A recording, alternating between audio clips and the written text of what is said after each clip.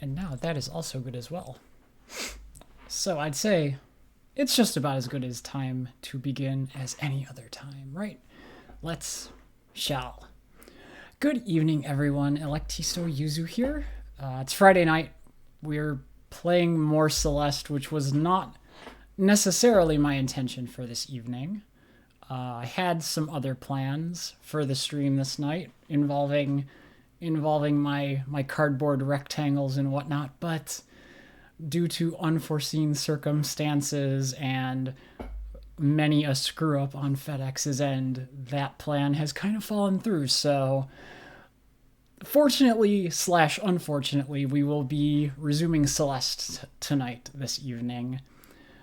And to that end, I feel we gotta prep the stream with some lowered expectations for what's gonna be happening in Celeste tonight. As you could likely guess by the title, or if you were here on Wednesday night's stream, the bulk of that was Chapter 7C, and there was much complaining, much anger, much gnashing of the teeth and whatnot, and it left me in not the best of headspaces after that particular stream, but we still have a bit of things to do in the game, as well as a few more things we can at the very least check out. So, to that end, let's at least get on in, shall we? Because it is showtime. So I mentioned lowered expectations about this stream. Last time it was about 3 hours worth of time spent on 7C to limited success and quite often almost a regression of skill level, if you will. So what we're going to do is we're going to spend, say, a half an hour or so at the very start making some more attempts at 7C. If after that half hour passes, there's no significant progress or learning taking place, I'm going to exit the level because I don't need another 4 hours of that. Nor do any of you, I assume, as well. We're going to exit the level. As far as I'm aware, Chapter 8 Side C is gated behind completing Chapter 7C. So we can't even take a look at that level. So that's just going to be off the table if I can't finish 7C. We do need to stop back in 8A because there are 2 missing strawberries. That much I am certain I can do. And then after that, we can take a peek at the final chapter, Chapter 9. Again, in keeping with the lowered expectations for this particular stream, based on rough descriptions provided to me by chat members, I have a feeling Chapter 9 may be pretty loaded with difficulty and what from my perspective would seem to be like the Kaizo level BS. So it is entirely possible that in addition to not being able to complete Side 7C, it is entirely within the realm of probability that I cannot complete Chapter 9. And thus, because of all these facts combined, this could wind up being the last Celeste stream just by virtue of those facts alone. So, with lowered expectations in mind, let us resume the climb.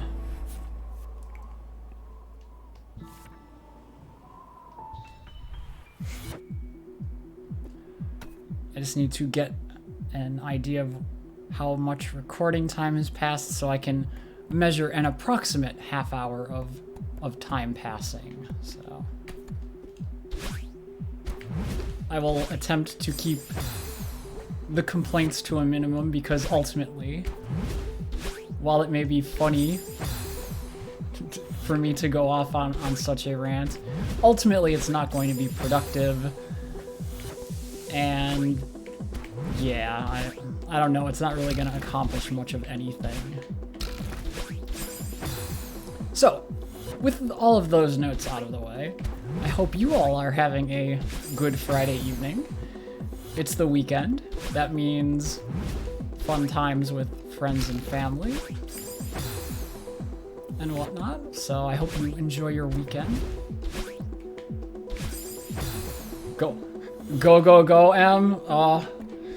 Yeah, like, I had to do a lot of soul searching after Wednesday night's stream, and one way or another, this is probably gonna be finished tonight. But whether it's the good end or the bad end, I'm not certain just yet. But I'm at least gonna give it one more go at things.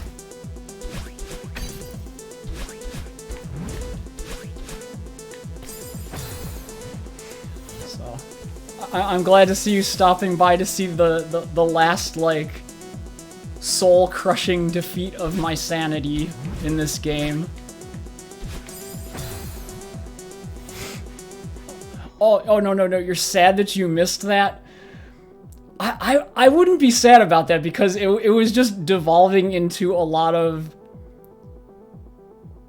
It wasn't even like anger and complaints, it was more of like resigned depression. I think I finally hit like that 4th stage of gamer grief where you go into the depression mode. And it was just 3 hours of this level over and over.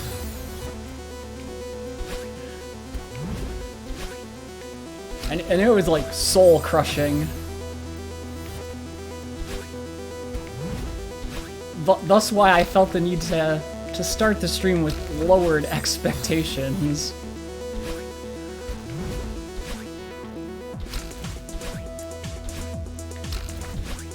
It would be nice if I could exceed my, Oh, well, no depression today. Yeah, no. Today, if I attain failure, then I can move past the depression state and hopefully get to the acceptance of there are some games I just cannot beat, and that's okay. Not everyone is good at everything, and not everyone is going to be able to do all of the things they would like to do. Plus, it's a game. It's like, it's not the end of the world. As much as it kind of bothers me that I can't finish it.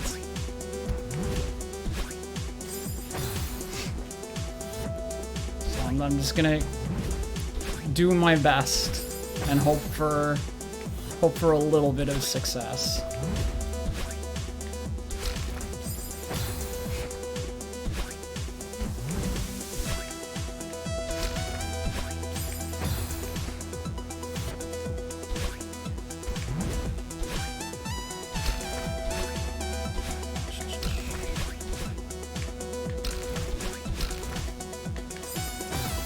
The strange irony is, afterwards on that Wednesday night, I went looking on the internet to see if there were tips or even some cheese or glitches or something that would help me get through this.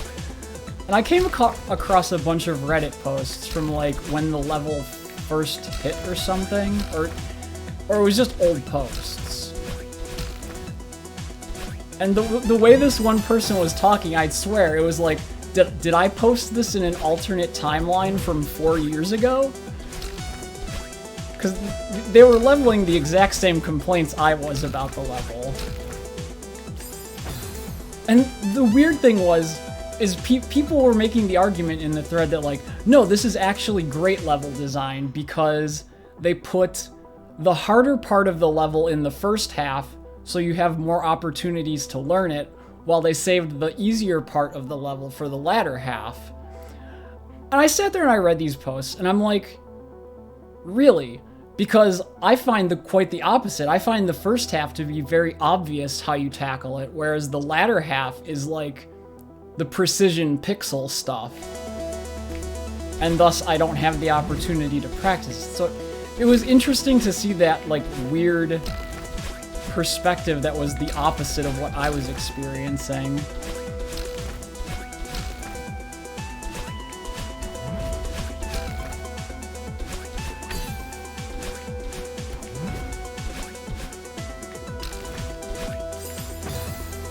Yeah, because the latter half, for reference, is all spike maze. Is all spike maze with little to no wiggle room for making mistakes. So I find this much more difficult than the initial part of the stage. I think the absolute farthest I got was right here. And that was one time. One time I got to this point, and then never again.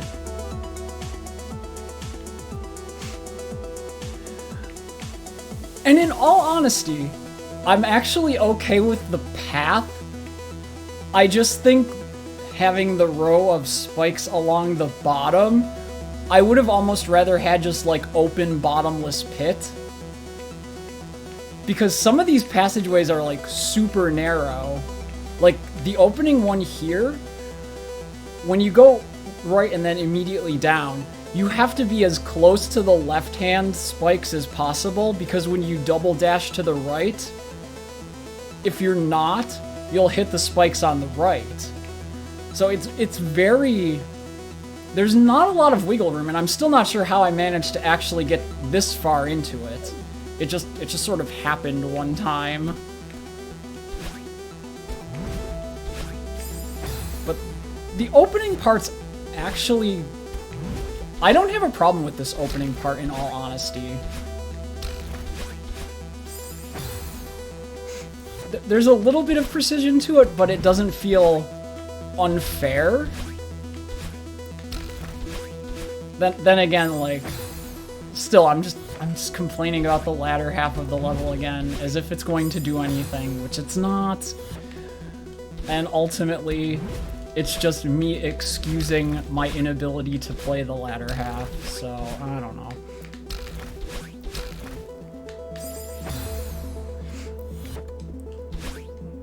I just figured there's not much worth in continuing to get mad about it and let it live rent-free in my brain.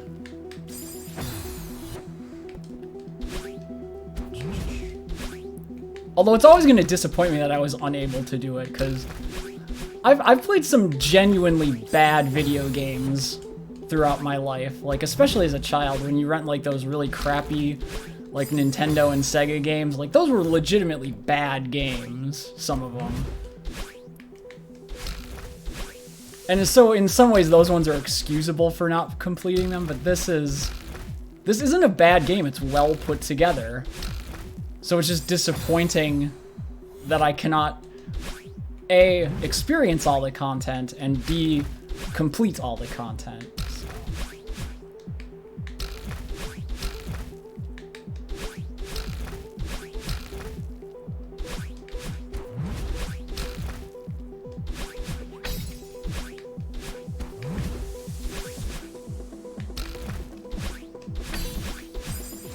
No. And then the analog stick screws me over at the very end, going up diagonal. I tried teaching myself to play this with the D-pad to alleviate the analog stick problem. I can't do it. I've been playing with the analog stick too long that I can't like mentally change gears and think about it in terms of D-pad presses. I don't know. You get so used to something that any other way seems super foreign.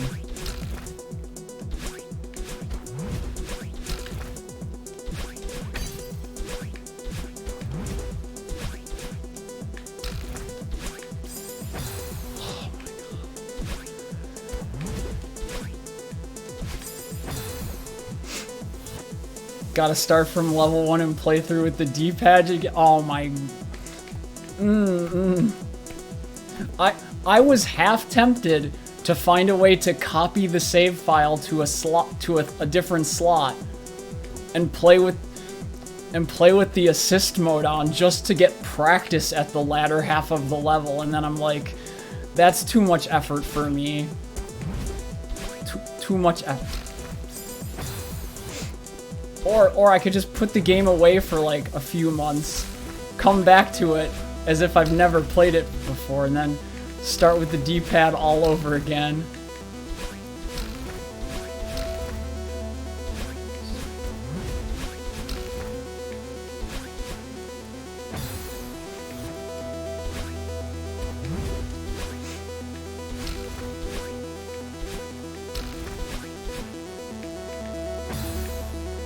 Because for as narrow as some of the passageways in this opening section are,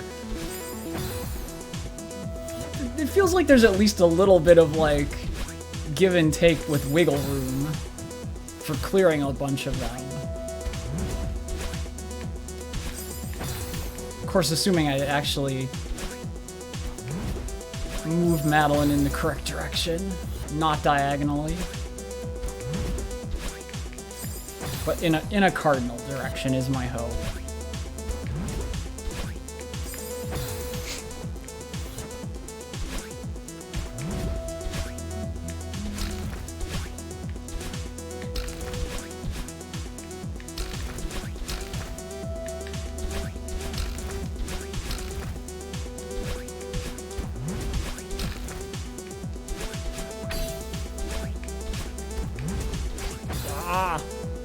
Yeah, yes, because we are back at it, but only for another 20 or so minutes, and then I'm going to move on to a different level because I've reached the acceptance state of I may not be able to beat everything in this game, and I just need to accept it, move on with my life, and, you know, it is what it is.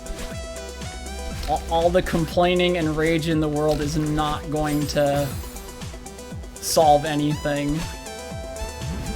And that's okay. As much as it disappoints me personally, you know, it sometimes life just be like that. Gotta get to farewell, yes. Because the thing that sucks really about all of this is 8C is gatekeeped behind being able to complete 7C, so I can't even look at that level because I just... What? That's just cruel. I just want to see the level. Even if it's also too hard for me to complete, I'd like to at least attempt it, but I don't get that option, unfortunately.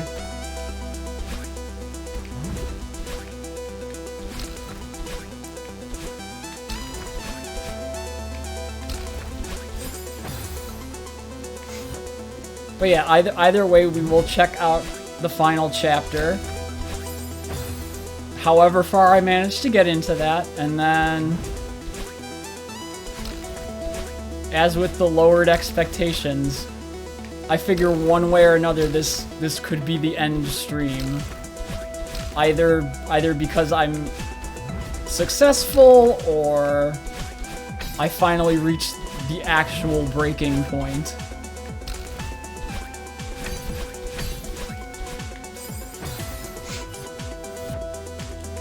But it is good to see you again as always, and I hope I can provide a modicum of entertainment while the depression takes hold of me during this process.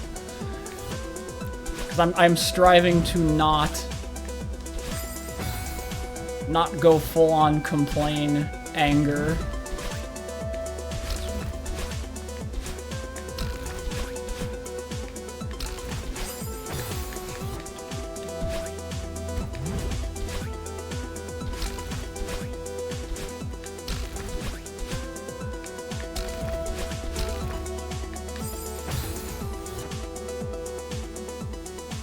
You're gonna call it now? I don't know. I don't know. That's a bold claim, but it could happen that way. The important thing is I set the lowered expectations for myself, so... Celeste is supposed to be about conquering depression, M. In an odd way, I thought about that in context of the game and what I've been doing, and it's like, yes, I need to be like Madeline and accept this fact about myself. I can't necessarily complete the game, And that's okay. I did my best. As much as that pains me, it's like... I don't know. I need to learn to be okay with that.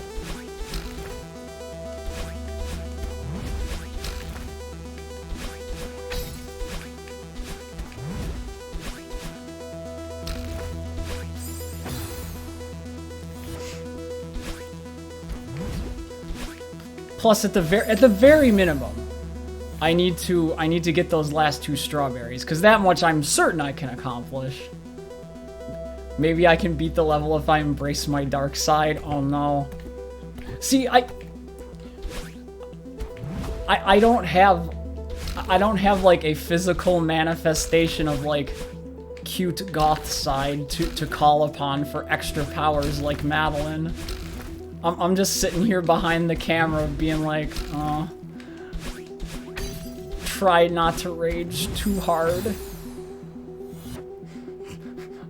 ElektistoYuzu. But wait, isn't ElektistoYuzu just me attempting to play the game normally? That sounds like ElektistoYuzu.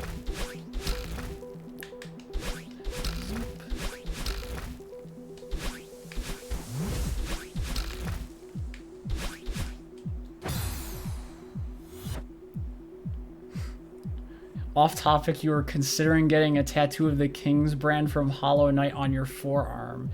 Do you think that would be cool? I think that would be cool. I think that's I like that. That's a good concept. I think something like that would be cool, because, like, people in the know will know, but to people not in the know, it'll still just look cool.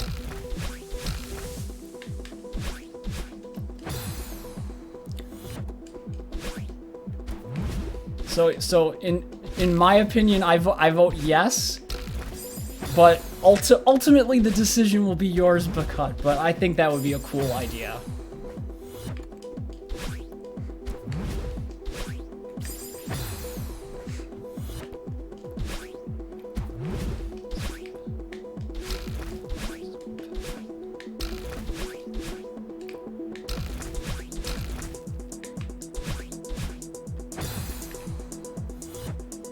Don't know how much it would cost. Yeah, it's been a while since I last had like a tattoo or piercing done, so I forget like approximate costage.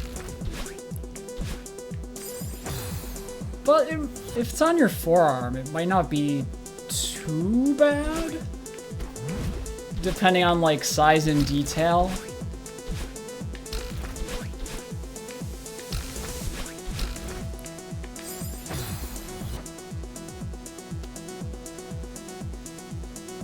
You're planning on getting a new piercing, so you'll ask when you do that? Yeah, you should check.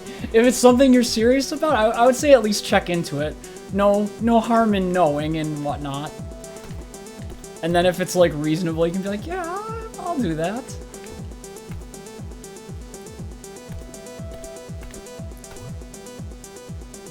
Copper, why would you come down from that at a Barnes & Noble? That doesn't sound like the best idea in the world.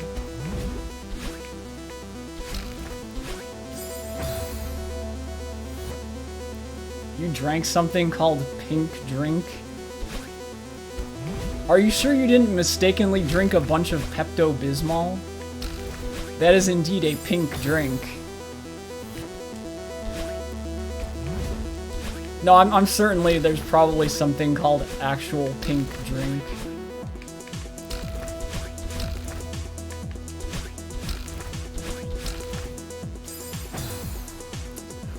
Woo! Pepto-Bismol.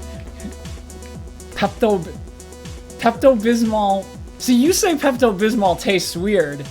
To me, you're probably gonna think I'm weird for saying this, but I actually like the flavor of Pepto-Bismol. You can go ahead and say, ew, what a weirdo. Yuzu likes Pepto-Bismol, gross. But I like the flavor of Pepto-Bismol. I'm also the person who likes the flavor of certain cough syrups.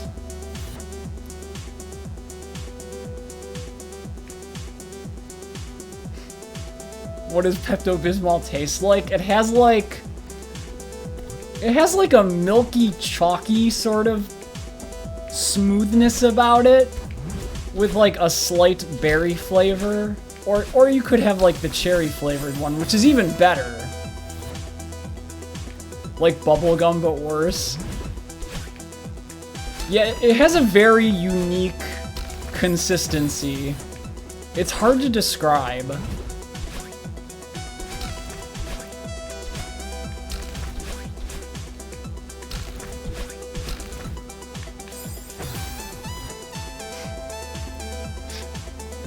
You just got home, so you're gonna head in for a shower and get some food. Well, do enjoy the food and whatnot, and take great care, Copper. Don't do anything I wouldn't do. Don't get yourself in trouble.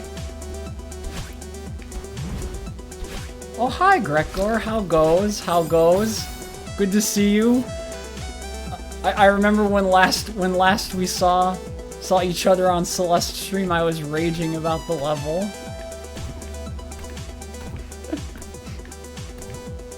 Glad to see I'm back at it with renewed determination. Yeah. I gave myself lowered expectations for today, so we're gonna spend about a half an hour or so total on this level, and then move on, because there's a little more to do as well as a little more to see. But good to see you as always. Hopefully all of you guys here can bring me a modicum of extra luck, and we can see this through to the end in some fashion.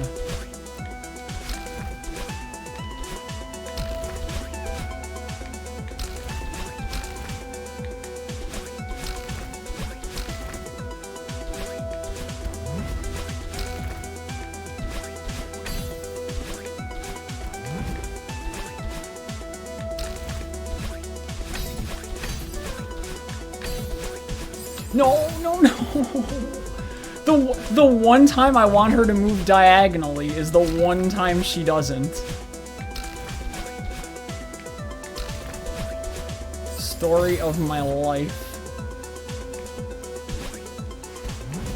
I love that we're now asking opinions about Pepto-Bismol.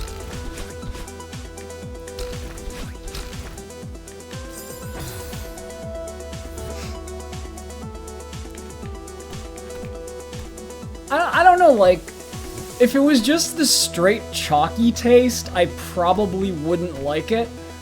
But the fact that there's like that like hint of like bubblegum or berryness to it is probably enough. It's enough to make me like, this is actually pretty good.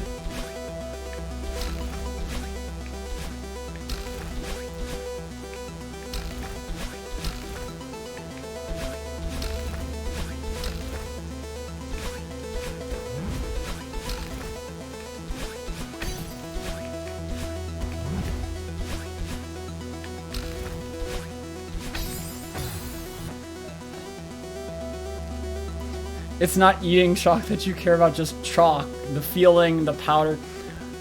Yeah, I don't like holding chalk to write with, like in school or something. I didn't like that.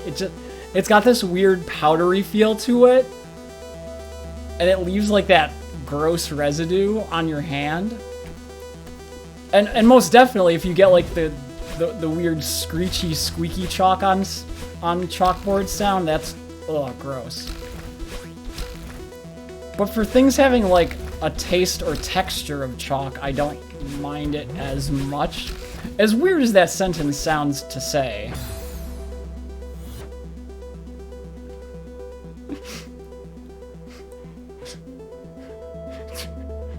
Do y'all hate playing pool? You know, I didn't even think about that. You use chalk on the cue when you play pool. Although I don't play pool very often, so maybe I don't encounter it enough in that context to be like, ew, chalk.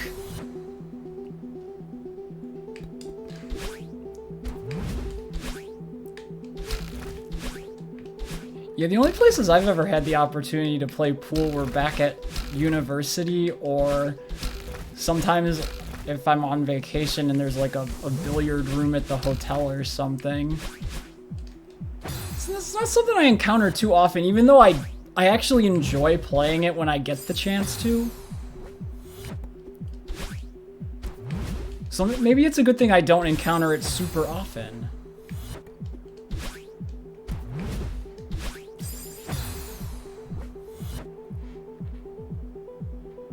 If we're terrible at pool, we can blame it on the nastiness of the chalk. Exactly. It's not because I'm bad at pool or I don't know how physics works. It's because the chalk was weird. It's so blue. It's like extra blue.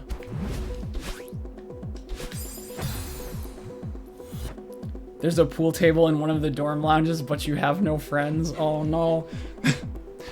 That almost sounds like me at university, because so I get.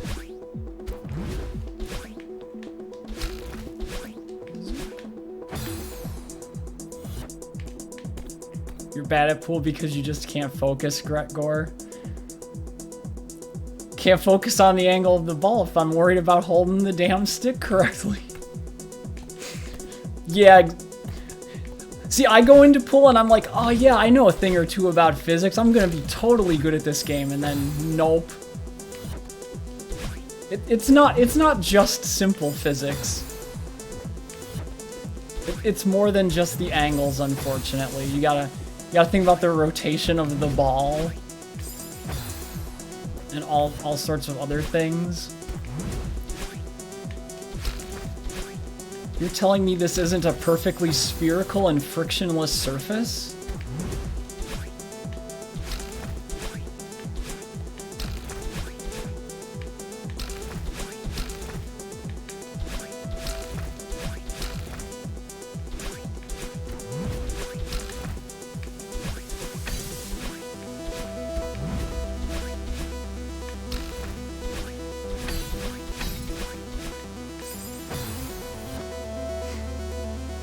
You simply just cannot hit the ball.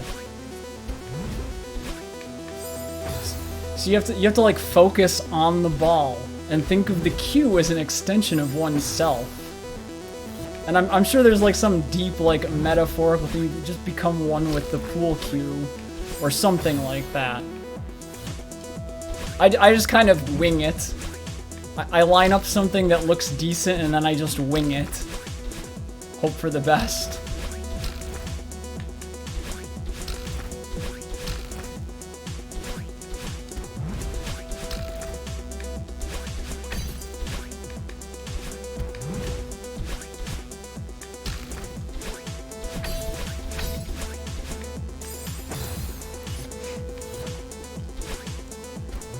Now something like mini golf, on the other hand, I take that very seriously because I'm pretty okay at it.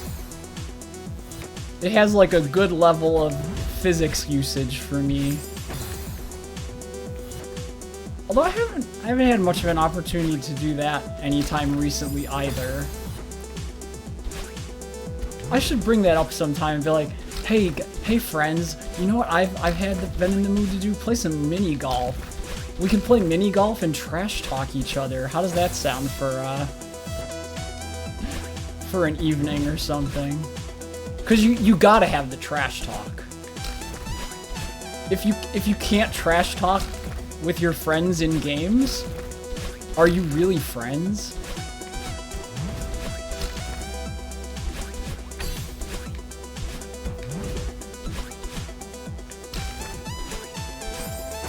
Nah. Hey Stigma, welcome. Good to see you as always.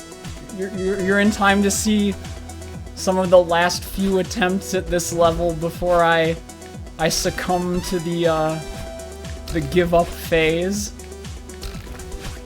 Hope you're having a good Friday evening, heading into the weekend.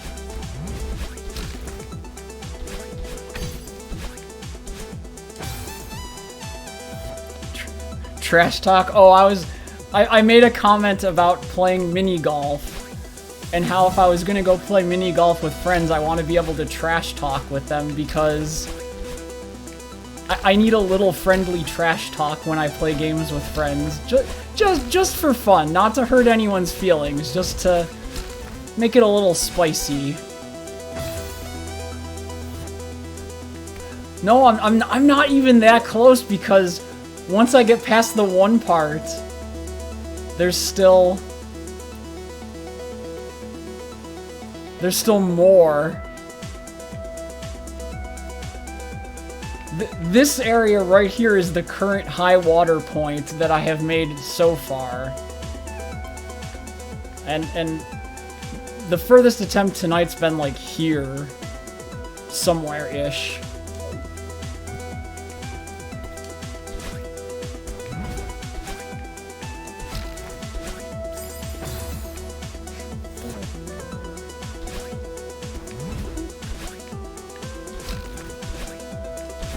The fact that there's better progress than Wednesday, it's like, I don't want to give up, but it's also like, there's only so many times one can bang their head against the wall.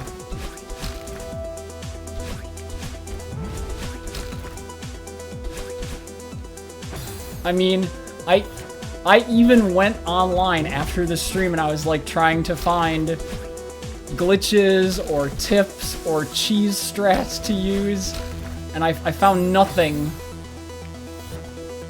of help other than like get good. And I'm like, well, just gotta grind a little bit more, I suppose.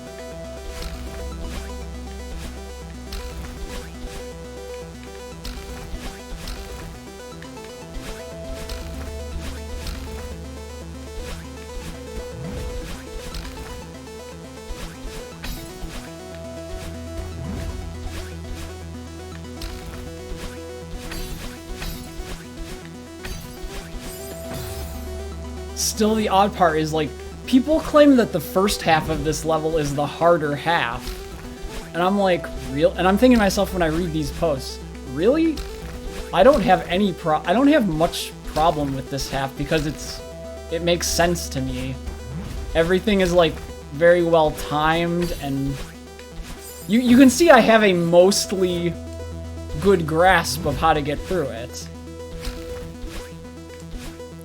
But the second half is just like, it's very precise. Looking for cheese strats, get Gouda. Gouda's a good kind of cheese. I appreciate the cheese humor, M, because that sounds like a joke my mom would make for me, and I appreciate that kind of humor. Gouda is indeed a very Gouda cheese.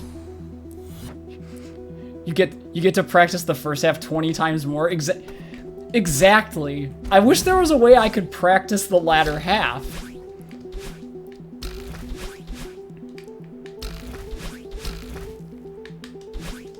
Because I'm not perfect at the first half, because I'm prone to making odd errors here and there, or analog stick issue.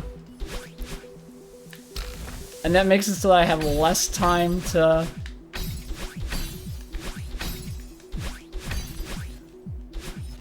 Oh, no. No! Christ almighty. You know, that falling block right there was the worst. Because if I'd gotten to that and it fell, it would have been like the rage flows all over again. Well, everyone, you have brought me the good luck, because we've done it. I'm free. I'm free from my own personal hell, unless there's like a hidden bottomless pit under these clouds. So I'm gonna safely dash over the clouds just to not have to worry. Oh look, it's old lady. You know what's really cruel? You could miss this at the very end. That's the worst. It's hard to believe that it's over, isn't it? Funny how we get attached to the struggle. Look at her laughing like this was a stroll in the park to get to Granny. Promise me that you'll take care of yourself, okay? Do you have more words, Granny? Well, what are you waiting for? Oh my god. You know what I'm really worried about right here, right now? What if I miss the heart? That's so cruel if I miss this. I need water. I don't have faith in myself to not miss. How do you think Granny got here? She did them first try. Granny put all the golden strawberries there because she already got them. Hold on, let me... I think... Oh my god, this is so much freaking pressure. I hate this. My right hand is very much shaking, and I don't want to mess it up. Okay. Grandma has a jetpack, so Grandma's like Jet from Crosscode. She's got a jetpack. Oh, heart done. Ah. Hello, strategic games, etc. Thank you. Like you got here just in time to see the getting of the final bit of the final heart before 8 and 9. Oh, that was way too stressful for me. Oh, man. Whew. We did it. How many deaths? It's got to be over 1,000. It's got to be. Oh, only 957. Whew. Who is Copper? You don't remember Jet from Crosscode? He was the captain of the MS Solar. He was awesome. Under 1,000, and I'm quite certain this will be the most deaths of any of them. Let's take a look-see. Y'all, it's 957 is the most. We're almost at 10k deaths. We gotta strive for it. But with that, I can actually now try Seaside because we have enough hearts. I have low death count strategic games, really, because I think I've been doing bad at the game, quite honestly. So if you consider that low, I appreciate the compliment then, because I think I assume I've been doing pretty rough at this. Aw, bird friend. Oh no, bird's gonna teach me a new lesson. Let's get some fighting game notation in here. Just downright Y plus B. Okay, so I can just yeet myself across platforms. Got it. You had over 10k deaths just on the A sides, 1 to 7, no B sides. Well, to be fair, like it is challenging. Like I just assume I always have a negative thought process on myself, so I'm like, oh, I gotta be hard on myself because I can't. I don't like to be. I don't want to be like, oh, I'm so good at something, and then actually I'm not. But man, I'm like, oof.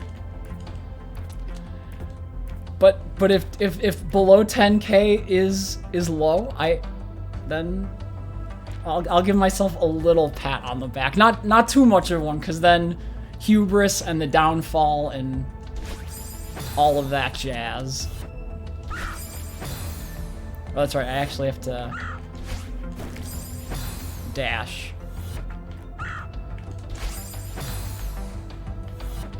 poor bird's probably like, how do you not grasp this, Madeline? I've been crowing at you the whole time.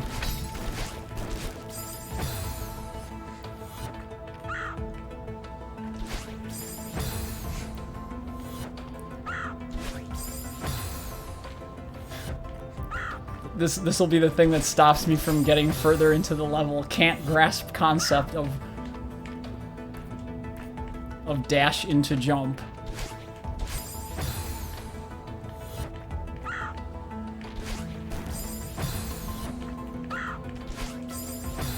Oh no, this is actually gonna be the thing.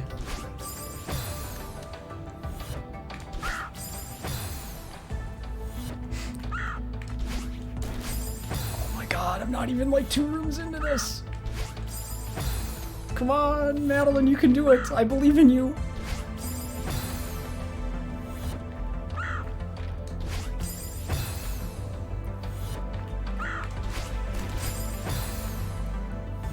Maybe I need to be closer to the edge than I'm doing.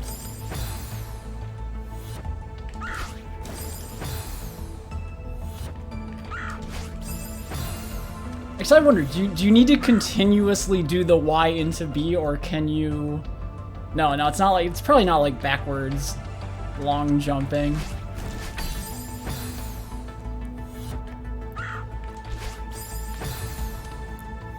Oh no, it's now this is gonna be the next half hour, right? Just trying to do the technique.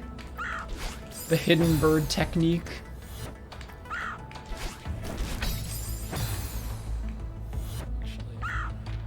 Maybe I can do the D-pad for this one.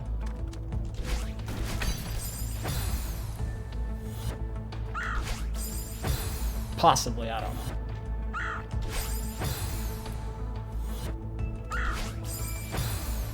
Cause since it's just a diagonal, I can handle just a single motion on the D-pad.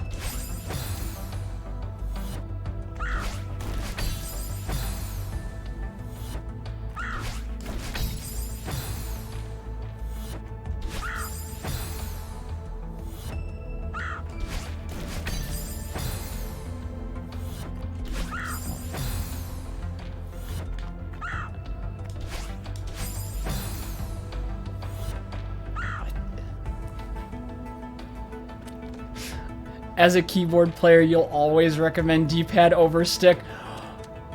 I feel like I would agree with that statement, Strategic Games, because there have been many a time where I wanted to switch to D-pad because I needed like the precision of knowing what directional inputs I was hitting.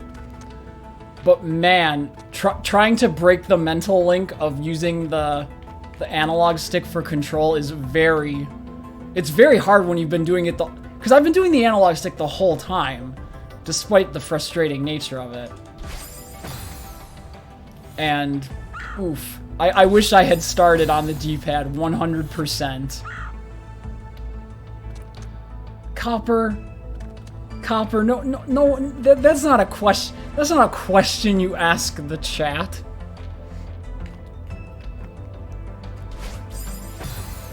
You don't need to know about the status of people's pants.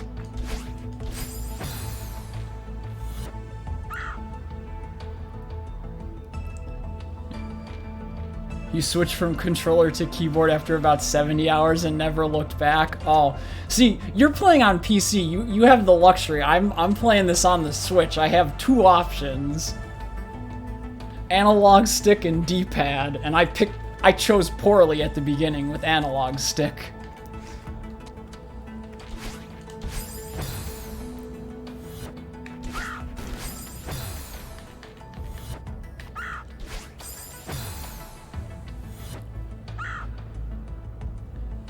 I would say shorts are considered pants, Stigma. They're basically just short. They're pants with shortened legs. So I would consider those pants.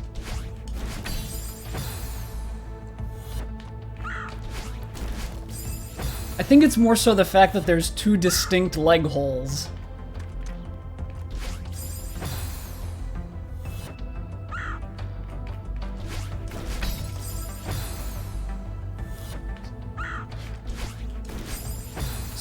So apparently we have many a people in pants thus far. What do we have? We're at count of 3. Sure, I'll throw myself into the count. I too am wearing pants. Now we're at 4 users of pants.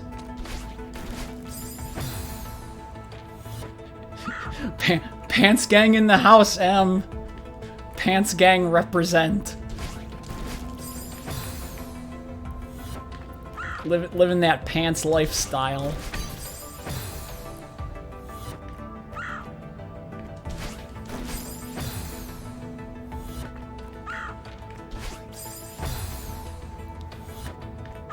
This bird's probably like, what are you, an idiot? How many times do I need to explain to you? Down, forward, plus Y into B.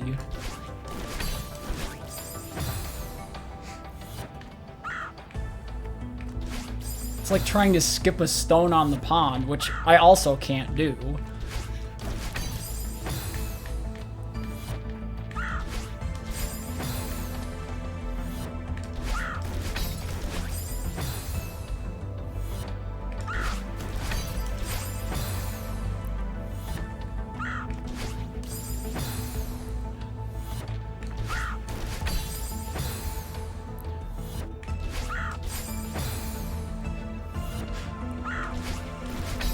Just gotta start with that bird squawk every time.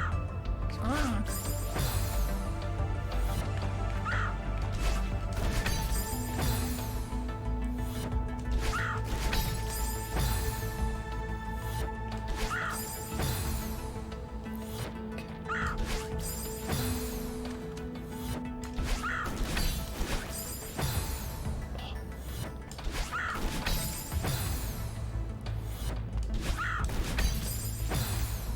It's like sometimes I overshoot the platform and then other times I undershoot and just face plant into it. You have another game I might enjoy, Bacut? It's called One Shot. Remind me, if I forget, remind me at the end of the stream so I can look up, like, footage / like, genre information and the like when I'm off stream. Because it is entirely possible the name will go in one ear and then immediately jettison out with my brain cells.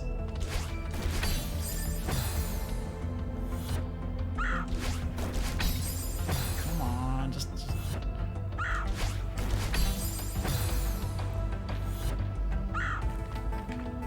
Caw, caw, peck, peck.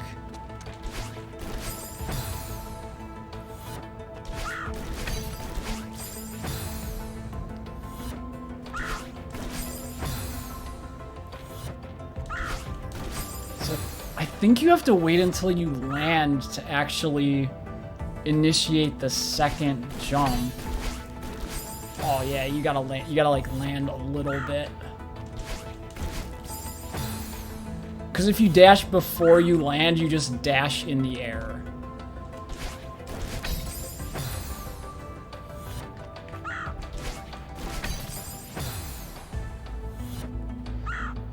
It's one of those games where you find items and have to figure out how to get the items to solve some kind of puzzle or problem. I kind of get it from that description. Is there another game you could compare it to just for like a better frame of reference? Cause I have a notion in my head, but it might be wrong. For all I know.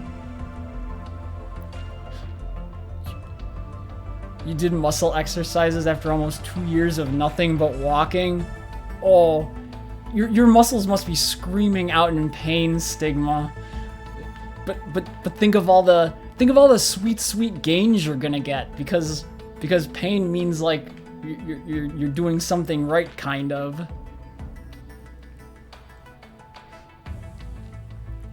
You play as a little guy who returns the sun, a light bulb, to a tower to return light to the world. Not much to compare it to. Undertale without the battling.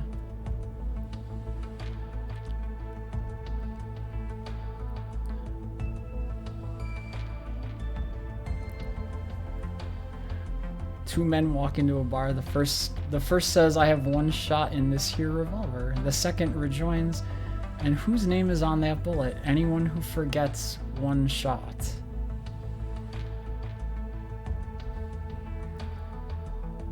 Ah, that's clever. I get it. I get it. I think I can remember that now.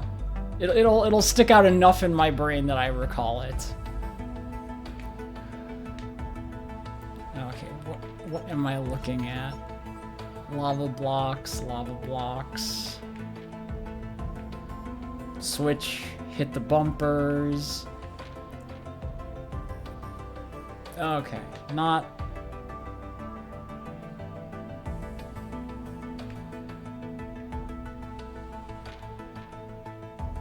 Possibly not too bad. There is only one way to know for certain, and that's by doing.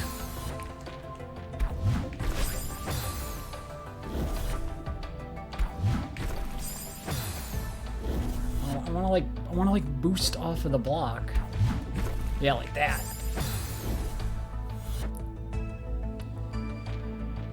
Also, the main character treats you, the player, as a god or something. Oh no, I can choose to rule benevolently over my people.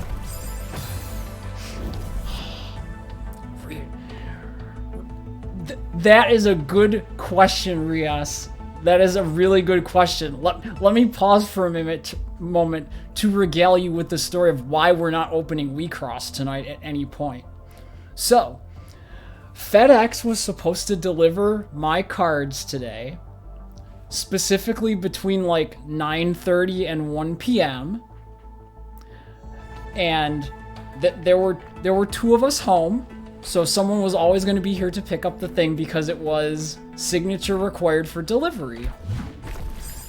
So I'm waiting around, and then like a little afternoon, I get an email from FedEx that's like, "Hi, we were unable to deliver your package for the following reason." And then it says, no one was at home and signature was required, or business was closed and signature was required. Which is a complete bold-faced lie, because there were two of us home.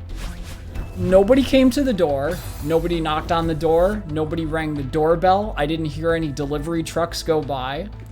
So they either just didn't stop, or they couldn't find the address. So I call FedEx, and I talk to them about what happened, and they're like, "Oh yeah, the delivery driver couldn't find your address. You should go into like the FedEx online thing and give better directions." And I'm like, I just had a FedEx delivery like within the past week. Nobody had any problem finding the address. Plus, like, don't you have like some sort of like basic rudimentary GPS in your trucks? I'm like, whatever. So then they're like, "Oh, we can schedule it for delivery on the next business day, Monday." And I'm like, "No, just there's a FedEx hub nearby. There's a FedEx store nearby. Just drop it off at one of those and I'll go pick it up." And they're like, "Oh," and then like after speaking to like enough people, they're like, "Oh, it'll be at this FedEx location tomorrow some point." So God only knows if I'll actually get the stuff tomorrow. Knowing my luck, it'll probably be Monday, and I have work on Monday, so I'll spend all day at work being like, I want to open my cards. I don't care about anything else. Yes. Yeah. Exactly, Em. They don't knock. What do you think the little doorbell button on my door is for? My health? It's so I know if someone's at the door and I'm not like near the front of the house. It takes 2 seconds to push. It's not hard. But I'm just like, oh, it was so disappointing. I was so ready. I'm like, I call BS on this. No one came to my door. Oh.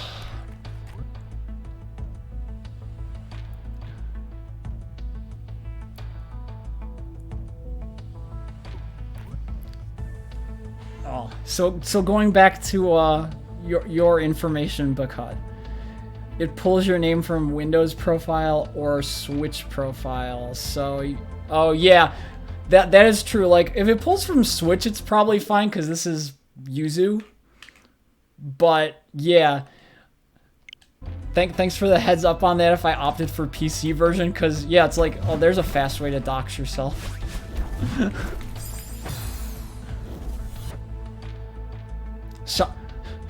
Shantae and the Pirates. Hey. Shantae is a good game, even though it has plenty of fan service. I like me some Shantae games. Besides, a little fan service never killed anyone. Risky tits are awesome too. It's sexy and stylish and fun. Exactly. I love the little squid guy who's like, "Oh, I want to go to the beach and see all the ladies."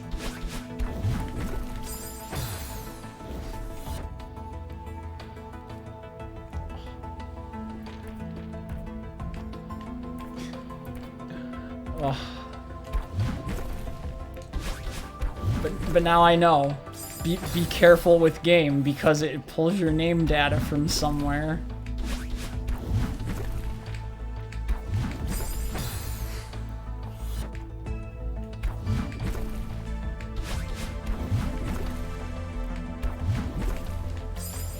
Oh, I keep forgetting I don't have extra dash when I land. That's problematic.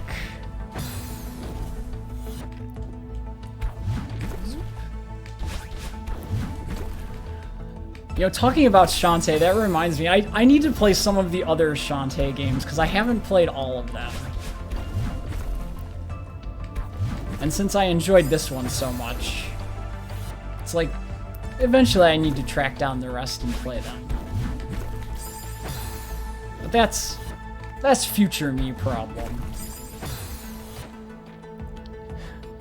If you had played it on your old laptop, it would have dead named you immediately because you could never figure out where they pull the names from. Oh no. Imagine having your game, like, insult you like that. And it's like, oh no, how do they know this? What arcane magic is this game using? Is it in my brain?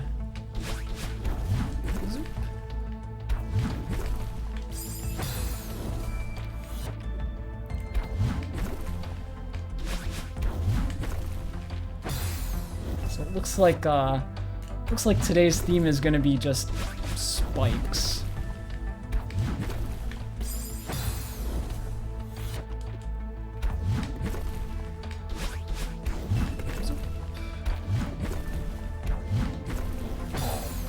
Oh no!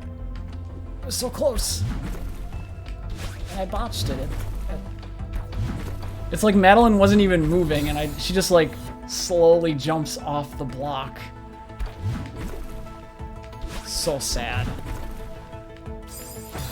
But I'm hoping I have the cards tomorrow so I can enjoy cracking packs. And then I can lament as all I play for the next oh my god, however many months is just DXM all day every day. Or you play a deck that has whites and you play Exias or something.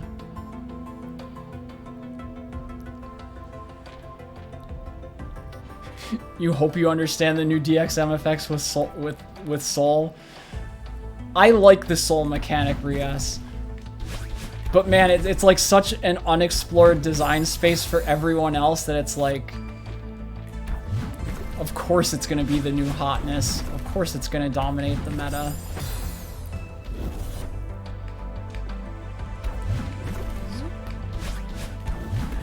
And the worst part is I like DXM from an aesthetic standpoint. Not just because it happens to be what dominates the meta after the release of Vertex Diva. I genuinely like their designs and aesthetic. But now it's like, oh, Yuzu's just playing DXM because it's the new hotness and is gonna win all the tournaments, probably. And it's like, yeah, that's nice, but I like to play decks I like to play, too.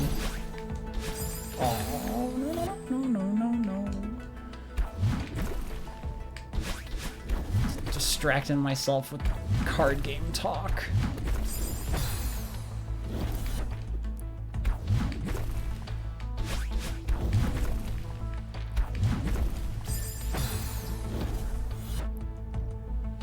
Have you ever dried yourself off after a shower in a forest?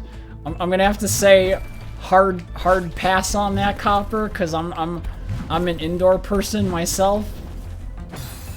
That sounds like the antithesis of what I enjoy. I like my creature comforts and my four walls and my doors.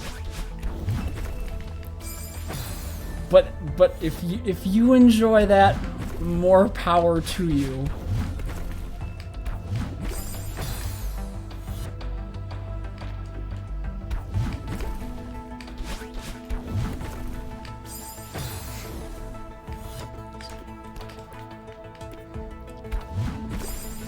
Oh yeah, just leave it in there.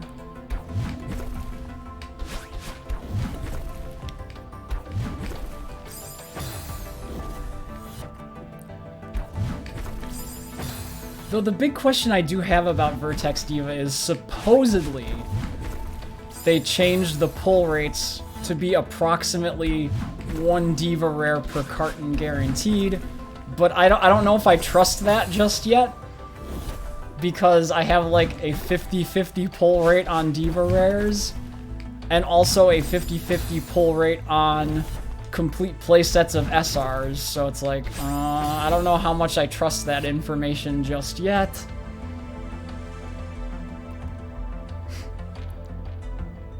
To be fair, you're not sitting in the grass or dirt or any of that hippie crap.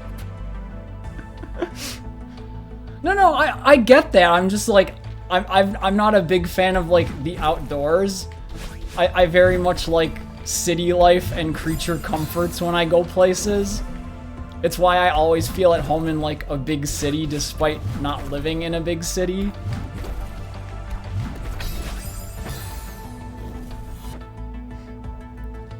Have you ever dried yourself off by jumping through a volcano full of spikes? Have you attempted that, M? Is it truly the best way to dry off? By the heat? The heat of magma? The precarious nature and placement of the spikes?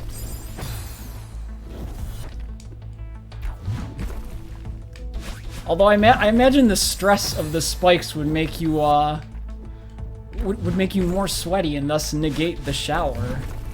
So you gotta shower again.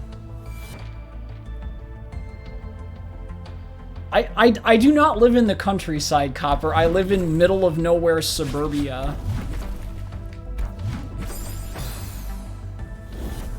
Hence why I really like the line in the song Kids in America where she's like, outside suburbia's sprawling everywhere. I don't want to go. And I'm like, oh, I feel you, Kim Wilde. I feel you. I too am saddened at the suburbia sprawl. That's very dull. Not that there's anything wrong if you enjoy living in the suburbs. It's very boring to me. There's nothing much to do. Like, if I really wanted to, I could walk for a half an hour to get to a mini-mart. And that's about the extent of what I could do. Okay, I'm just gonna sit on this for a second while I think about my next move.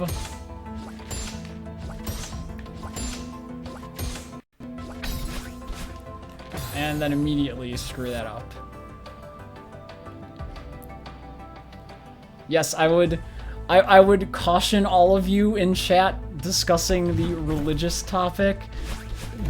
Be aware, I don't want to moderate any of you because I don't think you're coming from a place of malice, but please watch yourself. Because this is like fine line sorts of stuff.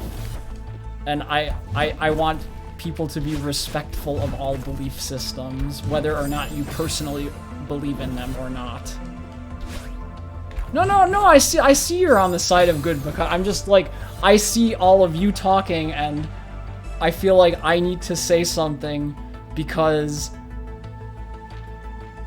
like if I say nothing, it's almost like an implicit sort of like okay that it's okay to just like go on and on about whatever. It was not directed at any one person in particular, just everyone be aware. That's all. Nothing more, nothing less.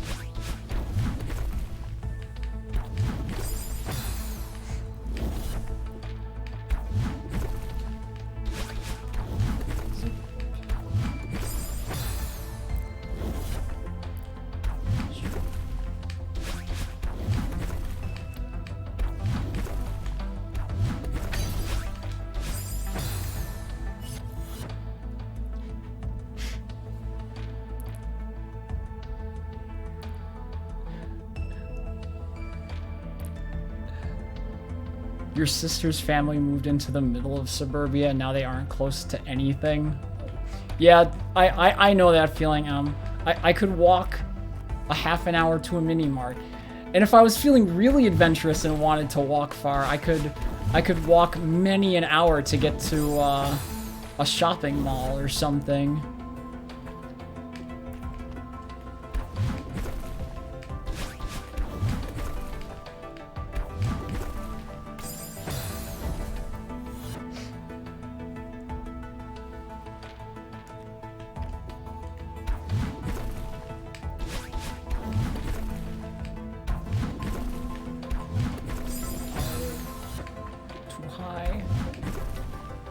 Next time I'll be not high enough.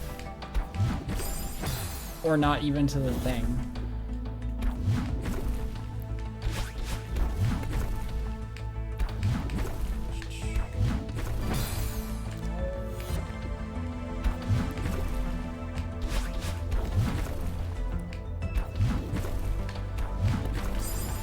Too high.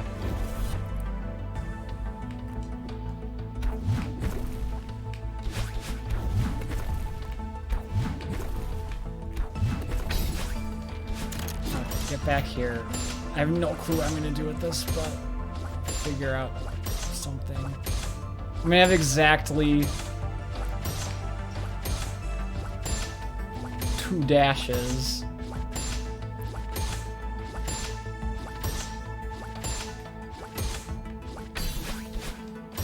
And I wasted it. There's no coming back from this. Maybe. Hold on. Damn it. Oh my god.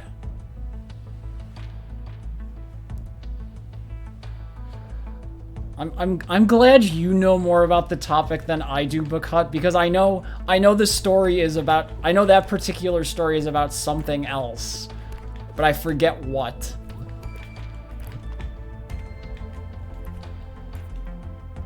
They used to be walking distance from you and it was nice because you could spoil your niece and nephew all the time. Oh, see, I love the notion of being able to, like, walk lots of places. Because I've had the opportunity to visit, like, bigger cities like Seattle and things. And I always loved being able to just, you know, walk about, wander, see a bunch of different things. You know, find shops and restaurants and the like. But here it's like, car is king. You need car to get to anything. A restaurant, a movie theater, a mall, you know, a friend's house. It's like, oof. I want to use my feet to take me from point A to point B. Because it would be healthy too. It's like 2 birds with 1 stone. You don't have to worry about car and healthy.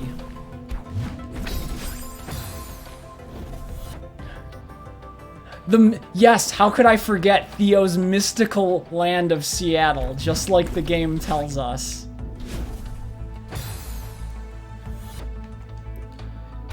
Theo comes from the magical realm known as Seattle, and you know what, Theo, I would agree, Seattle's pretty magical in my opinion. Although maybe that's just because I don't live there all the time. If I lived there all the time, maybe I'd get tired of it.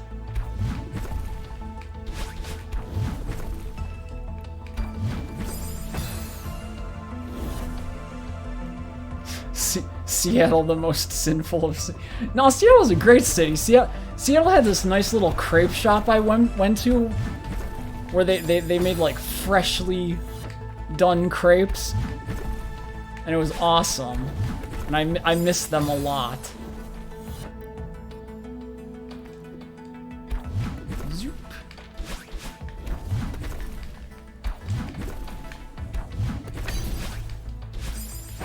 Oh, it's I'm missing the easy jumps, the easy diagonal jumps that I should be good at by now.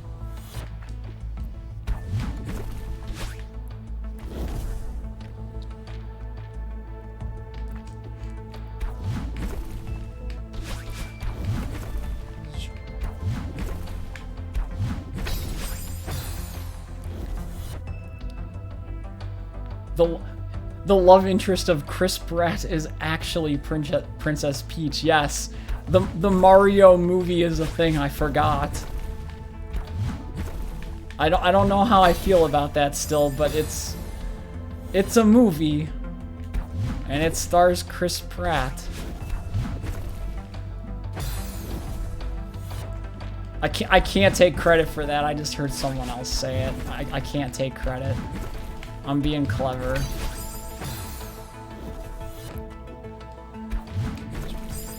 It just depends on where you split your stressed syllables.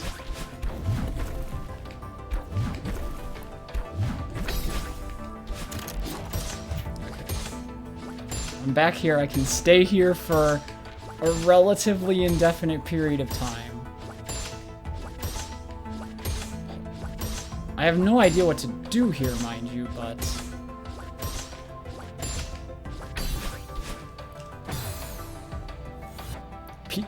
Peach was...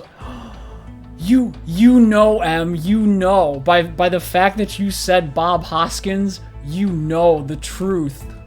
You know the Super Mario Brothers movie.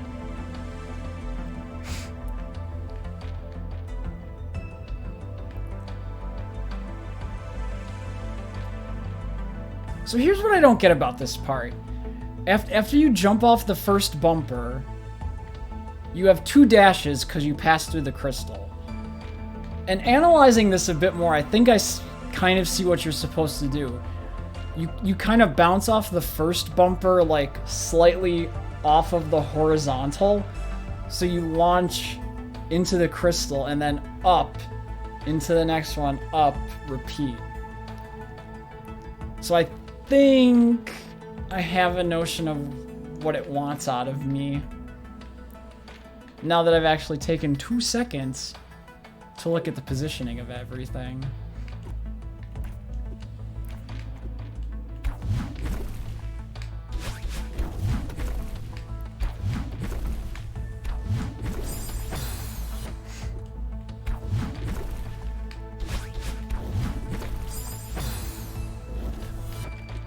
See, I think back about that original Super Mario Brothers movie, and it's like, oh man, that takes me back to a different time.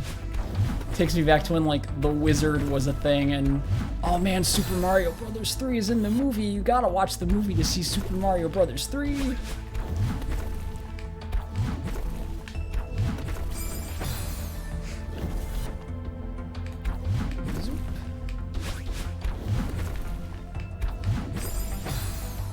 And I remember seeing the movie just so I could see Super Mario Brothers 3.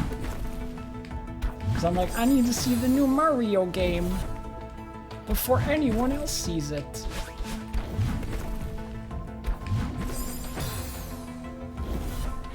Yikes, the Uwe Boll era. Ah yes. Ah yes, that time. It also makes me want to tell the story about, like, the Mario Brothers adult film, and how the actual people who currently own it is Nintendo themselves. Because it was the easiest way to prevent distribution by purchasing the rights to the film.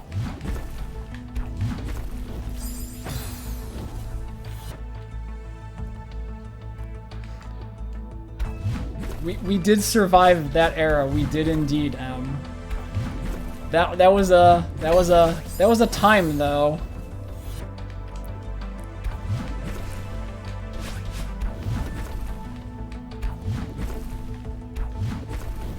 now we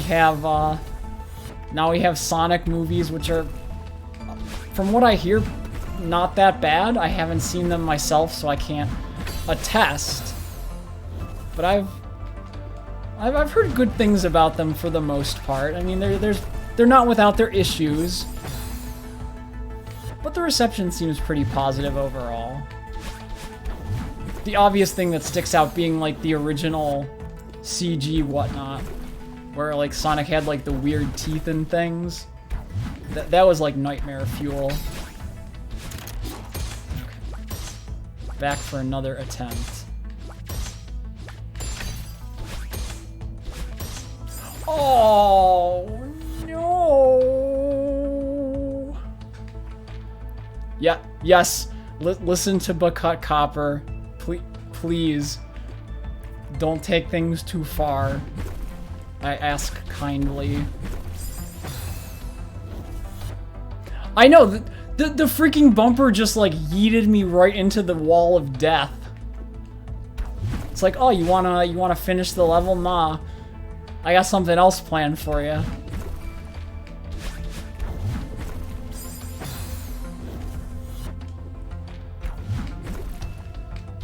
What's that? You figured out how to use these bumper blocks? Nah, I got something else.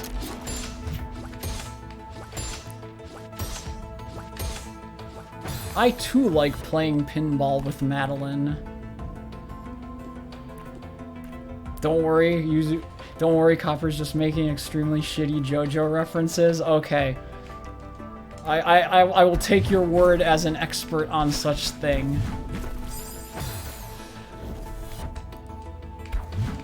Take care, Copper. Enjoy your meal. For food is important. It is also tasty. But it is important because you need those macronutrients and whatnot. You gotta get those carbohydrates and proteins and various vitamins of many letter type. Especially the B's. There's so many B vitamins. When you get back, I need to tell you the story about adult Mario. I mean, I can tell you the story, but I'm sure there's people more well-versed in it than I am on, like, YouTube or the internet who know way more than me. I just know, like, the broad strokes of what happened.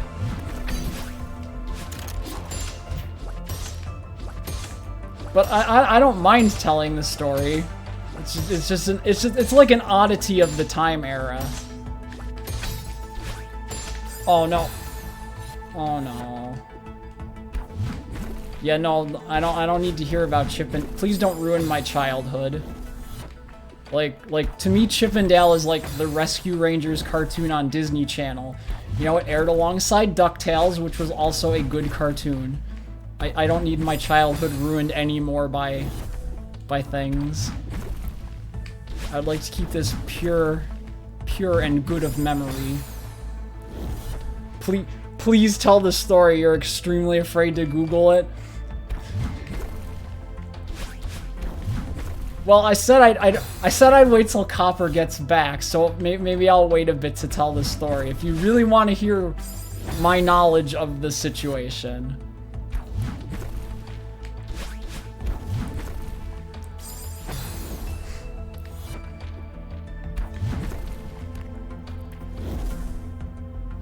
Copper, I watched Chip and Dale Rescue Rangers when I was a kid.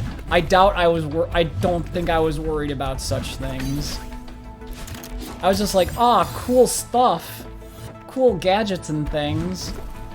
Or like, oh man, Scrooge is such a rich duck. I wish I had a money bin I could swim in.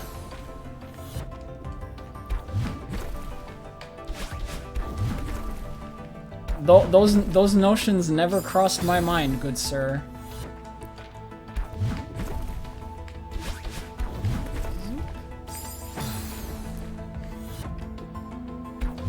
But yes, do remind me about the Mario Brothers thing later, and I will regale with the story as best I can.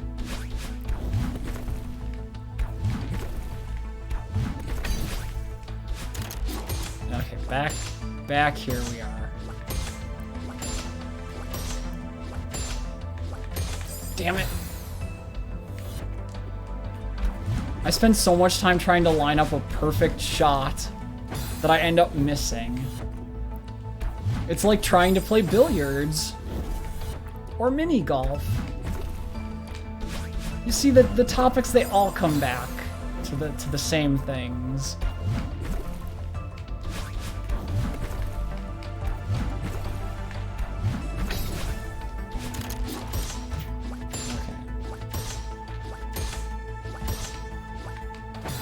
Yeah, just don't even move left into the bumper. You don't gotta do that.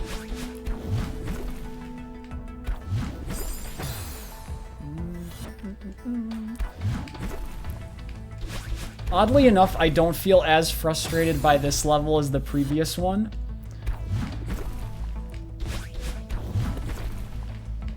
Although I'm sure there's probably another room to go through. And I'm sure I'll change my opinion at that point, because this is a situation.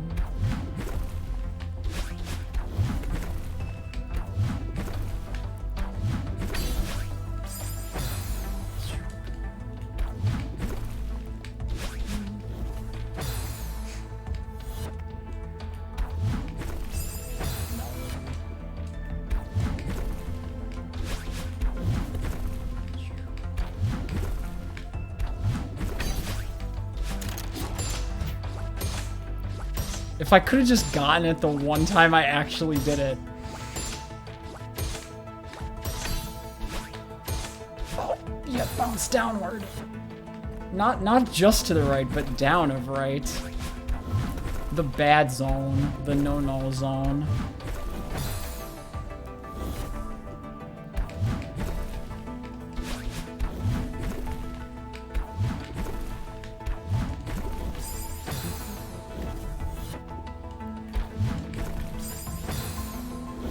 It's nice that these blocks can move outside of the, like, 8 directions Madeline can move in. But sometimes it makes it really hard to get precise control on them.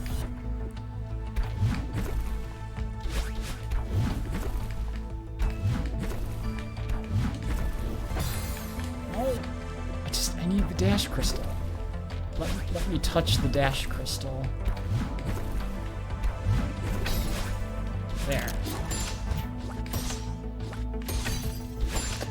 Oh, I thought I was clear. And then I died. I obviously was not clear.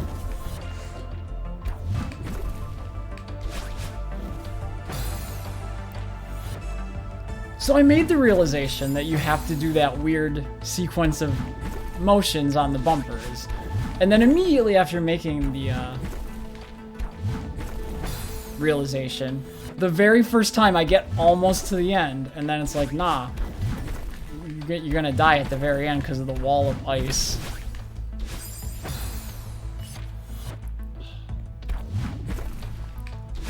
Why did it have to chuck me into the wall?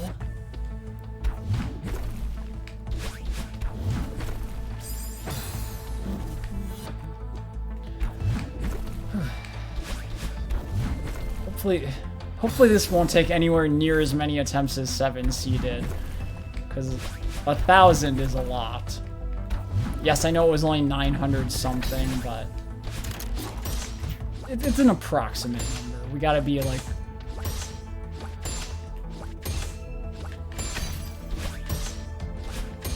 Oh, come on!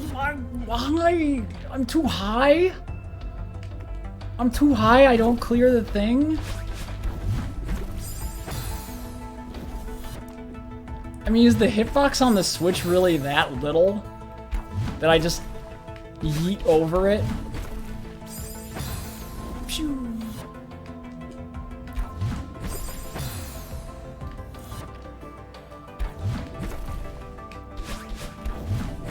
Maybe I need to do a better job of course correction midair. That's all there is to it. Remember, get good is always the answer.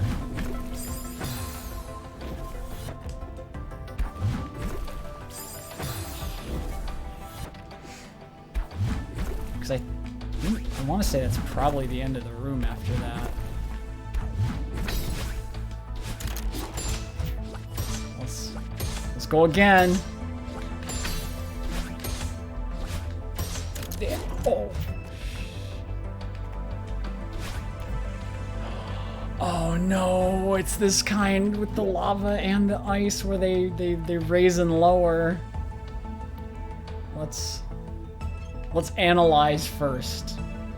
Be smart, use the brain cells. That's what they're there for. Land on block.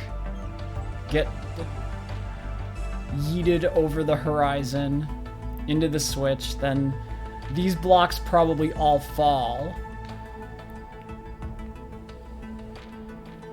Okay, there's a crystal there, so you can probably use your dashes during this point with relative impunity. Oh, dream blocks. We got dream blocks. So it's probably like up, over, up, land on switch. So that it's cold. Then you bounce off the bumper. Then some clouds. There's a dash block. You gotta do some wall jumping. And there's a Kevin.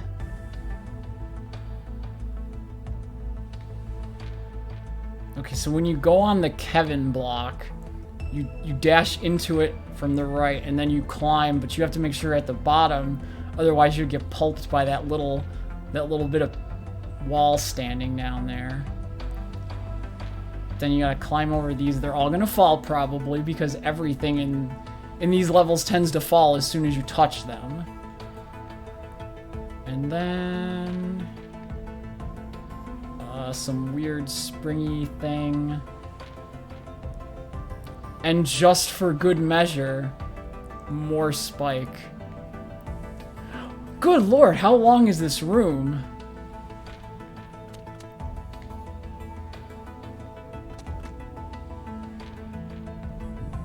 Oh no. And then you gotta do that weird downright Y into B jump twice. Oh no, there's a lot of mistake points. Bird, why can't you help me? There's many a mistake point to be made. Maybe this level will take the place of...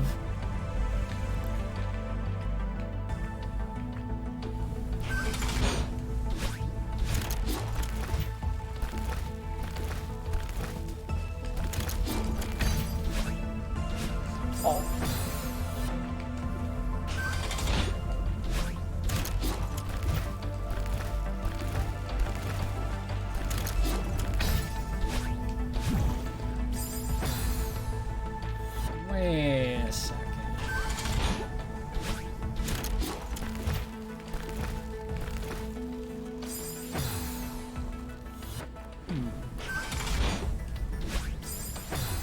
Nope.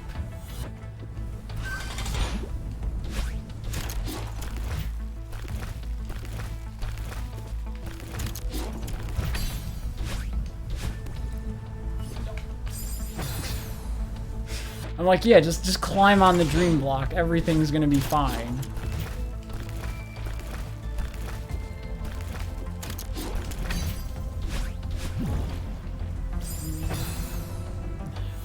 I need more horizontal distance on that part. I don't know how I'm gonna get it.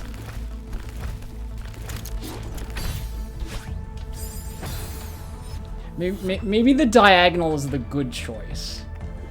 It gives you a little, or it seems to give me a little extra horizontal distance. So I can go like straight up through the block.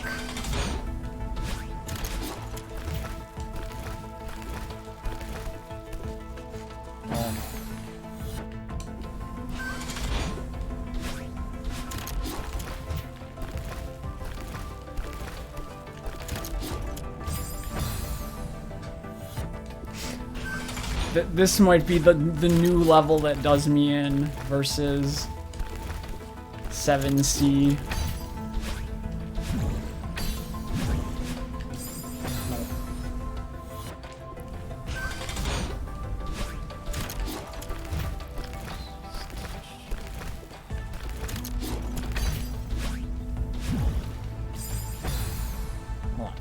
Can I just, like, diagonal through the dream block a bunch of times? What about this? You grab this dash crystal, horizontal into up, right, then you pop out of the dream block at the crystal so that you can just go straight, and then land on the platform, hopefully?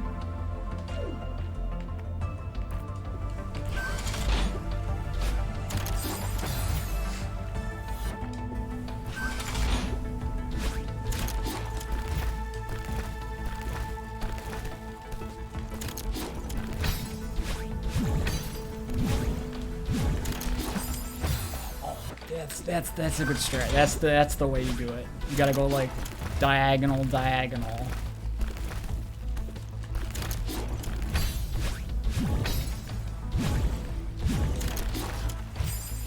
And then remember, you gotta just you can't stop.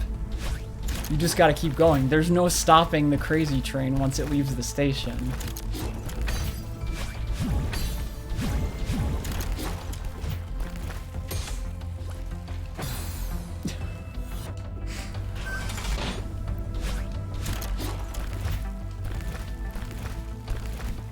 The rising and lowering things are not helping the stressful nature of this. But it at least beats the super narrow spiky passages of 7C.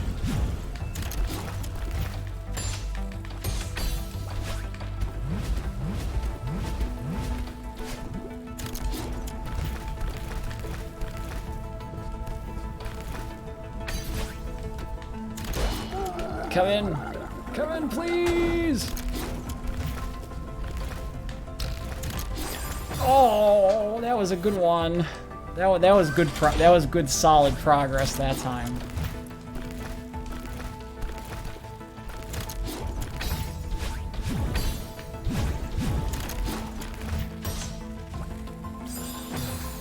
That was. Just gotta repeat that a few more times.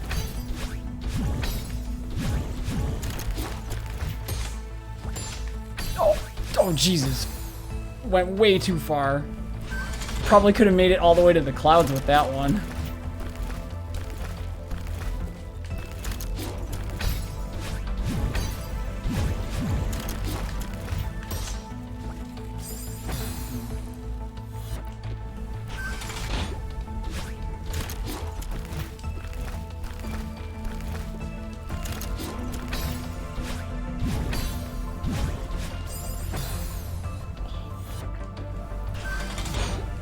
I just want to replicate the one really good run there was going.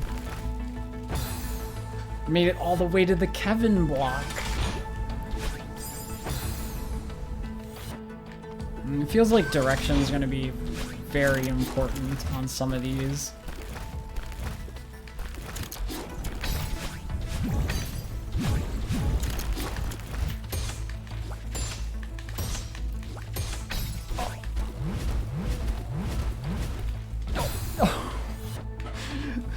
It was closing in on me. The claustrophobia sets in. Madeline's like, oh no, this ice.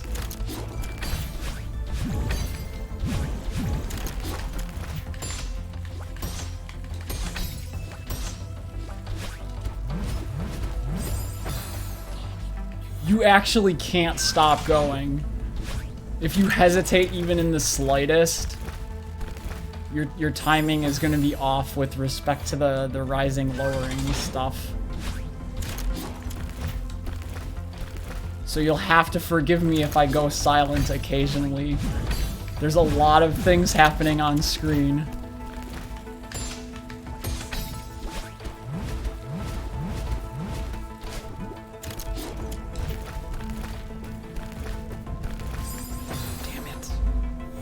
See, that time it wasn't high enough.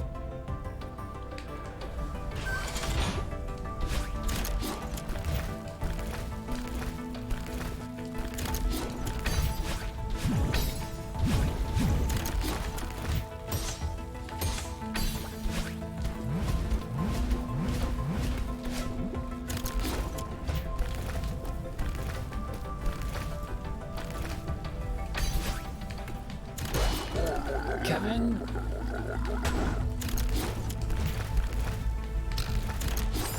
Oh, same spot. I need to move farther to the right so I can catch the next spring.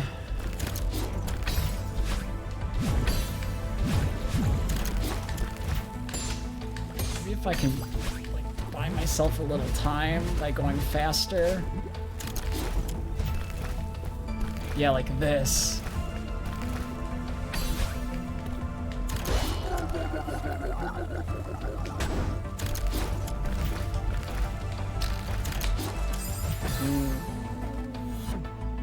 Too far.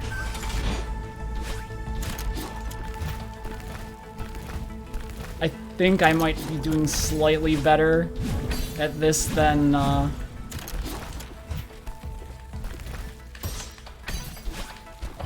you can actually just bypass that second bumper, it looks like.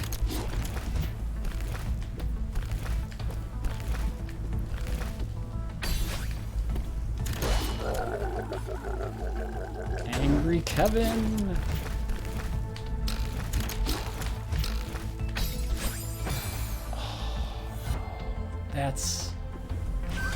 That one's gonna be the death of me, I think, because you need to use the first.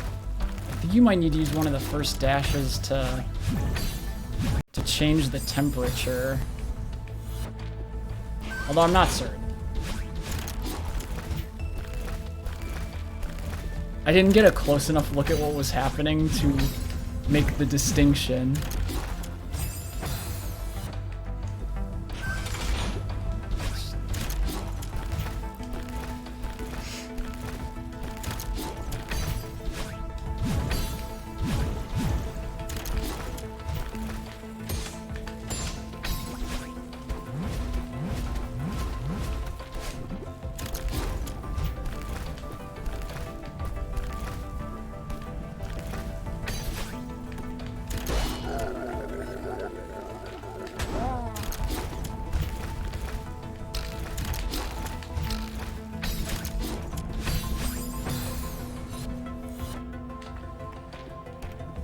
I need to look at that weird part with the spikes.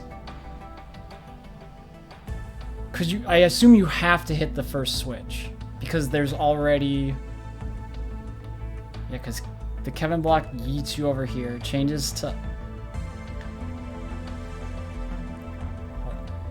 you hit Kevin, ice is on, launches here into this switch, fire is on, hitting this switch turns the ice back on, so you have to hit the first switch. Yeah, because you go up, fall, right, and then up, dip, dip. And then you have to hit each successive switch. Ugh. This is a lot for me to remember mentally.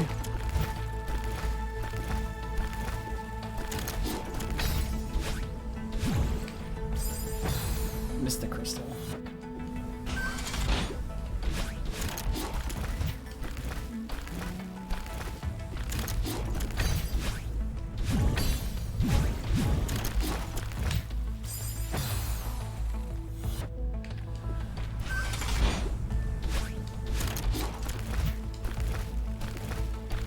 Although I do have to wonder, am I going to hit the same problem I had with 7C all over again? Because this is really long. And you can mess it up at the very end.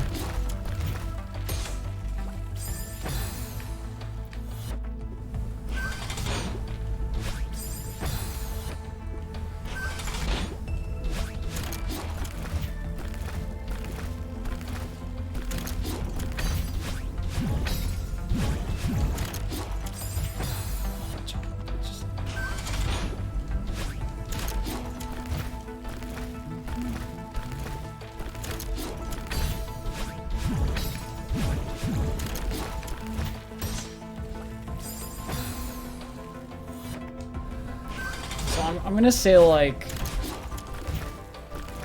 maybe 10, 15 more minutes on this, because I would like to see the final stage at some point. I just don't know if I want to spend like 3 hours doing this like last time.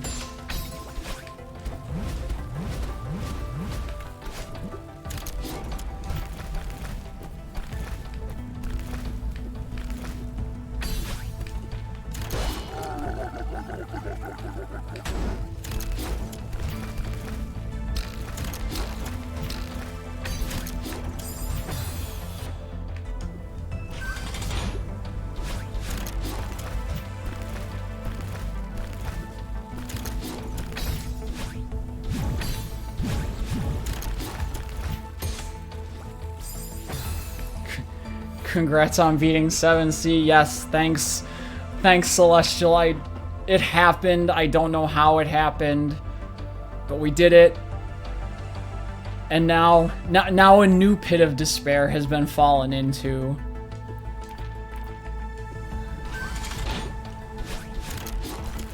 There's a lot to remember, but it is good to see you back. I hope you're having a good Friday night. Getting ready to enjoy the weekend.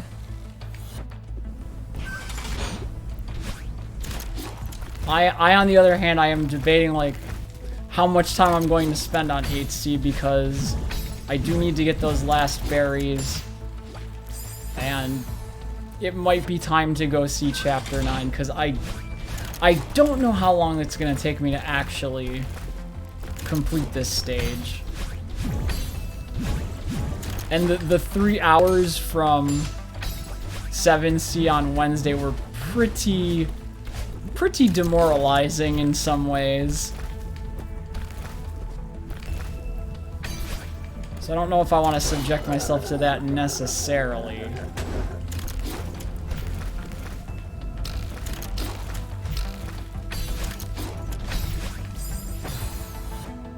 Farewell, farewell, farewell, yes. Like, I'll give this like another 10 or so minutes. But it's very stressful. I'm probably not showing it, but it's very stressful what's happening on screen right now. You're back from dinner, Copper. You want to hear all about the Nintendo thing? Okay. So, like, back in, like, the 90s and whatnot, it was a very common thing for there to be, like, adult parodies of, like, films and video game franchises and books and things. And they would usually have, like, funny pun names that are just enough to avoid, like, copyright infringerino and all that jazz. So, of course, you know, Nintendo games being pretty popular. Oh my god. So Nintendo games being pretty popular, someone decides to make an adult parody of Super Mario Brothers, and of course they come up with the ever clever name of just like Super Hornio Brothers, right? Infinitely clever. So they make this thing, and I want to say Nintendo, like, I don't remember if they, like, sued the maker of the film to stop distribution of it or something, because they ultimately didn't want that association in the public consciousness, right? So I think they sued to try and get the film removed. Oh. So they had this lawsuit, and I'm pretty sure it was unsuccessful because, you know, under like fair use and parody and whatnot, since they weren't like using the actual copyrighted material, it was considered like a legitimate use or whatever. So Nintendo obviously still wanted to stop the distribution of this film because no one wants the association with their IP and whatnot. So, having failed with the lawsuit aspect, what ultimately ends up happening is Nintendo decides to purchase the ownership and distribution rights of the film from the original creators, Which they do, so they buy it for some sum of money. I forget the exact amount. But now, in terms of like technical nature, like Nintendo could release that film, and they actually do own the rights to the Mario parody adult film. All because they didn't want more people seeing it and associating it with their IP. Which from one perspective, it's kind of clever. It's like, oh, well, we can't, like, get it outlawed through a lawsuit, but we could buy the thing and then just never distribute it. And I'm sure there's, like, plenty of people who have done, like, video deep dives on the nature of the topic and know, like, the exact details and whatnot. But as a rough overview, that's pretty much the gist of the story.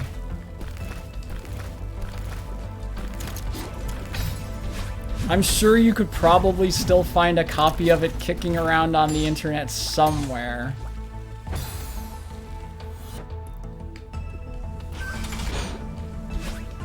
You know what? I'm probably gonna regret this statement, but I think you would be sorely disappointed, Copper, because I don't think what you expect the movie to be is what you expect the movie to be is probably not what it is. Or hold on. What the movie is not what you expect it to be, I should say, is the way I want to word that. That's all I'm gonna say. I'm not going to elucidate on the matter. That's an exercise left to the viewer if they so choose.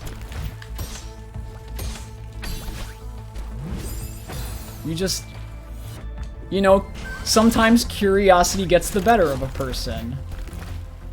And I was deathly curious. And that's all you need to know. I will give no further words or descriptions.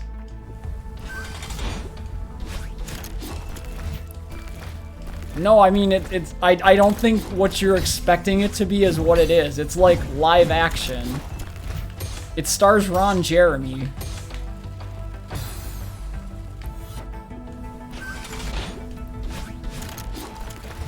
And it's terrible. It's like the epitome of cheesy 90s stuff. And that's as far as a description as I'm gonna give.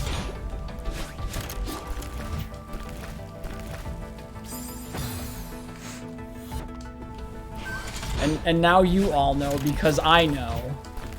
And I feel the need to present information, as useless as it may be.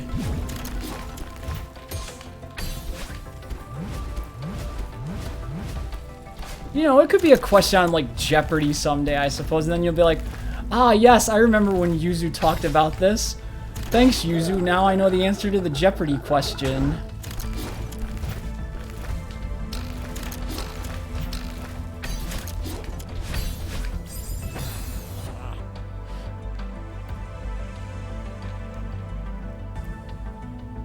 Yeah. Yes, Copper, it's all live action with humans. I told you it wasn't going to be what you expected it to be, and thus disappointment sets in.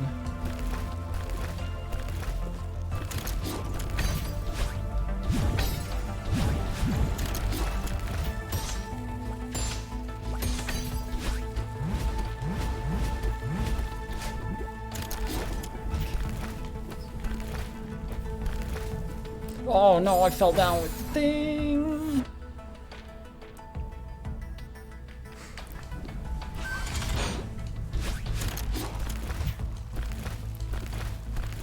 So I keep making it to that point with the horizontal openings and the spikes.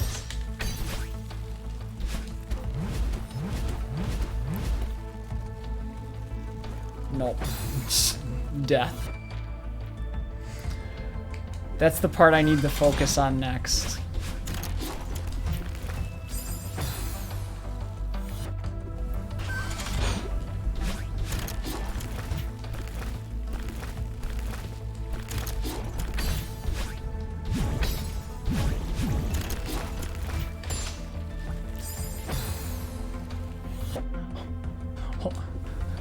speaking about Bowser and being a father, I distinctly remember there's a theory that, like, the Koopa kids are, like, adopted children. They're not actually Bowser's real children, they're adopted.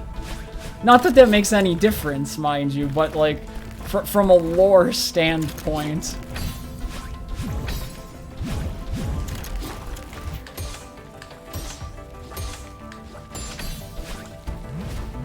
Oh no, not enough time! Yeah, there's not time to make much of a mistake at that point. Just the clouds will get you if you're not careful.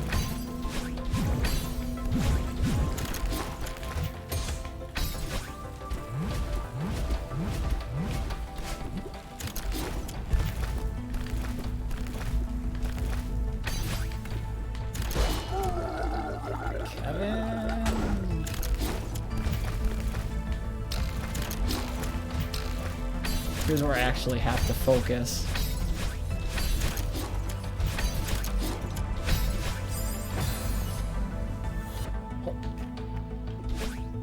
Hold up. I actually have to ask a question about this now because I don't know what the answer is.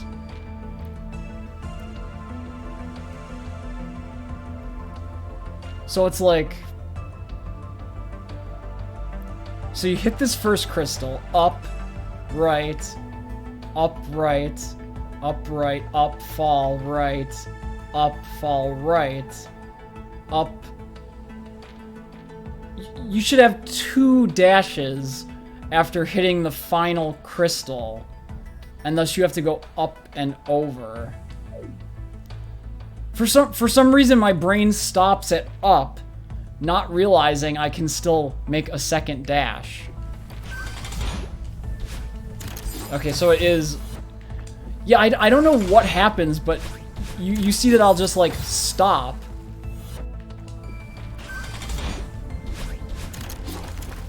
As if I'm missing, like, the I have no idea what's possessing me to do that. Oh no, I hit the button too soon.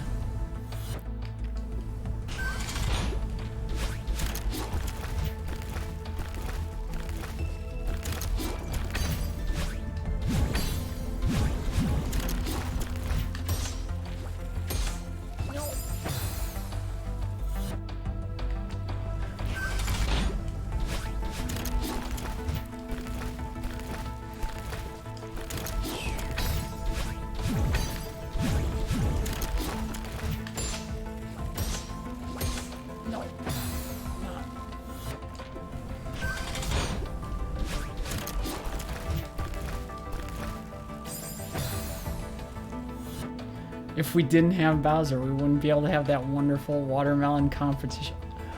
Oh no, don't remind me of those watermelons on the beach in Super Mario Sunshine. Oh my, that was so stressful. You gotta watch out for those little flippy things popping the watermelons, because apparently in the Mario universe, watermelons just explode upon impact. Shine, yup, shine number 8. I know exactly what you're talking about because I've done it, and it's a pain in the butt.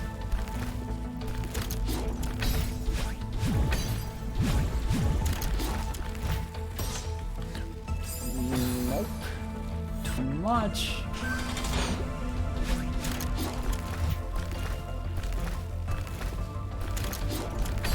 Just imagine, without Bowser, how would you have Bowsette?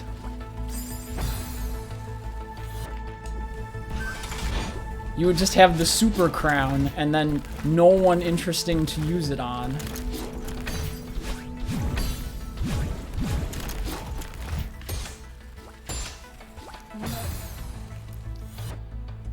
Isle Delfino is legit a paradise. It does look like a pretty nice place.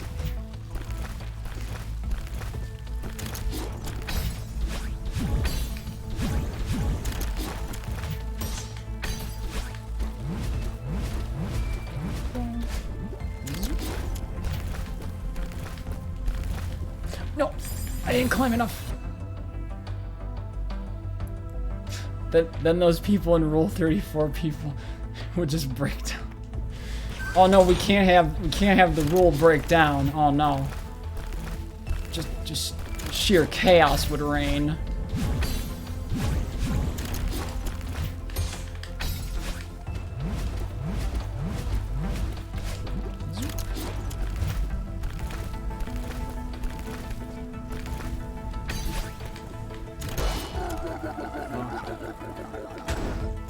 Now I actually have to go back to mental focus mode.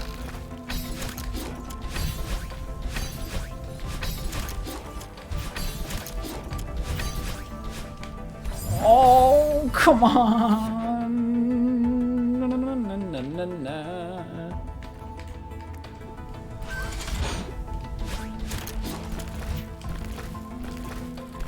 No, see, when it came to the Super Crown, what I appreciated most was the wholesome memes that came out of it, like Bowser Jr. just being like, "Oh, hey mom, let's go have a fun day." But where's Dad? And then Bowser's just like, "Oh no, he's off fighting Mario. We're just gonna have a fun day together." That's wholesome. Cause Bowser Jr. just wants to know where mom is. Lava. I know. I was on the block, and then the lava touched me.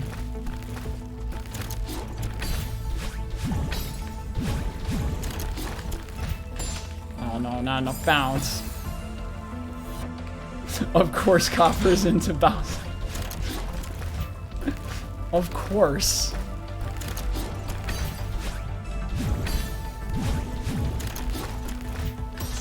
Did anybody ever explore what would happen if Peach used the Super Crown? I'm sure someone had to have explored this concept.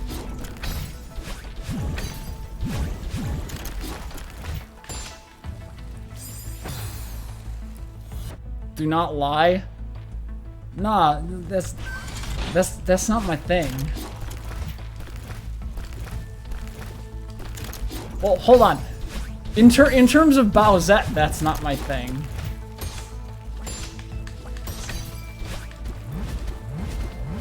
You know, there's no good answer for me. The only winning move was to not play.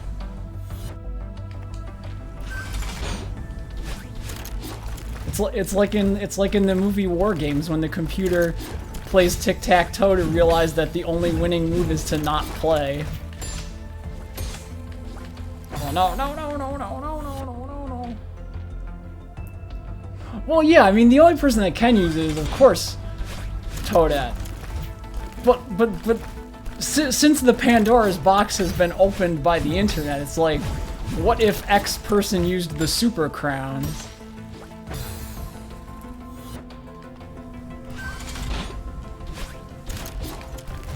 Yeah, yes, Copper. I can imagine that, but Bowser is not human. Bowser is like a reptilian species. That's a bridge too far for me.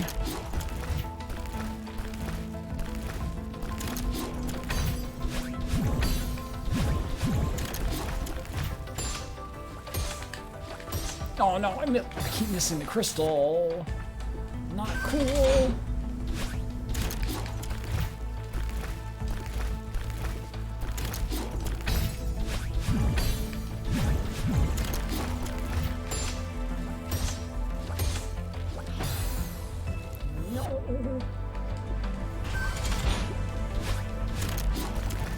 This just needs a few more good attempts, probably.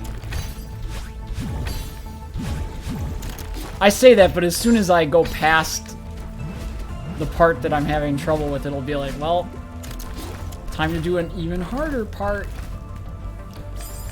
No. Oh, yeah, sorry. Well, let me be correct then. Bowsette is a reptilian species type. And that is still a bridge too far for me. My point still stands. Yeah, like Rosalina's best. Space Mom, always Space Mom. Just she look after the Luma.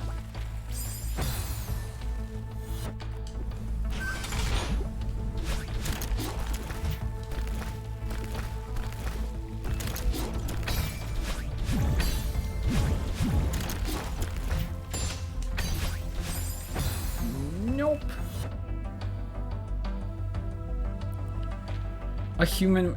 No. She's got the shell and the tail and everything. That's a bridge too far, Copper. For me personally. Maybe that's not a deal breaker for you, and that's okay.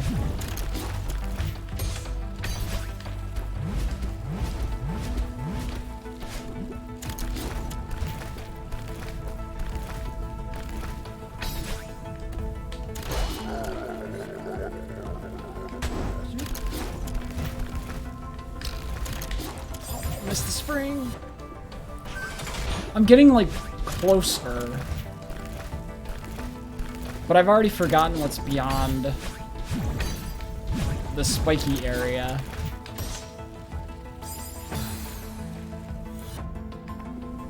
Okay, so see when you say cat girl, we could be having two different images of what cat girl.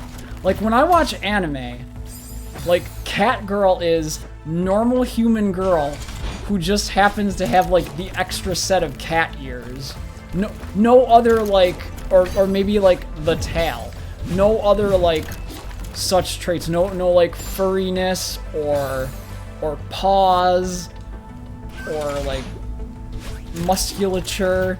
Like straight up full humanoid save for like the extra set of ears. That is what I associate with cat girl. And that's like my acceptable limit. Like once you start straying too far from that, then you've lost me.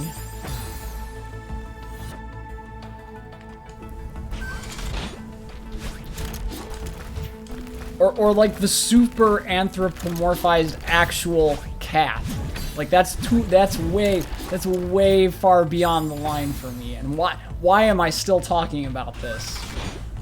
It's like I feel the need to debate the finer points of this for some reason.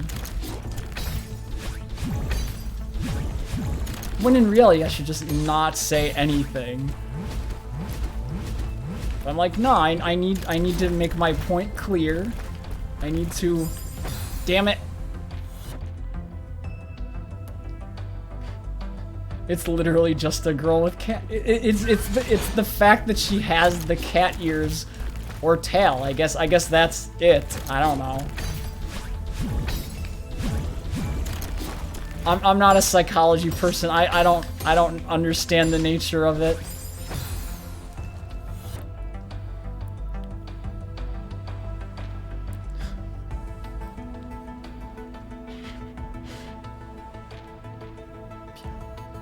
Oh no. BOF is Breath of Fire, right? Oh my god, now I'm freaking spacing out on acronyms. I'm devoting brain cells to many a topic and I'm losing my knowledge. Oh no, I didn't dash. Oops.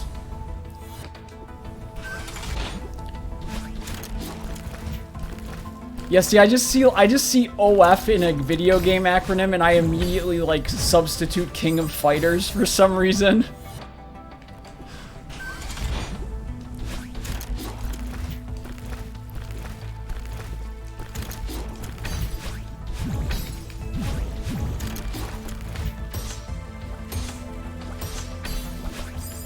Nope.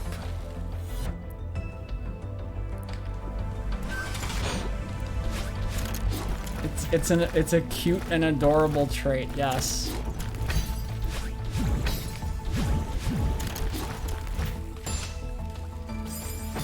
Missed it. Breath of Fighters, probably gross.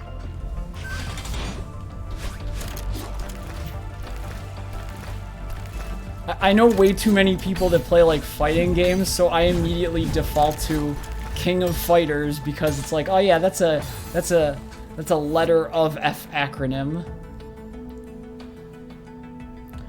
Oh no. No. You're not taking that discussion down that direction. I don't need to know anything more about that. I see the words in chat and I'm like, nope. Nope. I don't need to know about that and your takes on that. takes on that because that's more information than I need to be furnished with. I would like to keep my brain somewhat in a pure state of mind. Although I think I think the boat kind of sailed on that a long time ago. Yeah, I just lost the dash crystal.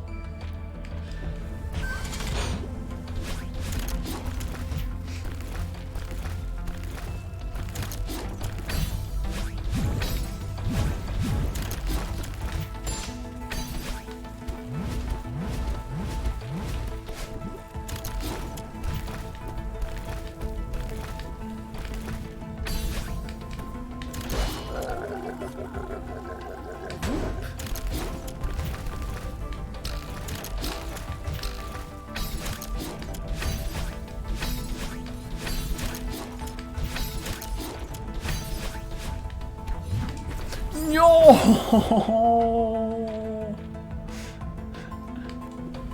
I had the block that time. I didn't have the momentum.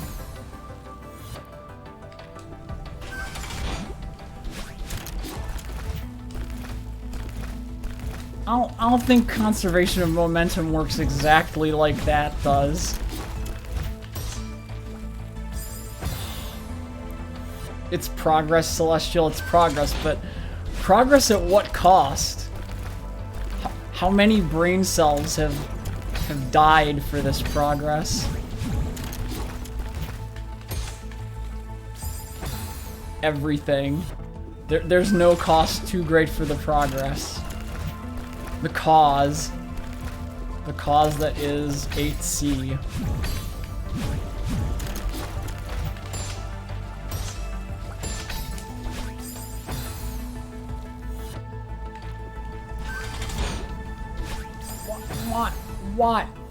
Why do you gotta word it like that, Copper? That makes it sound so vile and harsh. Can we not use more gentle words?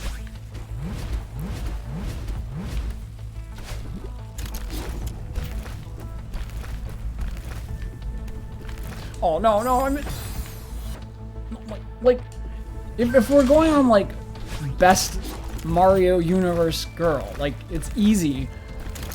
There's no it's always Rosalina. Rosalina is like top tier.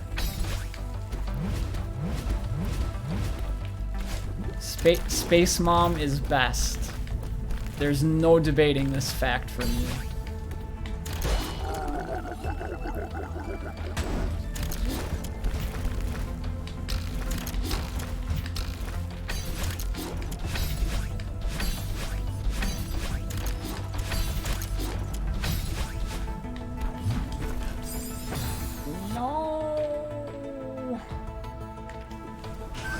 And I made a note to myself that time that I can buy myself a little more time on that one platform, and I just completely ignored my mental note to do so.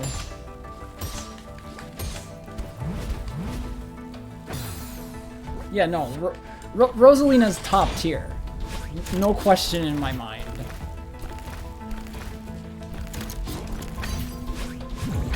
She got like that like thing going with the hair with the like swooshy over the one eye. Good aesthetic.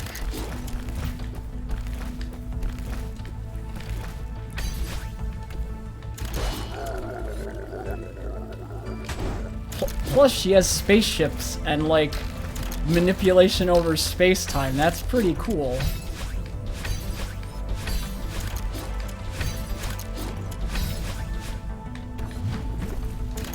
Oh, I missed the crystal. I missed a crystal. Thinking of changing my hair like that. I thought about that style in the past, but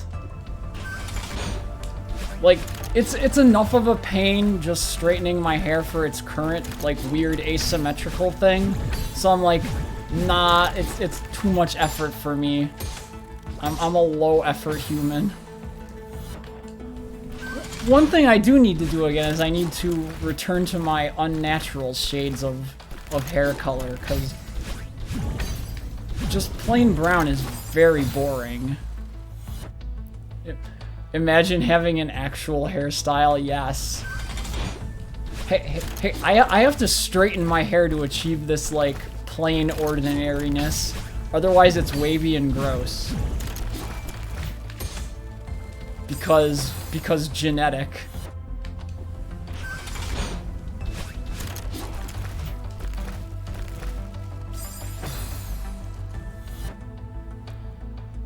Your brush and ties only but cut.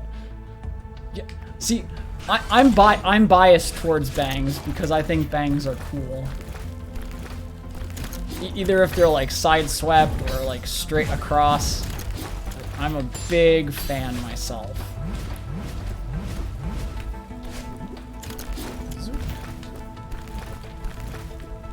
But first things first, I need to go back to the old like pink magenta-y red color, because that was good times.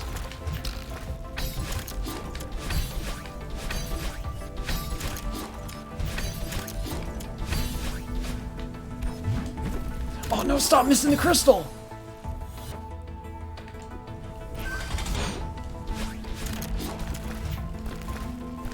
It's like now that I time the jump, it's like, oh yeah, Madeline's gonna miss the crystal, so she can't do anything. You have a meme. Copper, when do you not have a meme? Would be a better question. It's like all meme all the time. Not that that's a bad thing, mind you. Just that when you say, I have a meme, it's like, of course you have a meme.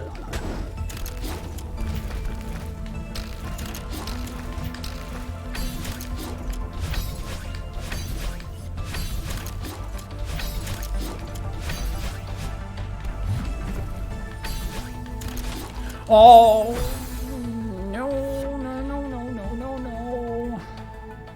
See, you're still a fan of your weird, most motley green and brown hair. I see. See, that's cool too. I'm just super partial to the old, like, magenta pink because I miss it a lot. But for best results, I'd probably have to have someone bleach it first because I don't trust myself to do that. Although apparently I do trust myself to attempt the color part. It's like, how bad could I mess up directions?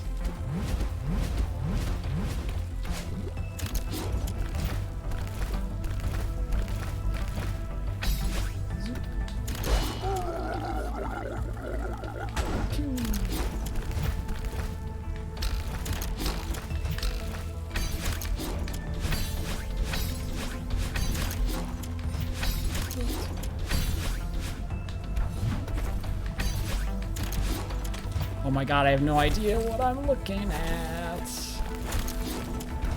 Oh no! No, it was going so good. I think that might have been like almost end.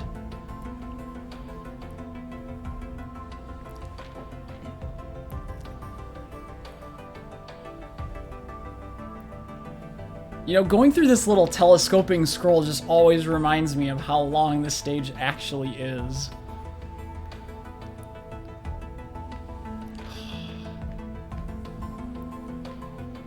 Yeah.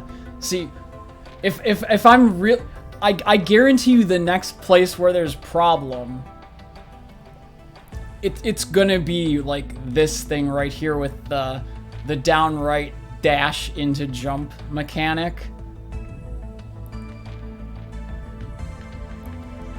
This is gonna be the struggle. I see Bird Friend just waiting there to laugh at me. I need to delay the last bits a little more, Celestial. Yeah, because by the time I reached it, the lava was already to the platform a bit. Do not look at Copper's meme. Oh no. Are you saying it would be detrimental to my brain?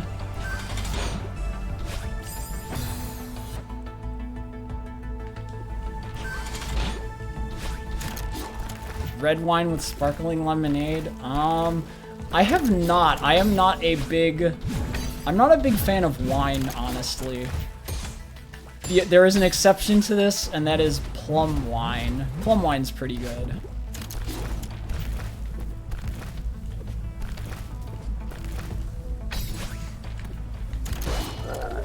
I prefer like vodka and gin myself if I'm gonna have like a drink of some type.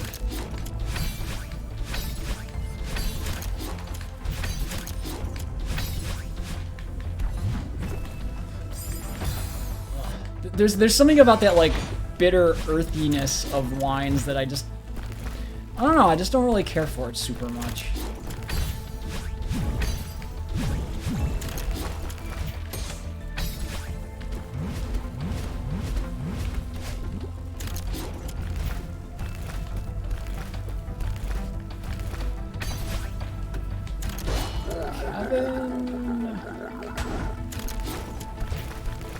Poor Kevin, he always sounds so angry. But I mean, if I was basically a thwomp block, I'd probably be angry too.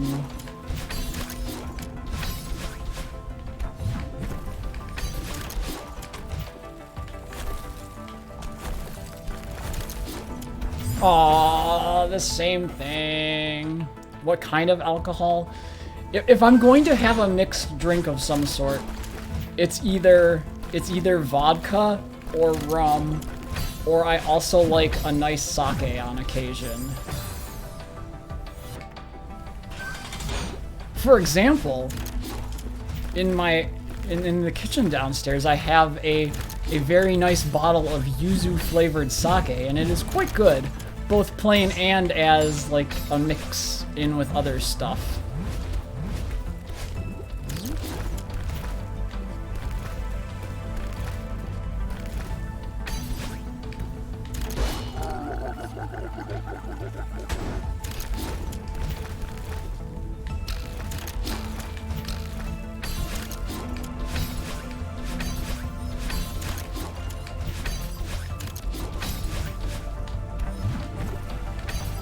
Oh no, missed the switch!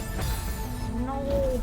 Yes, I have yuzu flavored sake because I really like the taste of like yuzu fruit. Because it's like a lemony orange kind of citrusy vibe. But it's not like easy to get a hold of in the US. So whenever I find a yuzu flavored something, I usually buy it. Because I never know when I'm gonna find more. Because it's very difficult to get like the fresh fruit because of import restrictions.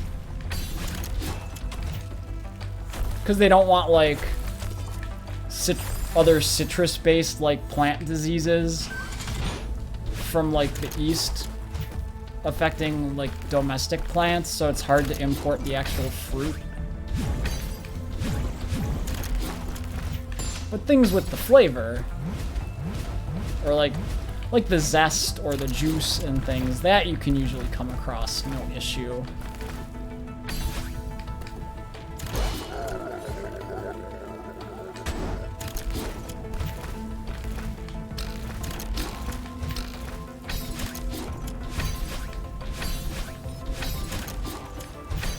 Oh no, the lava was way too high for that.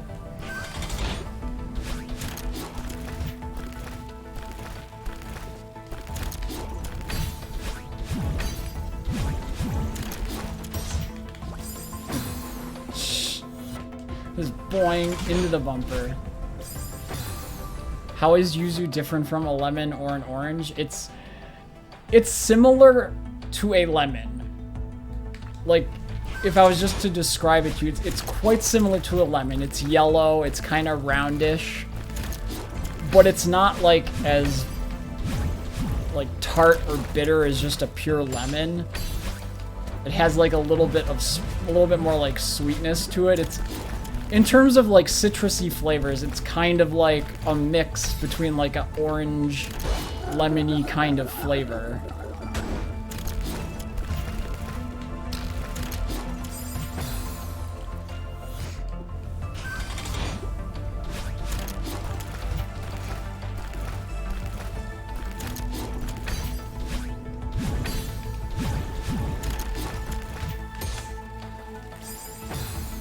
yeah, it's very good, but I've only had like one opportunity to try like a fresh piece of the fruit. So I usually have to rely on like juice or the like. Not that that's a bad thing.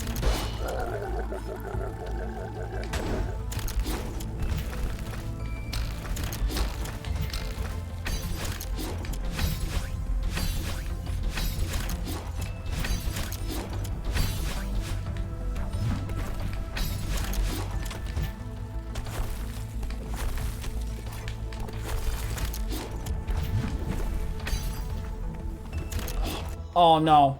Oh no. Oh no. I'm gonna screw this up. Cause I don't have that dash technique down very well. I know it's down right. Oh no, I'm not worried about time, Celestial. I'm worried about like button inputs. Because I've been making like a lot of mistakes on that. The opening room where it's like 4 consecutive ones of those weird dash moves. Look at that bird. That bird's just looking at me like, come on, I know you're here. You gotta do it. And then I have to not botch the jump into the abyss. Oh. Yeah, it's down right Y into B as you go off the platform. I'm psyching myself into being able to do this.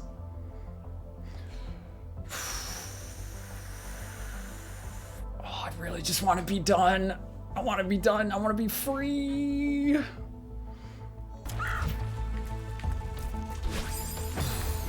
Yeah, of course. I don't even make it, like, far.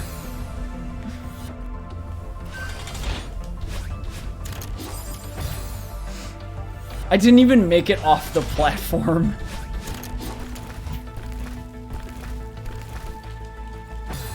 Okay, so, knowing I'm that close to the end, though, I clearly have a decent enough grasp on the rest of the level. Bird's just like, yeah. Oh, I pressed right instead of down right. Stupid analog stick. It's every time. I wish I knew how many, like, unforced errors I've made because of analog stick.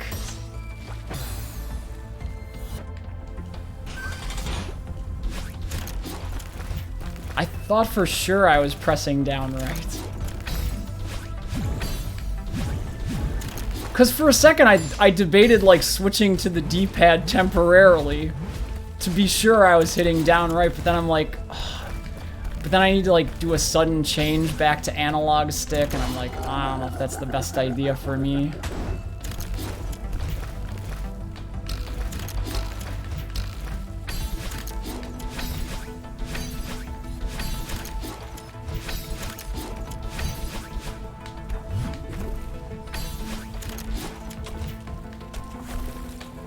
Oh, no!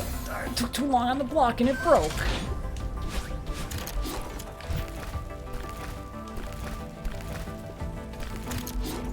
No, Copper. I do not worship the minions. I find them incredibly annoying.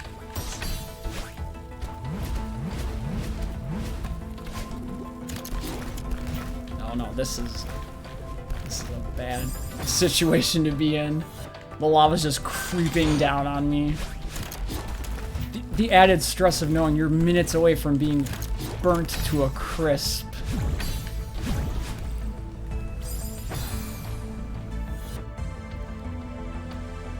If you hold down right, you'll crouch and not head right. I thought you had to have a little bit of forward momentum to make the thing happen, is what I thought, at least.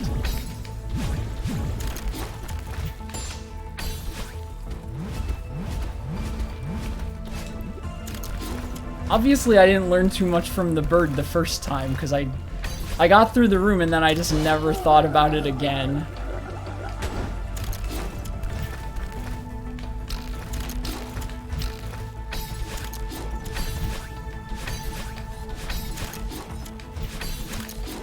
Oh, this isn't good.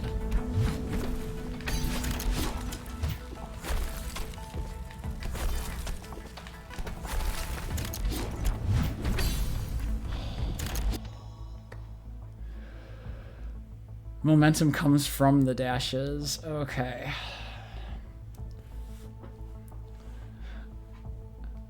So I know, so you do it the first time, you land on the little 2-block platform. You do it the second time into the dash crystal. And then you have to go 2 more times into the heart. That much I am certain. Immediately after making contact with the dash crystal, is it better to go right, or like upright, fall, then right? Because that's impacting if I should just switch to the D-pad temporarily to hit down right properly,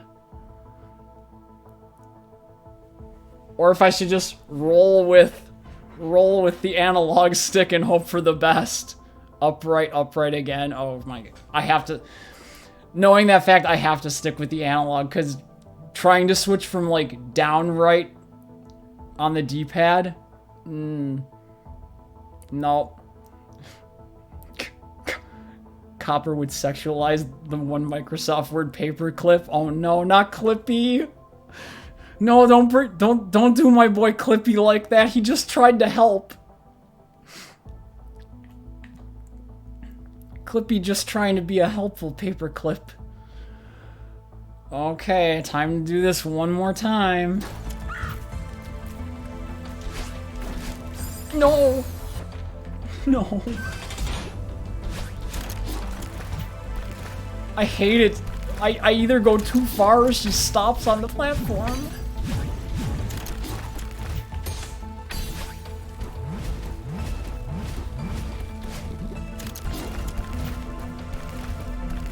I should have done the D-pad. I should have tried the D-pad.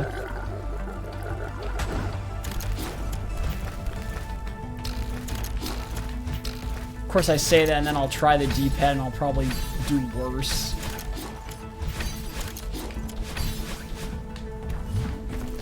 No.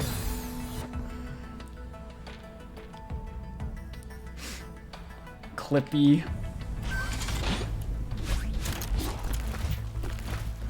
But Copper, what are your thoughts about Bonzi, buddy? If you like Clippy, what about Bonzi, buddy?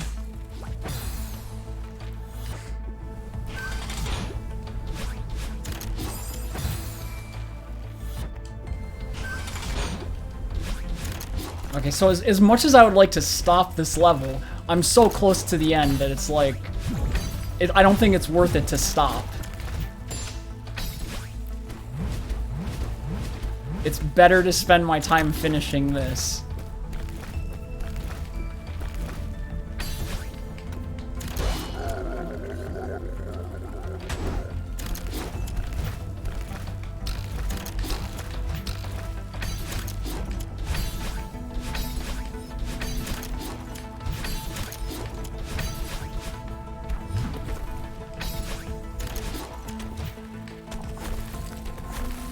Oh!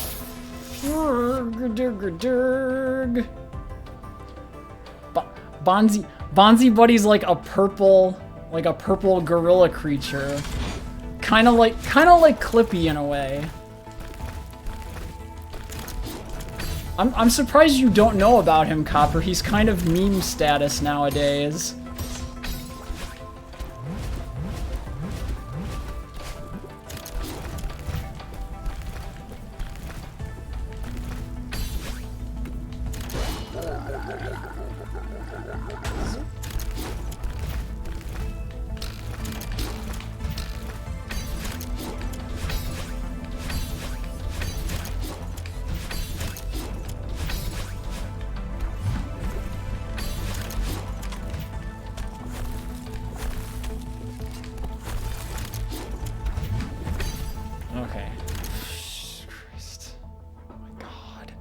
hate this so much.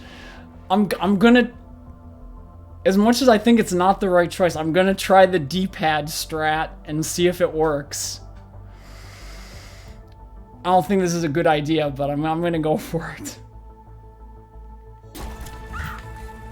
No, I can't. I don't have... No! Come on! Why do they have to put it in an open pit room like that? I was right on it practically, and I missed.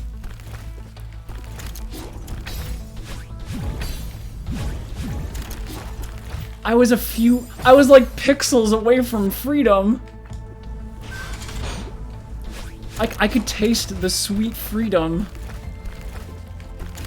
And the game's like, nah, I heard you like suffering. Gotta do it again. Thank you all, I appreciate the kind wishes, because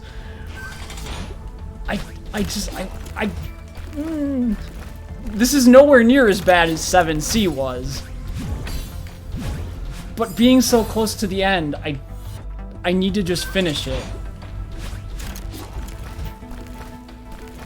It feels like a waste to just not at this point. I obviously have some degree of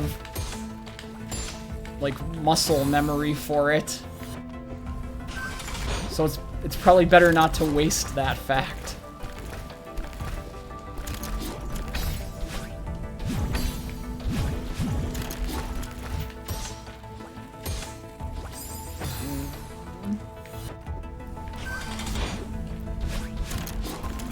One tiny step forward, couple steps back.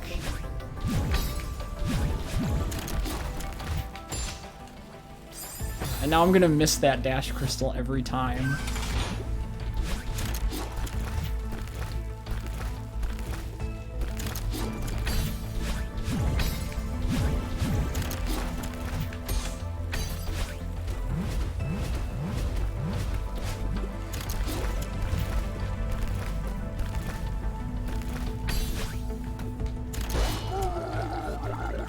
Oh no! What the hell was that?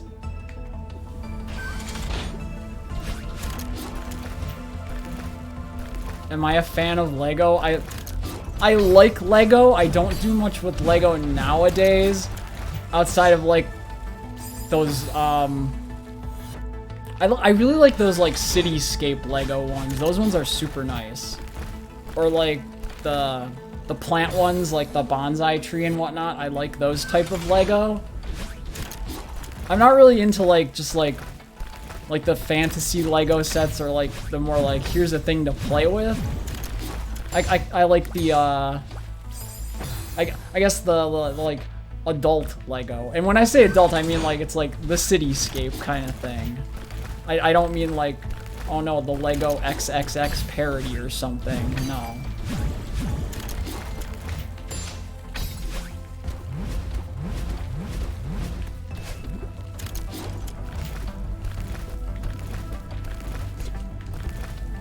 Okay, don't let go of the Kevin.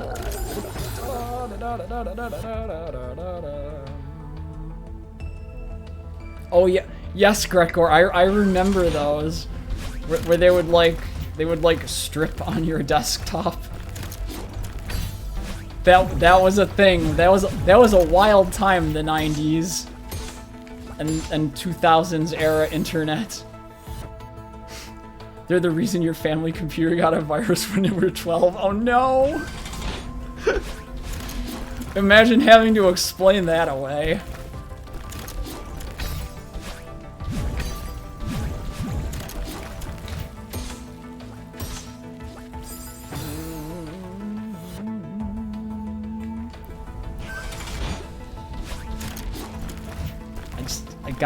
I need one more attempt at that last part. I'm so close to it. I can taste the sweet victory.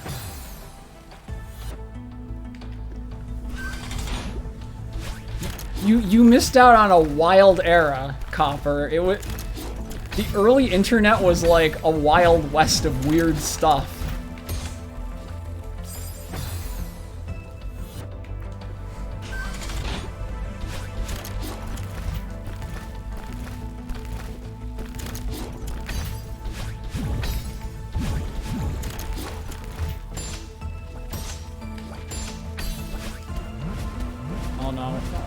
It's closing in really fast.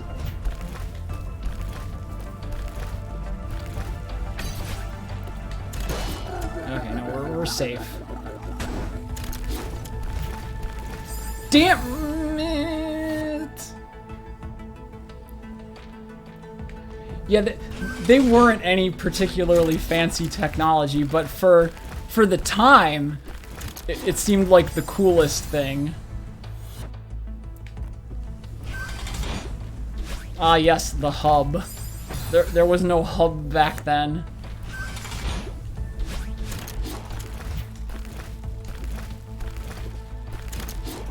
But man, that was a different era of the internet.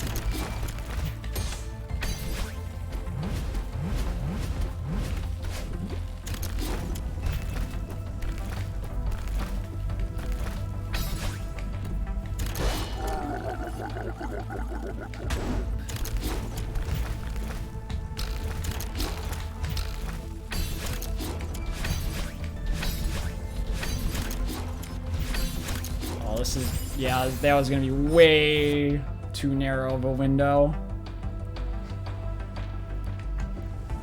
Like, I remember, like, way back in the day, when we had, like, that old 14.4 dial-up modem, and it took me, like, 15 minutes to download a single, like, 128 bitrate MP3 file of something.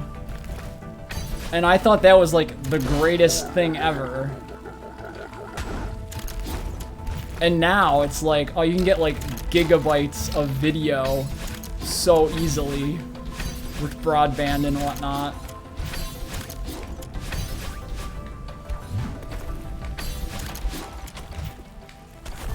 That's also, like, the first time I encountered, like, fan-subbed anime and whatnot was huge. Changed my life. Oh, took you like 5 minutes to download a 1 megabyte SNES ROM. Ooh. The days of dial-up when you had to like be careful if someone wanted to like call your house. But, well, on that note about SNES ROM, remind me after the level's complete, because I can tell you the story about how the internet corrupted me.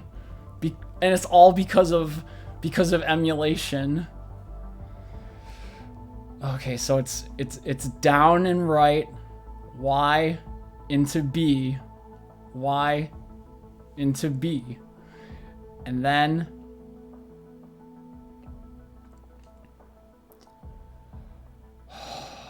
I'm gonna psych myself up for this, and I'm still gonna miss. Just wait. It'll be great.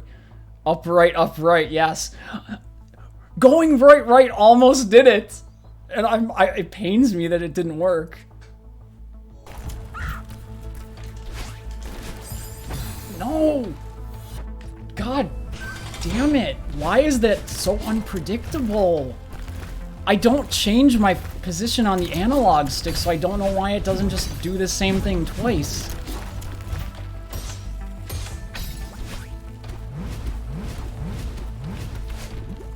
Oh no, this isn't good. Oh no, it's salvageable, okay. It's potentially salvageable. Oh no, and then I jumped off the thing.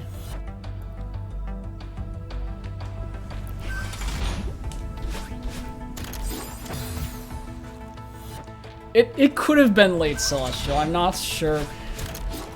The problem is I become mentally focused on what buttons I'm pushing instead of just doing an action.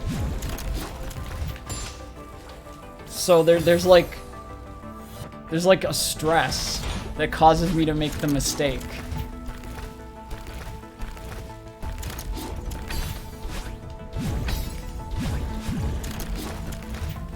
Knowing that I'm so close to the end, it's like I want it to be done.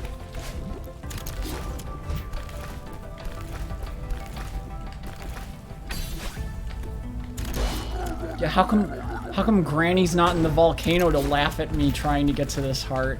Sure was at the top of the mountain. Take care of yourself as you go into the lava.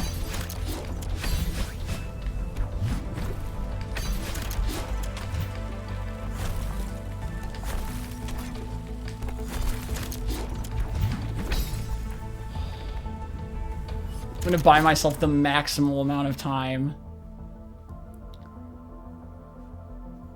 If you jump too late, it gives you a high jump with slight momentum. Oh no.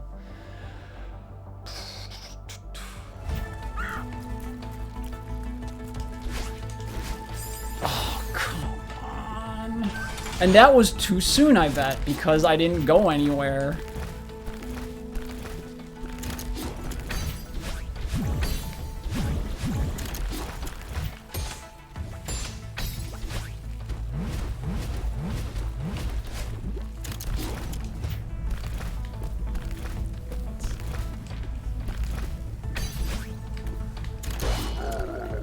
Come on. Let's do this one more time.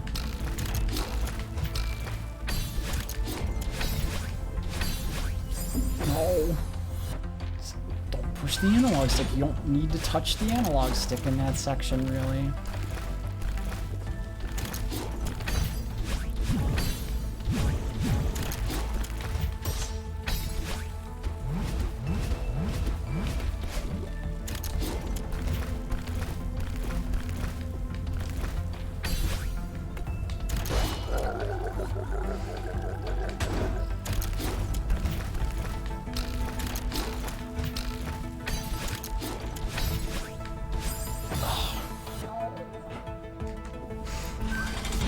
I want it to be free.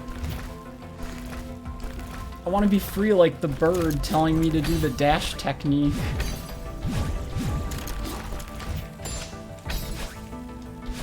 No, that's done.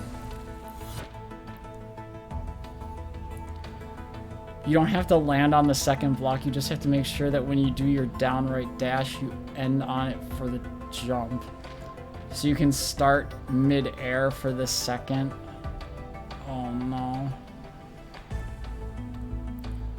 See, because what I do is I stand at the ledge, I push down right, I hit dash, I jump at the ledge, and then once I feel I've safely landed, I continue holding down right, and then dash and jump again. But I don't, in my mind, I don't have an indication that I've landed on the object. But I don't necessarily need to, I guess. I wish I had like an intuitive feeling of this, so I didn't have to think. I want to turn off my mind, relax, and float downstream.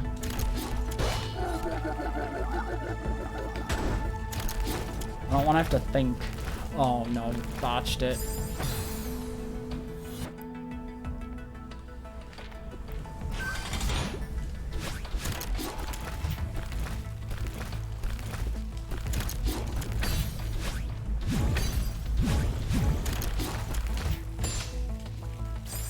Too low. Can't get the crystal. Sad day.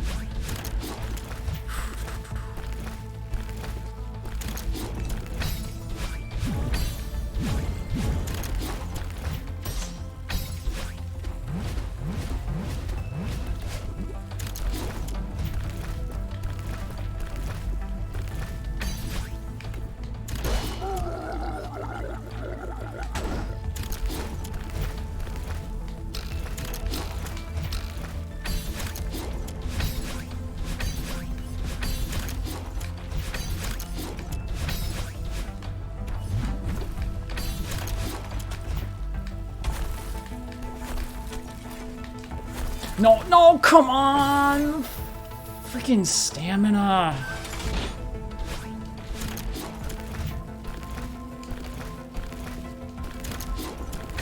You're a girl who can dash in midair. Do you really have to care about stamina? You wrote a whole essay on hypers on a Reddit thread. Oh my god. Hey, it's good to be knowledgeable about stuff like that. I wish I had a topic like that I could just go for hours and hours about.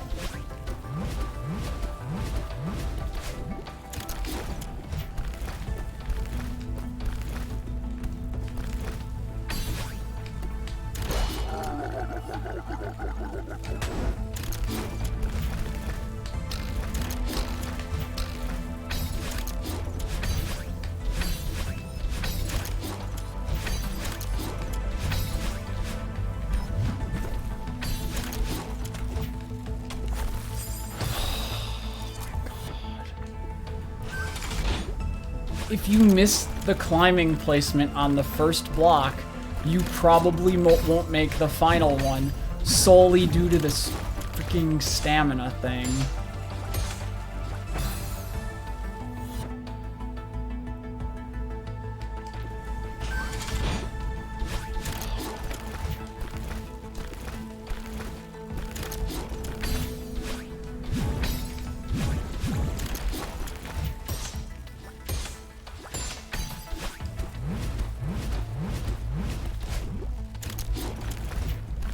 This one's potentially salvageable. Okay, yes, it is definitely salvageable. Good.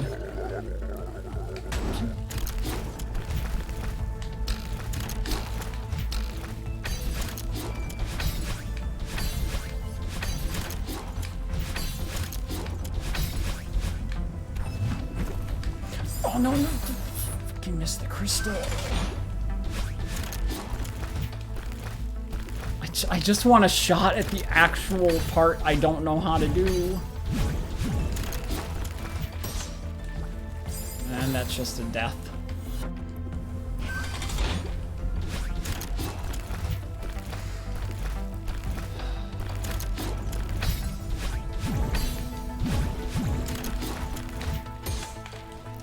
Too low. Not enough heights.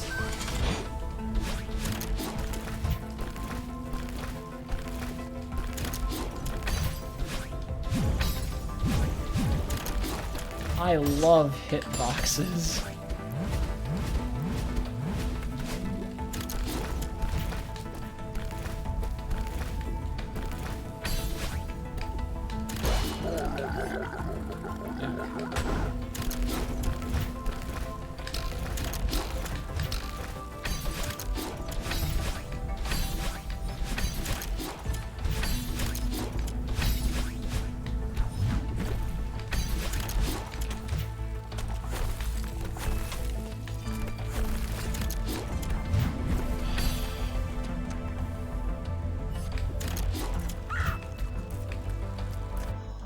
You are currently watching Despicable Me, Copper. Oh no, you're subjected to the minions. Oh no.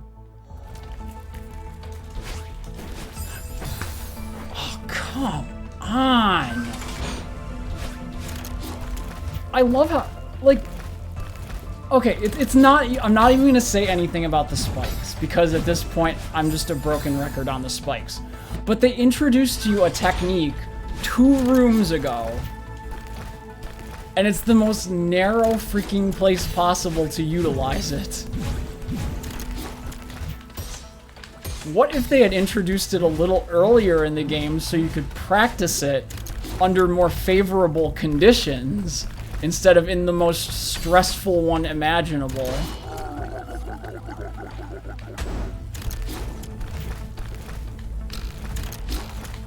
You know, somewhere where there's like no pressure if you fail a little bit. Instead, it's like here where failure is death.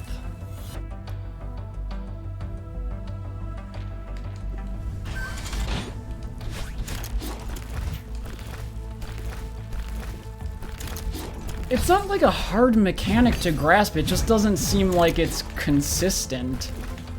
Or I am not consistent with it. Do I answer to the despicable High Father? No. I answer to none. I answer to myself.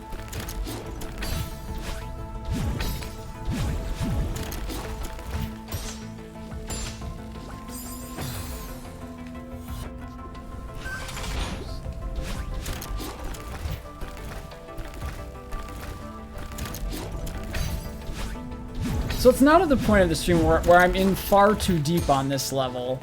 So the last hour is going to be like just this now, I can guarantee you. There's no point in stopping.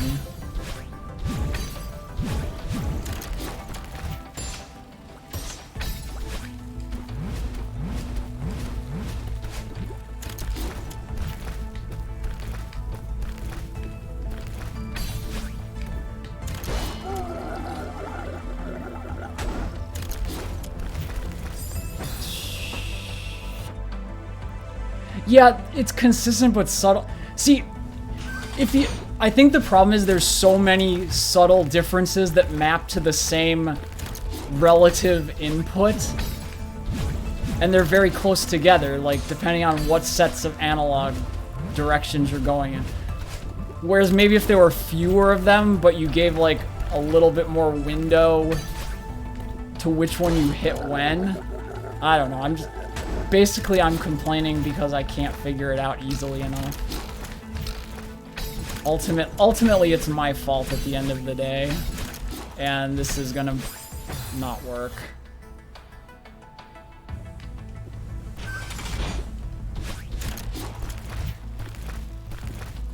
No, I don't care about Morbin guy.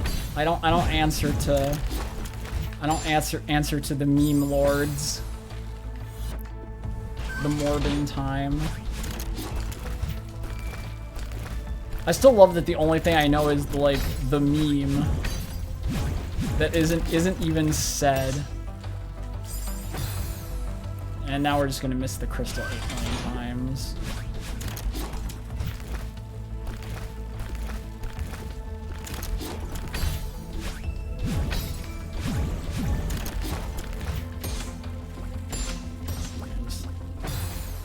Accept death.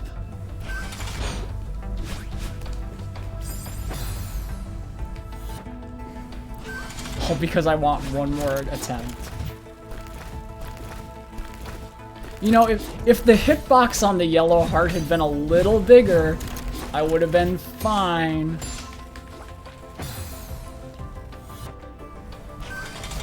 Just like, it was probably less than 5 pixels less.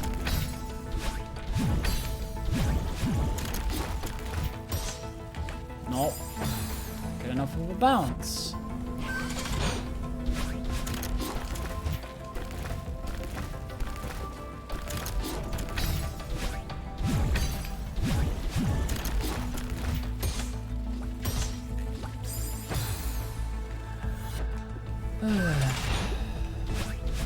Didn't go far enough.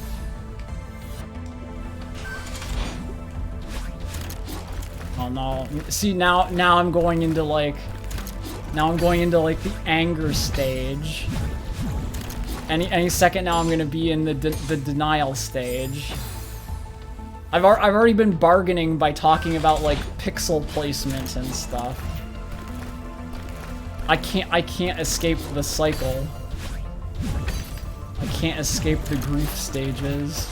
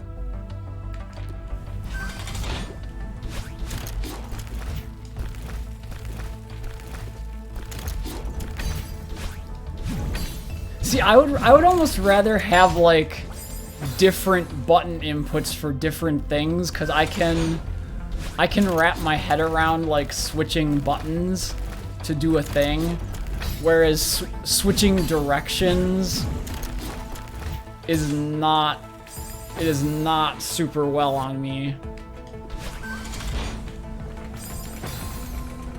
It's like that, and your directions are limited to the 8 directions, the 4 cardinals and the diagonals, whereas other objects can manipulate you in more than 8 directions. So it's hard to predict what exactly is going to happen when you have access to like effectively the full 360 degrees of motion versus the 8. Like, especially on the bumpers. Because if you come off the bumper at slightly the wrong angle, you don't get the height to bash into the crystal.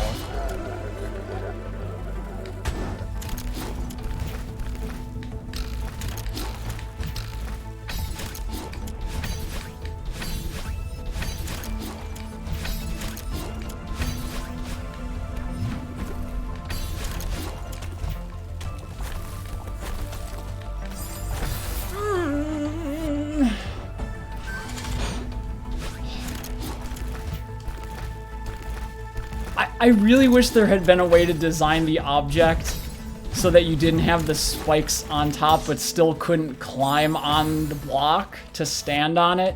Because I know what the spikes are there to do. They're to prevent you from standing on the block. But I wish there was like a little wiggle room so that I could grab the block from the side and still not have to worry about like the spikes. Oh yeah, this is,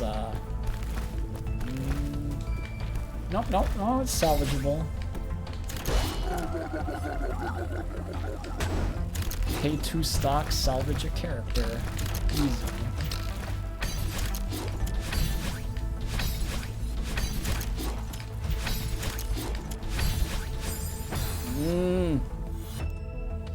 Modders discuss how to remove whale. No. Like, see, that's fine. I don't mind if like modders and like hackers want to remove that kind of thing for like difficulty mechanics at that point. I'm saying like you need to have like a certain degree of that in the base game, because like I'm effectively a casual player and I'm struggling very hard at this point.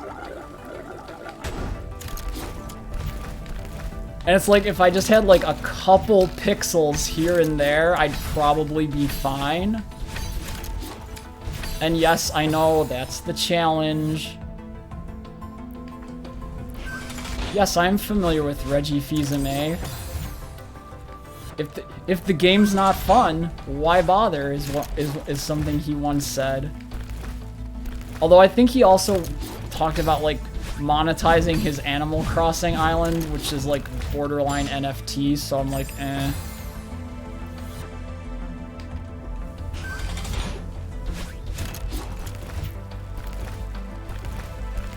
Like, some of them are, it's not really even too tight, it's that like, it's that specifically spikes are just like, the answer to not letting you stand on top of the platform is to put spikes on the top of it, which means that if you catch the corner wrong, you get hit by the spike, when in reality I was just trying to grab the ledge of the platform, not stand on it. But that's like neither here nor there. No, yeah, I don't know that. I only know Reggie Fils-Aimé Copper. That's the only Reggie I know. Oh, and what's his name? I think it's Reggie Jackson, the baseball player who made the Reggie Bar candy bar.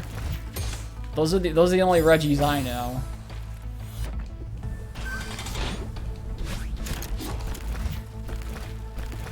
And there was that rat in Ratatouille, right? The cooking Pixar movie. I don't know what his name was, but I know he was a rat who knew how to cook, which is totally against health and safety codes, but you know, it's a movie, so I guess it gets a pass.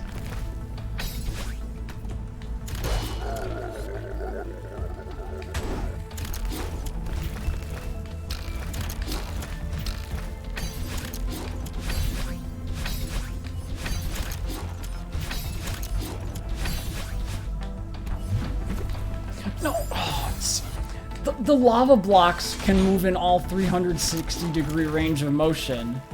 So if you're not positioned on the block correctly, I won't be able to clear the crystal. God. Like, I'm tired of complaining about it, and I'm sure you're tired of listening to me complain about it, but my God.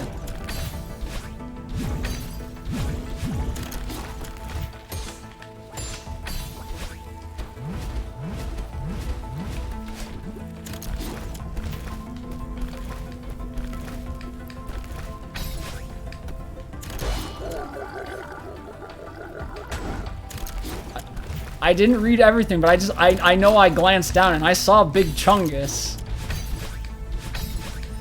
Wasn't there a mobile game where they made Big Chungus like a gacha prize too?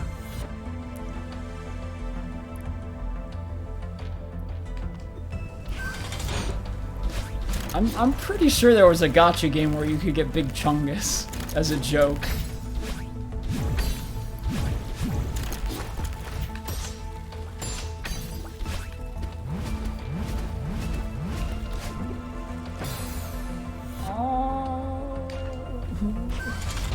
Come on, just free me from this literal fiery and icy hell.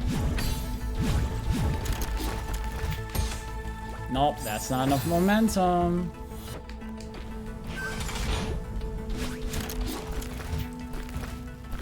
It's like I know as soon as I jump off the bumper if it's gonna be good enough or not. I'm just like, well, this isn't gonna work. Might as well die. Yeah, let's not, Gregor. I agree. Let's not go there. That's a hashtag I want no part in. Thank you very much.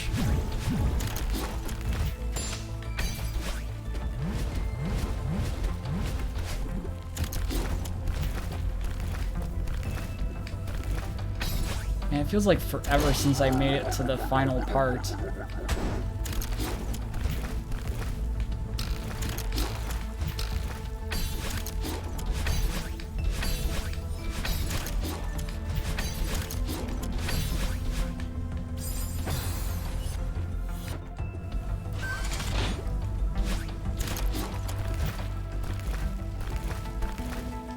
I want to say something about the spikes on the right-hand side of that lava block, but I know what you're gonna say. I know what you're all gonna tell me, so I'm not even gonna bother.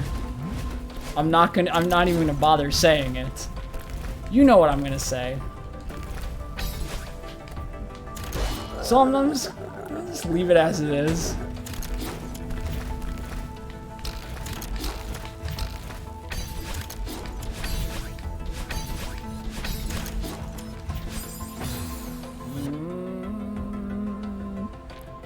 Oh no, it's not get good. I was gonna start whining and complaining about why on that last lava block does there need to be spikes on the lower right hand side?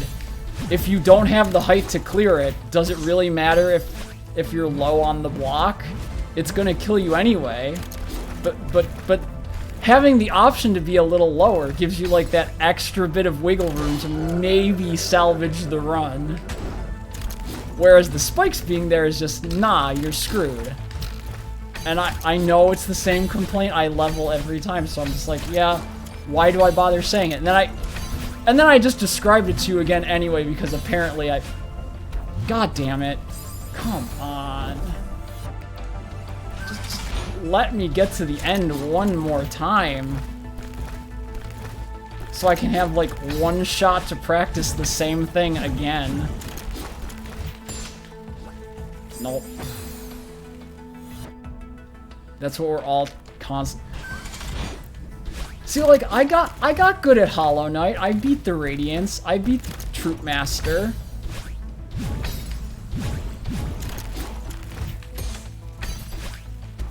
So it's like I'm capable of getting good.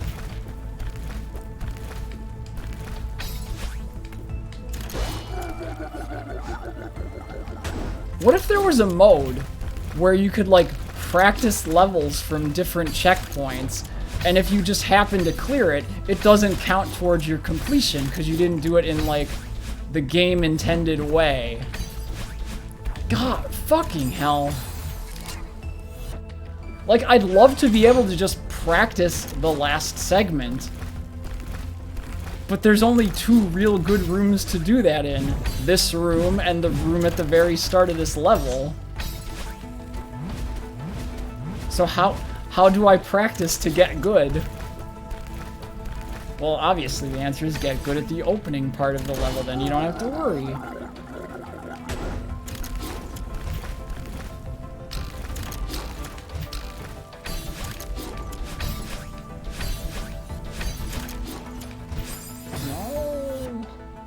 See, you have the luxury of save states, Celestial. I don't. I'm on a Nintendo Switch. I have no luxury. I'm at the mercy of the game.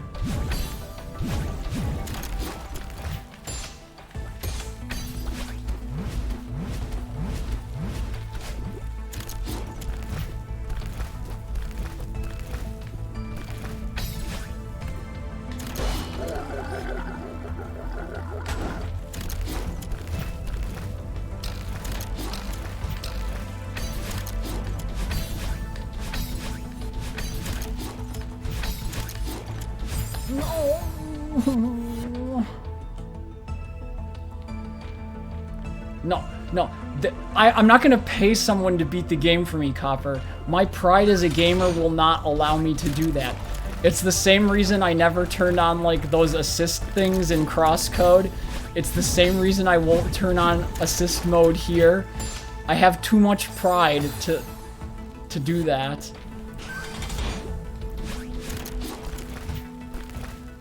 I would rather accept that I'm not good enough to beat the game than turn on, like, baby mode.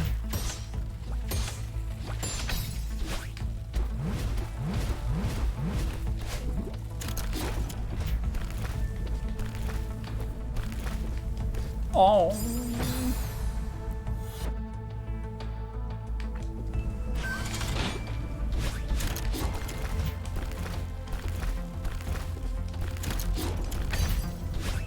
Like, imagine, like, a mode where you could just be like, okay, I want to practice this point in the room, and it lets you start at a certain point, and if you get through it and complete the stage in that manner, it just doesn't count for anything because you didn't clear it in the proper and intended way. I'm cool with that. That's totally legit. Because the point is to clear the stage in the intended manner of oh, this is gonna be not worthing. Yes, M, gamer pride. I can't let someone else do it. I can't turn on baby mode.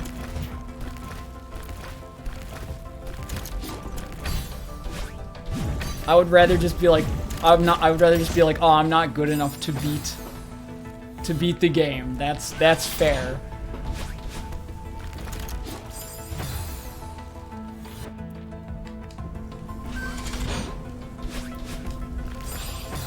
You're just dashing straight. It's not helping me.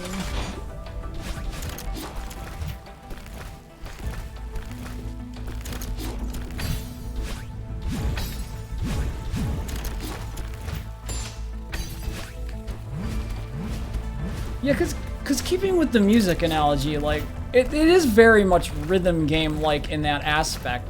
But even in a rhythm game, like, you're allowed to complete an entire song despite, you know, mistakes made throughout. You just get, like, a final accuracy grade on everything. This is not so much so, because, like, as soon as you lose, you know, you're done.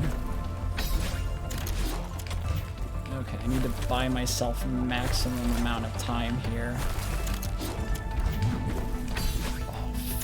Oh no, oh no. Oh no, oh fuck, it's screwed over. All because I didn't know I had the height to clear the last jump.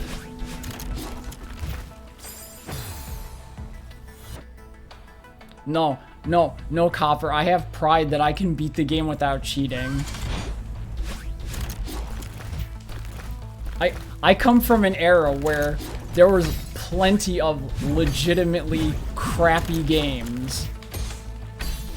Like, my parents would take me to the video game rental store on, like, Friday and be like, oh, okay, you can get a game to rent for the weekend or the long holiday or something. And we had shit like Jekyll and Hyde and all of those kinds of things you'd see on, like, Angry Video Game Nerd.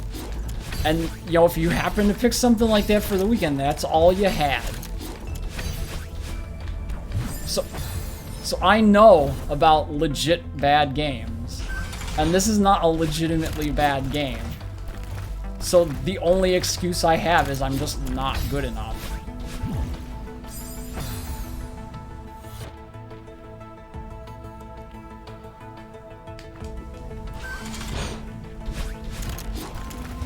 I think when you say pride as a bad thing, like Seven Deadly Sins style, I think it's more of like as an extreme.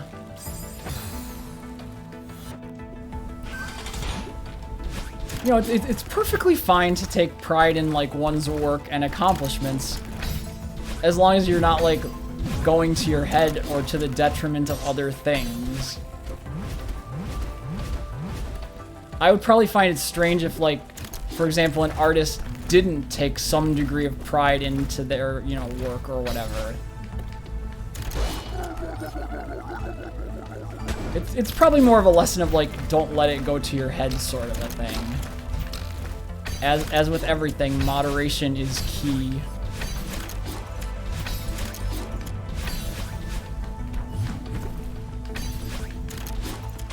Okay, I need to find...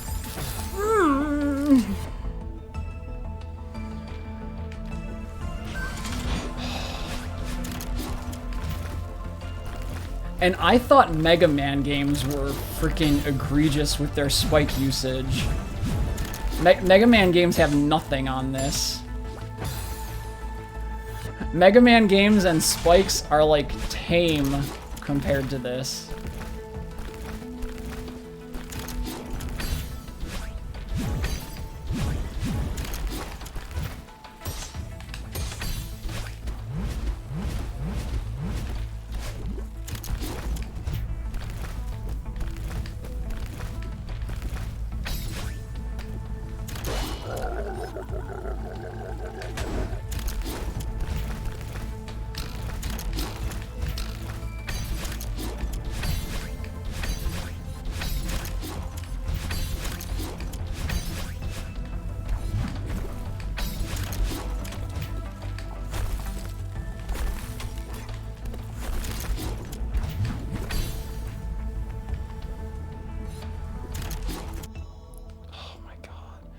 Ah yes, a good old night of Action 52, Bubsy 3D, and Superman 64.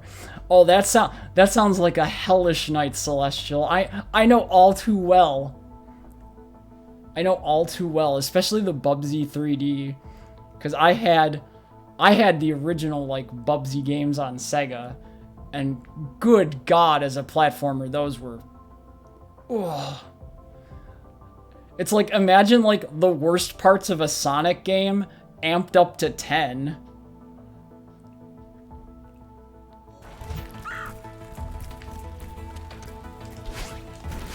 Come, fuck. Why? I am pushing the same freaking buttons of down right Y into B, and I'm getting so many wildly different results.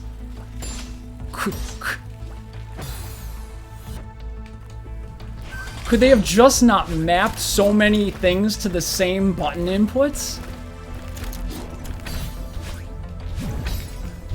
I know I've leveled a lot of stupid complaints, but I feel like that is the most... I feel like that's a legitimate complaint.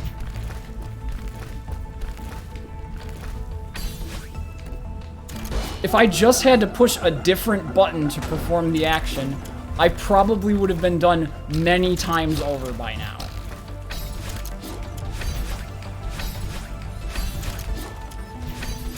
It's one thing to complain about spikes and level layout, but like, that control is horrid.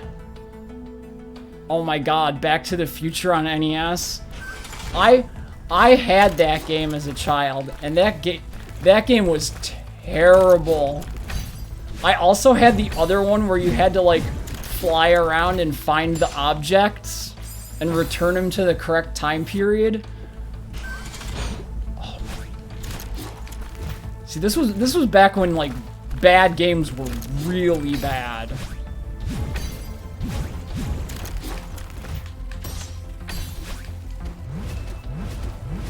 And boy, oh boy, you rented the wrong game and you were stuck with it for the weekend. And that sucked.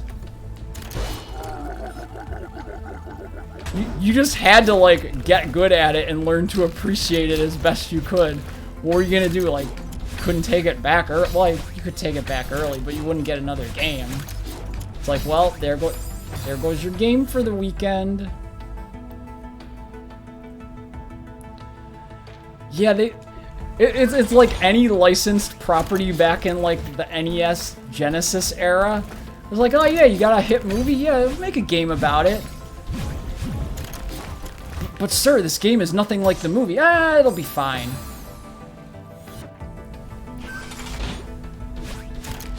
It's like, yeah, Marty McFly, he's gonna chuck some bowling balls and grab some clocks. That's close enough to Back to the Future, right?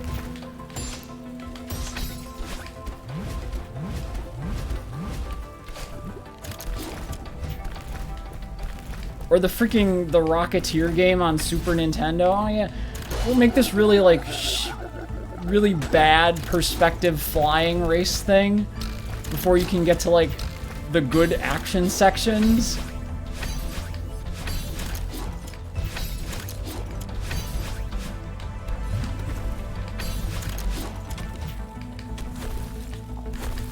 Oh, come on. Couldn't they have just made the platforms like rounded at the top so you can't stand on them, but accidentally grabbing them doesn't kill you? See, now I'm back to complaining about the same stupid thing over and over again. It's not gonna do anything. Doesn't matter. And it's just like last time. I suck at the level because I suck at it.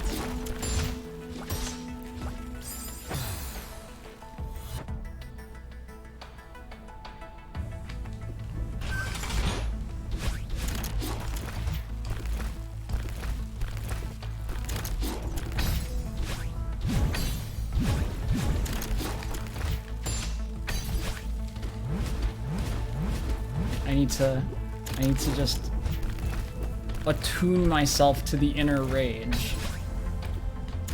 Because it's obvious I can make it to the end. I've done it many a time.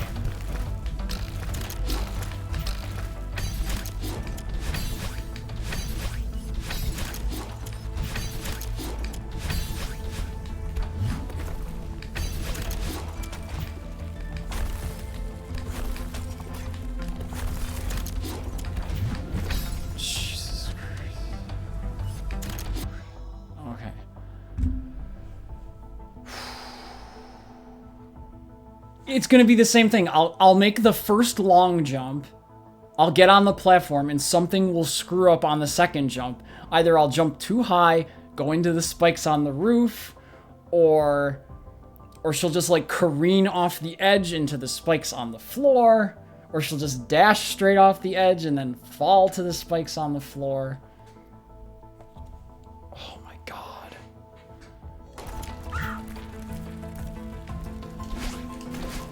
Come on, I'm pushing this. What the hell? How freaking accurate do you have to be at that part? I'm not pushing anything different. I'm holding down right, I push Y, then I immediately push B. Oh.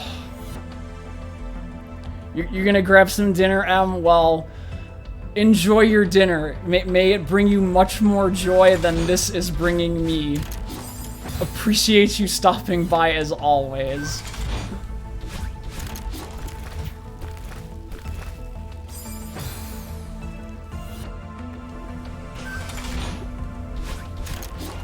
Of course, Copper hears Atari porn game, immediately perks up.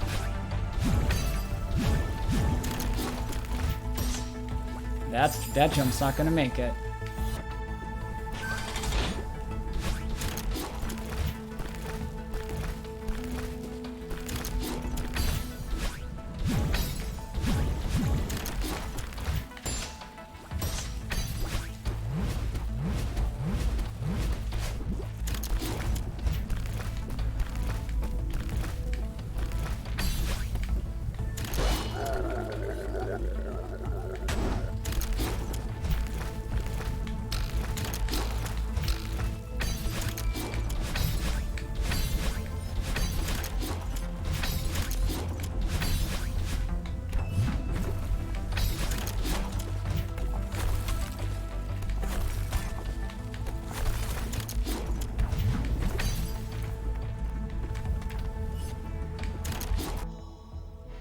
Ah, Custer's Revenge, of course.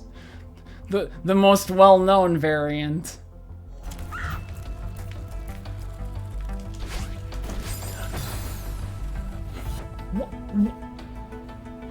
I don't even... Any answer that's given to me is not going to tell me the correct answer.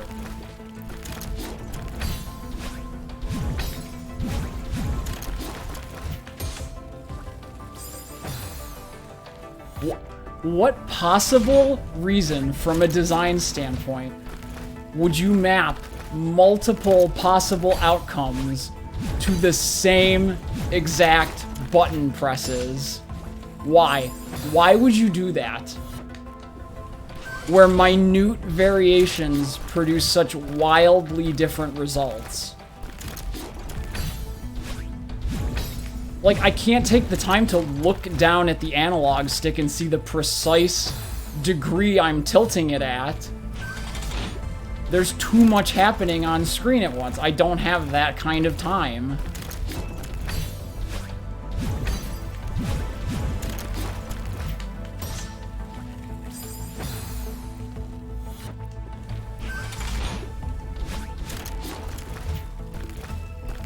This, like, down dash thing, it seems too inconsistent. I feel like if you were gonna implement something like that, you probably should have considered a second button.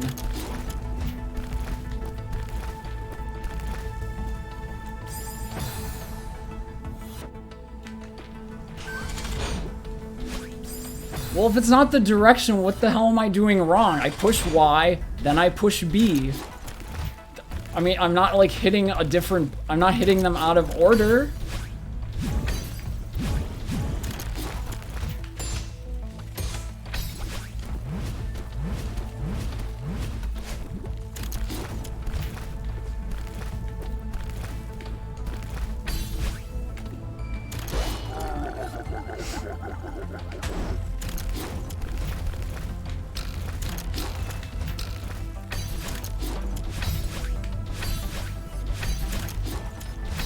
See, I'm probably back at, like, the anger stage of grief again.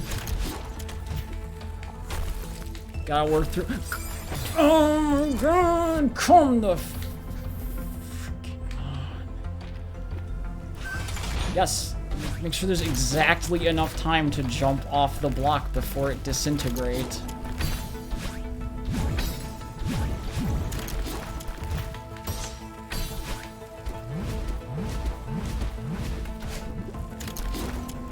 See, I appreciate you trying to be observant, but the problem is like, I don't know if my actions are gonna tell anything useful, because it's like, you don't actually see what I'm pushing.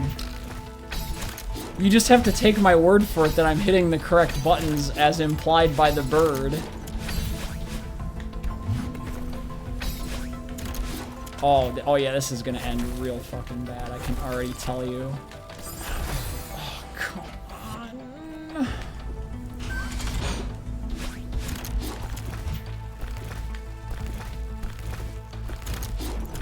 And now the sweat on the controller, because that's what it always is. Now you're too high.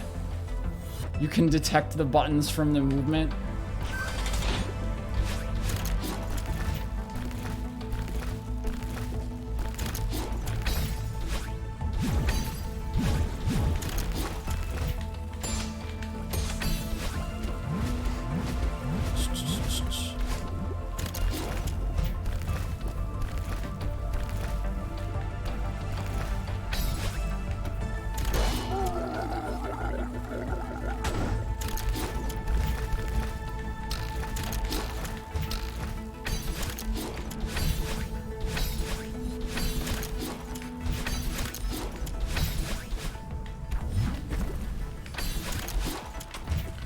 The worst part is, like, Madeline goes off screen on that block. Oh.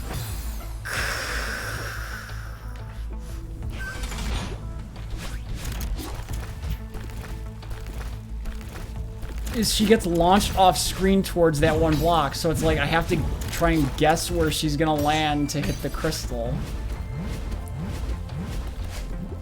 So you have to do active course correction mid-descent.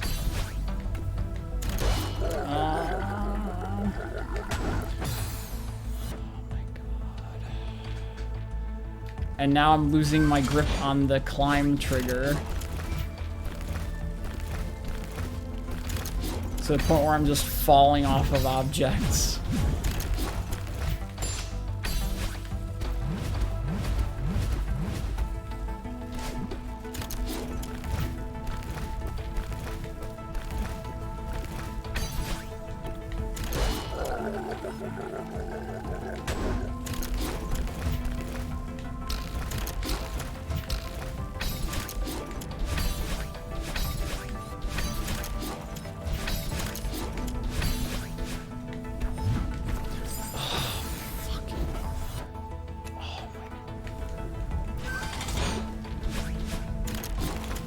Can't see because the lava starts up too high.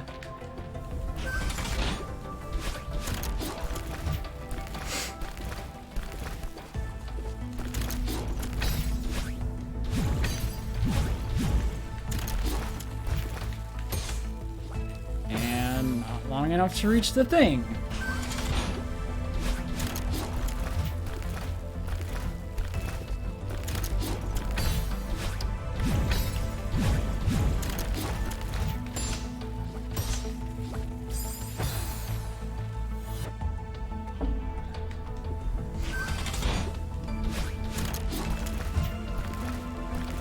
I can't wait to be done with this game so that I never have to play it again. Because this between 5C, 7C, and 8C, this has not been enjoyable.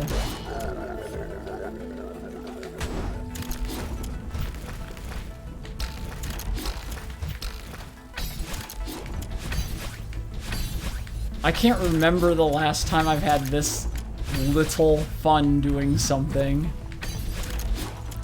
And it's a shame too because I genuinely do like the game.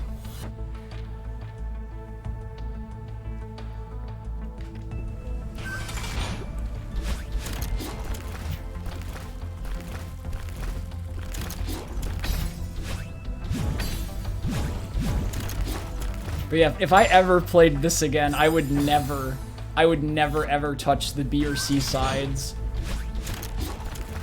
It's just like, I don't hate myself that much. And you're too low. And you didn't jump late enough.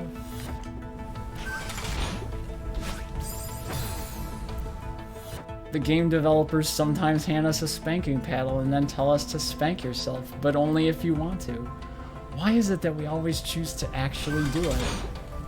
Well, it's because they made it part of, like, the core game.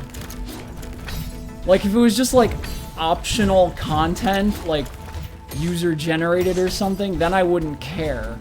But the developers made the content to put in the game. And from my perspective, that means they want me to complete it to consider the game a complete experience. And the fact that I, as a scummy casual player, cannot do it angers me to no end. Because I grew up playing many a video game. Let's see, what's going to happen is I'm going to need the time. And, yeah. Let me grab that. And here comes the fucking worst part. I don't like the fact that they spring the mechanic on you in the same level. And then they're like, hey, by the way, you need to do this one more time. But it's going to be under the most stressful circumstance possible. Just give me a place to practice the technique. Not here.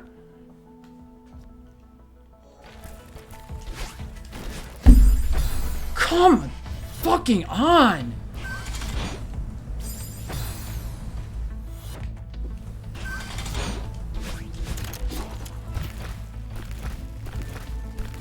She just careens off the edge. She doesn't even do the thing right. I'm wondering how I'm even doing it in the first place if she just doesn't do it consistently.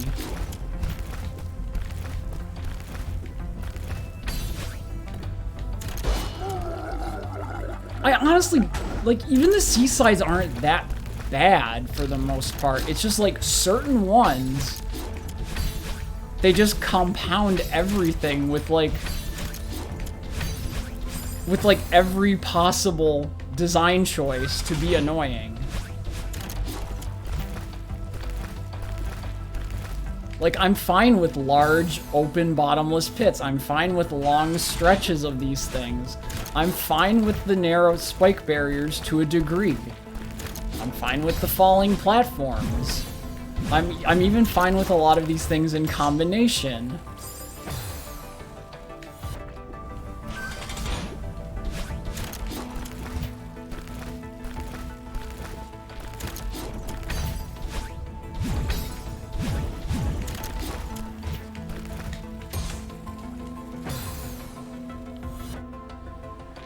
Finish dinner, Copper, you're gonna do your language lesson for the day. Well, have fun with your lesson, learn some good stuff, improve your brain cells, and you'll probably have more brain cells than I do by the time you get back.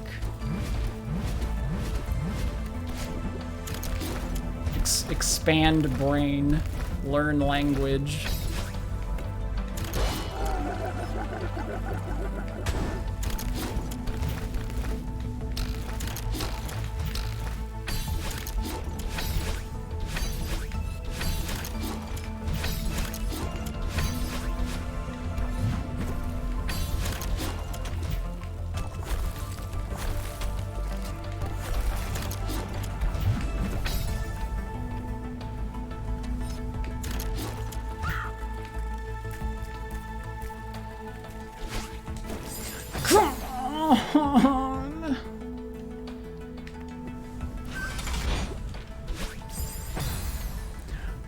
The worst part is I use the A button for dash, and then the game teaches it to you as downright Y into B.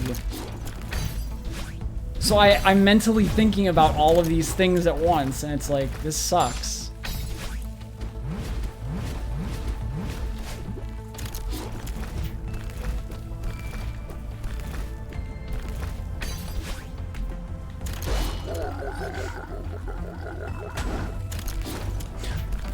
That's not the right button. Are you pushing the wrong button? Yeah, there's not enough time for this. Nope.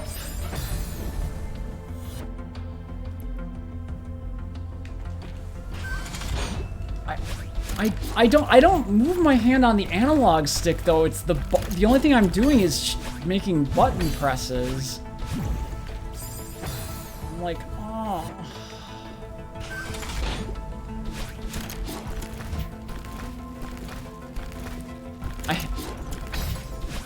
This game was not designed to be played with an analog stick. Most definitely. They should just disable the option from the get-go. It makes it much too difficult. Oh, here comes the complaints again, because I apparently know better how to design a game, apparently.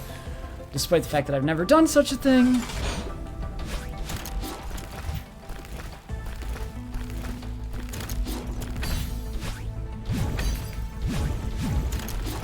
I want to be free from this.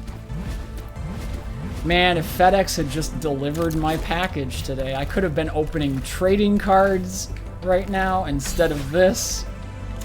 And I could be like, oh man, look at my shiny waifu cardboards. This is the great stuff.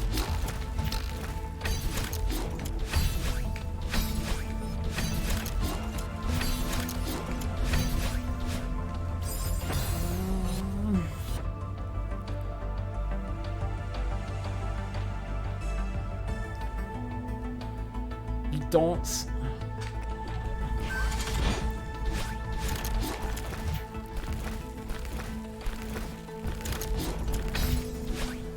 what I try to do is I try to make a distinct motion of let go of dash button, press jump button. I tried to do this in quick succession, mind you, but I try to make a distinct point to not be touching both buttons at the same time.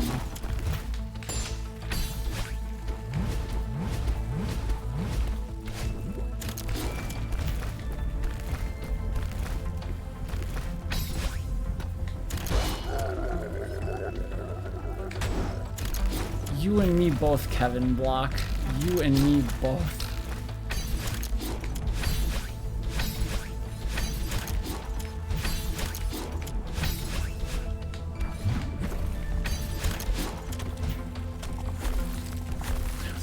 Oh.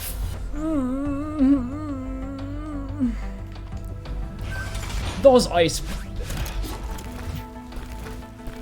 And it's all because you have to buy yourself enough time for the lava to fall. And that's not far enough. And I can't hold on to the controller anymore because my hand is apparently way too sweaty to hold on to the plastic controller.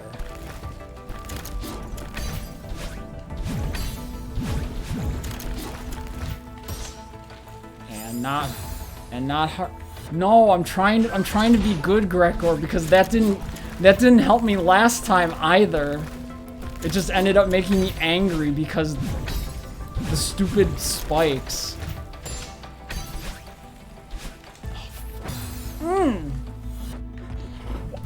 Why? This is the kind of thing I expect in some BS Kaizo ROM hack. And those have their time and place. But not in a game where not everyone's gonna have that level of skill to do this. And yes, oh, but B-sides and C-sides are optional for players. And it's like, not really. If you want to experience all of the content the game has to offer, you have to play them. And I guarantee you, like, most casual people will not have the level of patience I am giving this game. Because I'm apparently an abomination of a casual who is very masochistic to the point of just continually doing this.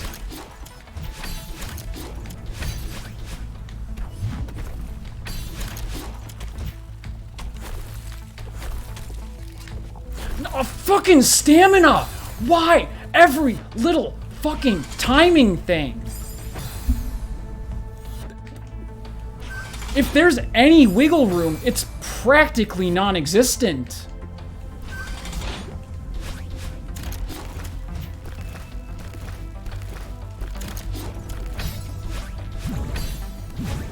You're a girl who can dash through the air. Why do you care about stamina for climbing? It's a fictional world where the bird tells you how to operate the controller.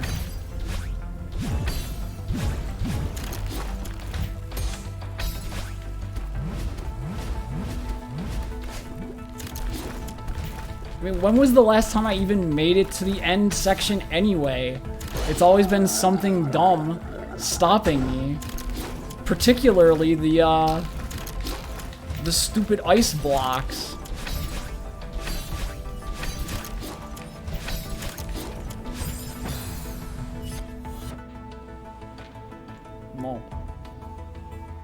No, see, I've seen those levels, Celestial. And I appreciate the skill, but my goodness, from my point of view, I'm just seeing motion happen with occasional sound effects. I'm like, what am I watching? I'm watching like an automaton. But that one is way more to be fair, the official designed seaside levels would turn me off of ever even trying such a thing. It's like the combination of what I see along with what I am experiencing in the here and now I'm like, if I never see another level in my entire life, it'll be too soon. I'm gonna close my eyes at night and I'm gonna have like PTSD nightmares about this game. I'm gonna be like Madeline. I'm gonna need to recall the feather and be like, the game can't hurt me anymore. I'm done with it.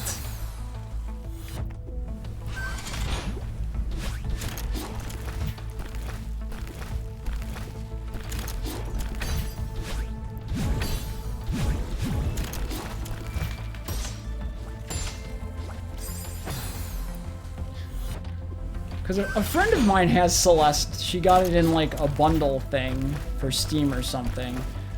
And it's like, next time I see her, I'm gonna warn her, don't play the B and C sides. You will hate yourself if you do. For the love of all that is holy, don't play the B or C sides.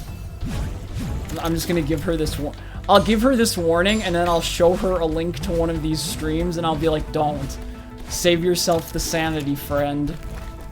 Just play the main game. Just play the A-sides. You'll be happier for it. You won't become bitter and jaded like me.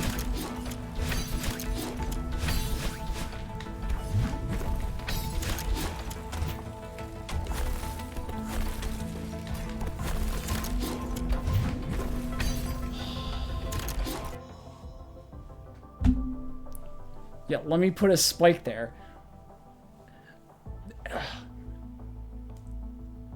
Like, there had to be a way to prevent people from climbing on the platform without it being something that kills you in the process. Make it rounded. Make it, you know, make it super angled or something. Or make it super thin. I don't know. Can you buy me Lego Marvel as a gift? I would say to pass on such a thing, Copper, for two reasons. One, I don't really care about Marvel stuff, as I've told you many a time, for one. And two, I'm not big on like accepting gifts from people just because I don't like receiving gifts from like my parents. Because I feel bad about that. So to accept gifts from like non-family, like that's like a no for me. Just because I don't feel I do things to deserve gifts from like family, let alone not family. It's not that I don't appreciate the gifts. I appreciate the gifts.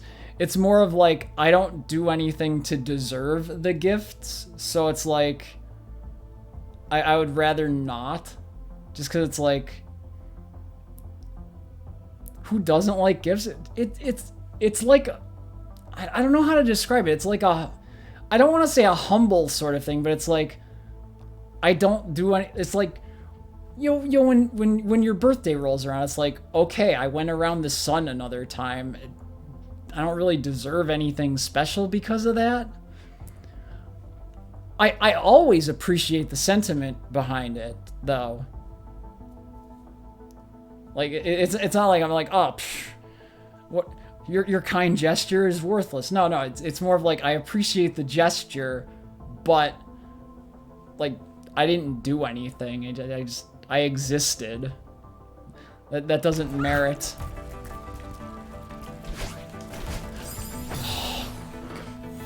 I fucking hate this mechanic so much. Yeah.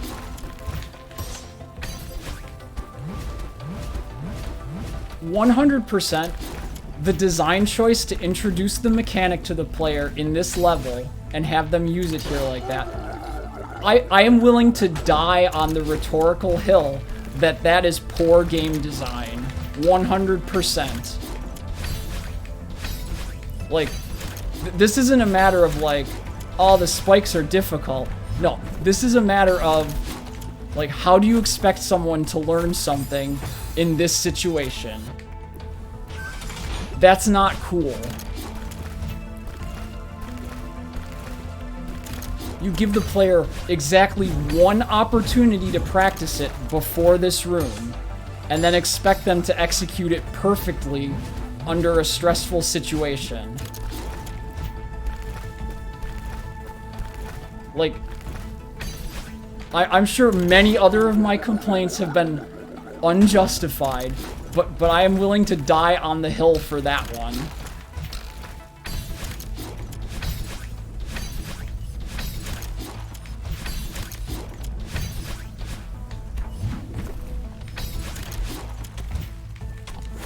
Like, spikes on the top of the blocks? 100% me. Get good. Learn new game mechanic? No.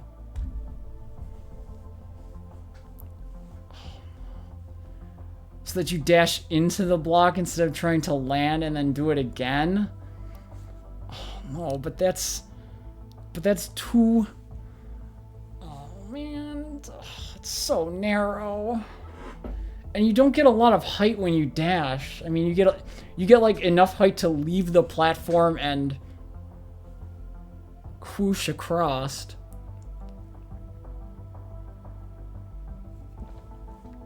I need my water.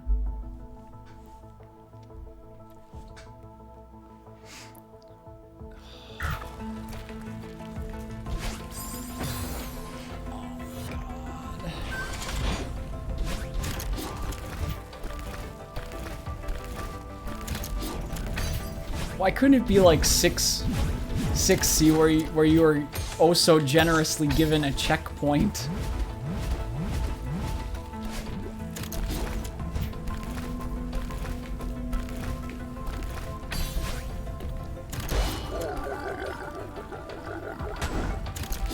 Angry Kevin block adequately sums up everything.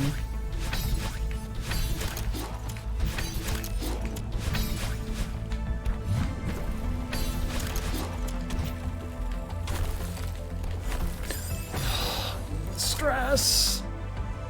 No, don't. No VR. I don't think my laptop can handle VR. My laptop could probably barely handle streaming a normal game at the same time I'm running OBS.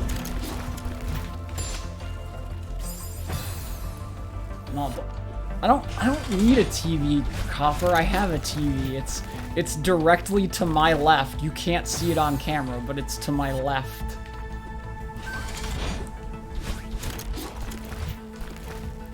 It's like I would never accept gifts of such an expensive nature anyhow.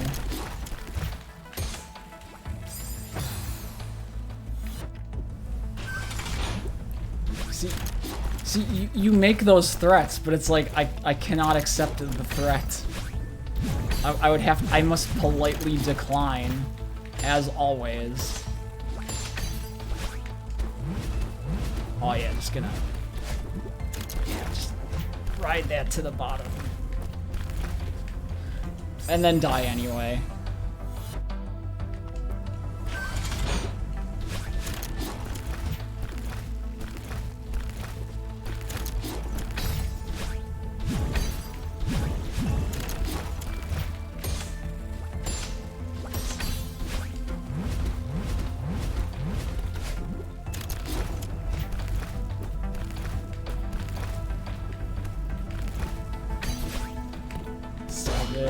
No, come on. I wanted to end this stream like an hour ago. And all because of this stupid freaking level. All because the level had to give me hope. You know what they say about hope? Think about the Pandora's box story. She opened the box. All the world's ills came out of the box. She closed the box to keep hope inside the box. But if hope was already inside the box with all the world's ills, that means hope is the worst thing of all by definition of the story. The level gave me hope that I could beat it. And that is proving to be my ultimate hubris and downfall. So we need to take a lesson from Pandora's myth. And realize, like, hope is the worst thing.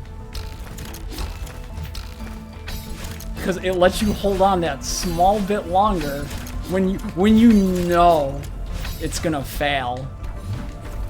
Like that. Hope is the last one to... The way I've always heard the myth stigma is that, like, Pandora closes the box in time to keep hope inside of it. And a lot of people interpret this as, like, a good thing, like she saved hope for humanity or something. But if you look at it from the implication of if the box contained all the world's ills and hope was inside with everything else, the implication is that, like, hope's not a good thing. Although a lot of this could also be explained away by the fact that, you know, you're translating, like, ancient Greek into modern word sensibilities, so everything may not, like, line up one-to-one.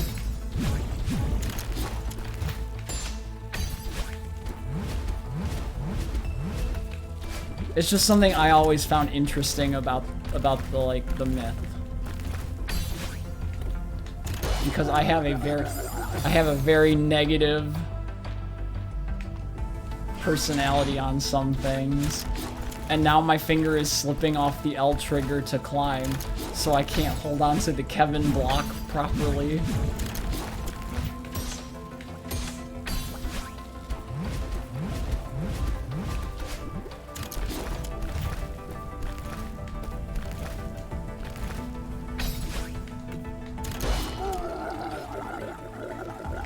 Angry Kevin.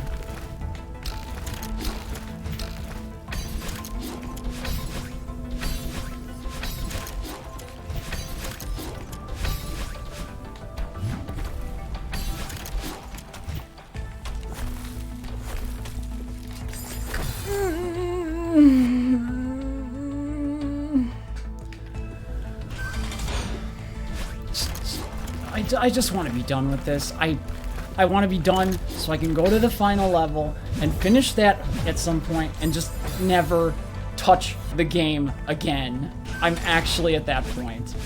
If I never start up this game again, it will be too soon in my life.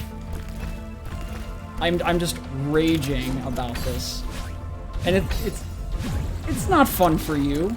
It's not fun for me. No one cares about my anger at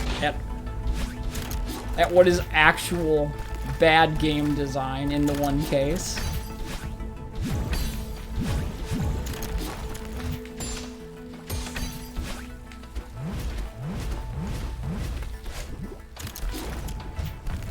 My sanity can only take so much more of this.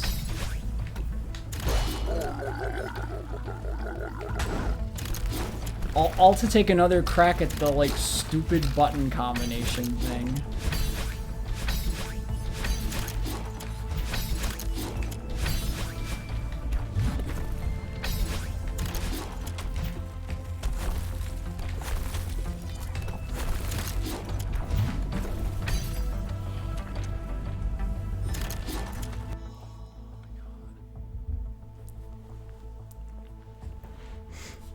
We need some hope. Not too much. Just your thought is that the implication is some form of, like, detachment or moderation is necessary.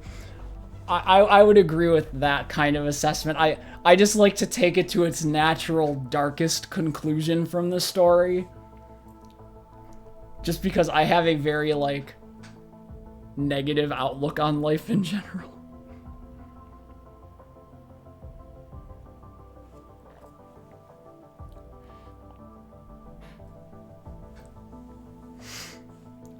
A lot of times extracting truth involves elaborating on an idea, like hope is bad, over a long discussion analysis. Exactly, I've actually, like, read the like like pages about these interpretations of the story, and it's like they make the notion that like the Greeks may have had like different like notions of hope, like an expectant hope, like you cling onto it too much and you sort of lose your way because you're waiting for like whatever, like the miracle moment to occur. Because like it's good to be hopeful, because then you have you know, you can lead to ingenuity and solving things through a unique solution to make things better. But if you cling to it as being like the sole thing that will save you from whatever problem, then it just sort of ends up dragging you down.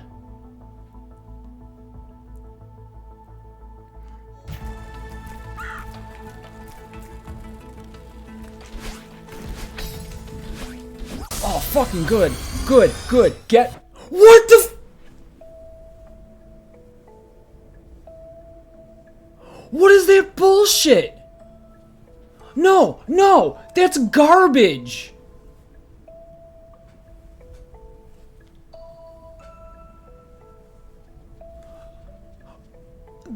No, I'm also gonna die on this hill. That's the most poor example of game design I've ever seen in my life. You can die after finishing the level.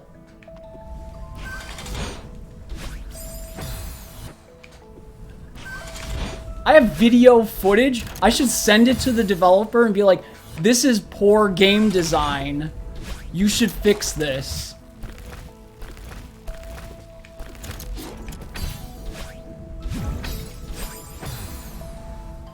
You can die after you complete the level. That's the epitome of lazy. I did everything I was supposed to on that run. That was perfect. Well, it was mostly perfect, but I got to the end, and then you still die anyway because the thing's falling. This is an official break glass in case of use emergency where my profanity is justified, because that's utter garbage. Kills you after you beat the level. What the hell's that? Oh yes, but it allows for clever use in the mod community. Like, adhering to that design philosophy is fine, but what is that? That's stupid. I, as the player, would have no idea that that is possible. It is not telegraphed to me in any way, shape, or form.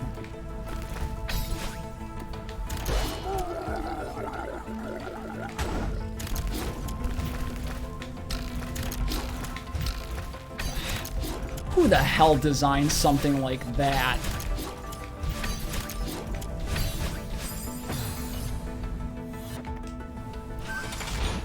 I've seen a lot of stupid things in my day.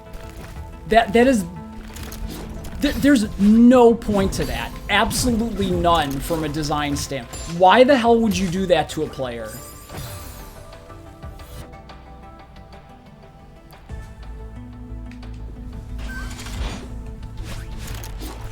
I legitimately cleared the level without cheating, without doing anything improper, and I am rewarded by not clearing the level because of a stupid mechanic that's never used before this, and thus I wouldn't even have an inkling to expect it.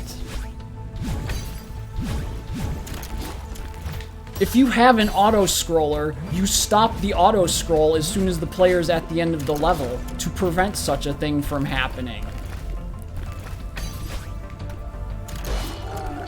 Imagine if you got to the end of a Mario level, it kept auto-scrolling, and you got crushed into a block because of it. Like, what?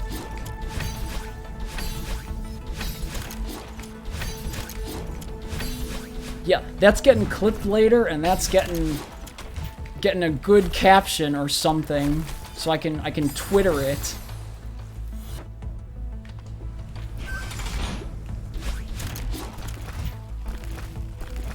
And now what? It's gonna take me another fucking 2 hours to get the same result?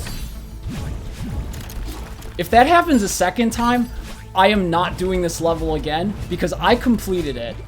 The game was too poorly programmed to recognize that I completed it.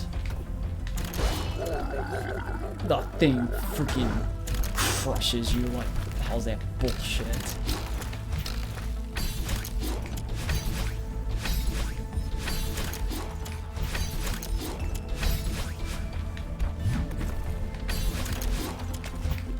I'm actually pissed off now.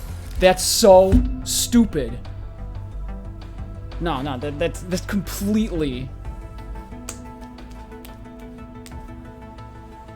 It took me like 3.5 hours to do that. And they steal my rightful achievement from me for no good reason.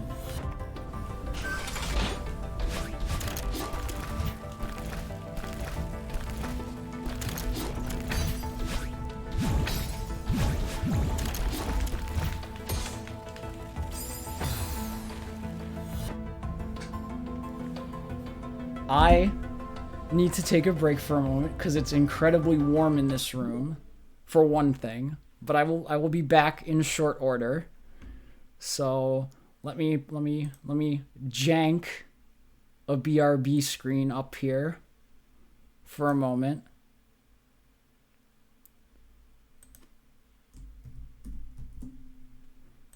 Because I spare no expense with my technical stuff here, and I will be back in a brief moment. Zoop.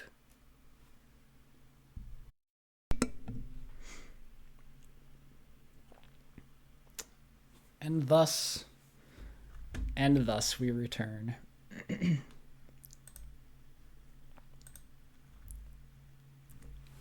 I'm gonna save a clip of that video for posterity, so that in the event I never complete this again, I have visual proof that I finished the level. I don't care what the completion screen on the game says, it's wrong. I touched the heart. I ended the level. I did not cheat. So whatever the completion screen says, it's wrong. Because that's some trash.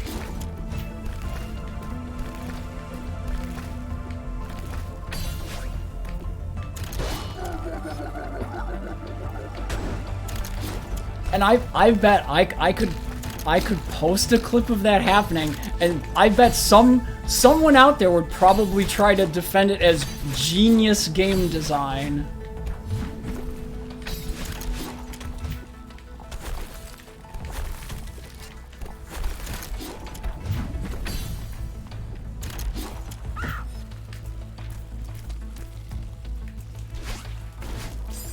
And now this is gonna happen. Now this is gonna happen.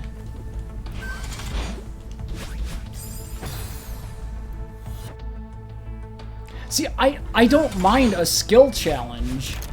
You know, the golden strawberries exist. You can choose to get them if you so desire, and that's cool. Even having the B and C sides as optional things is fine.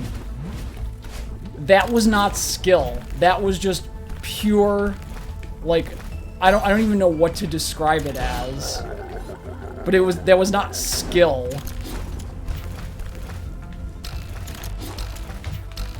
Hey, you finished the level. Do you expect this mechanic to come up that never happens anywhere else?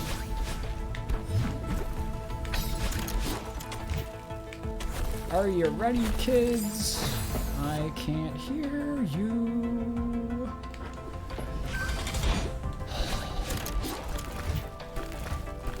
I swear, I'm never gonna get it done again now because of that.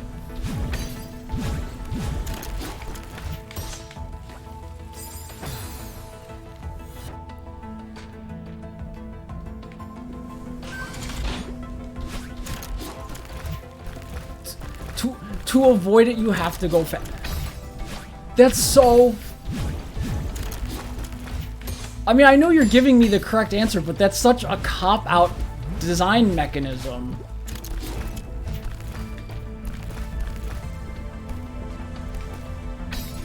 I finished the level legitimately. I did nothing wrong.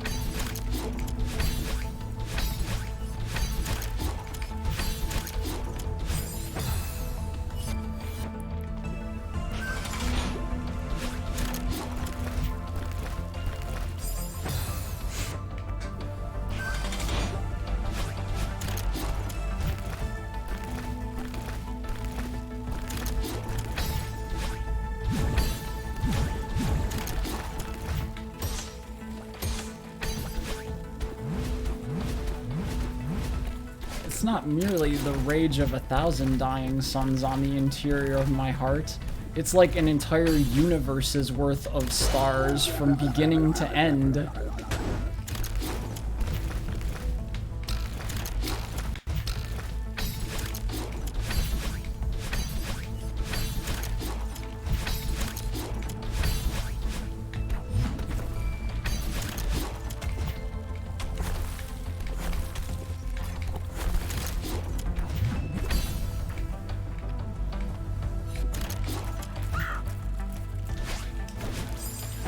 Oh, now you jump too high and jump into the freaking spikes.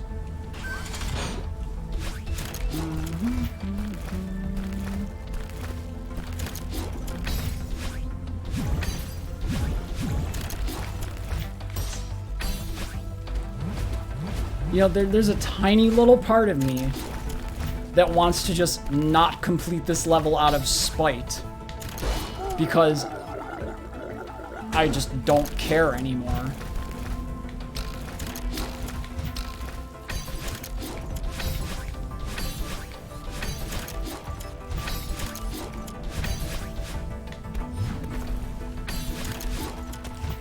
I don't care if there's an asterisk at my completion for this.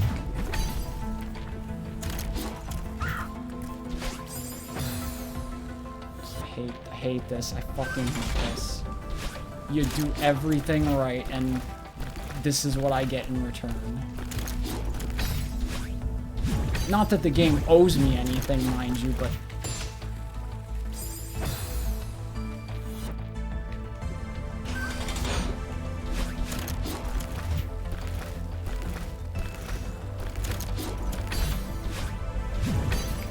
I was done. I could have just grabbed the last couple strawberries. Could have ended the night on a positive note.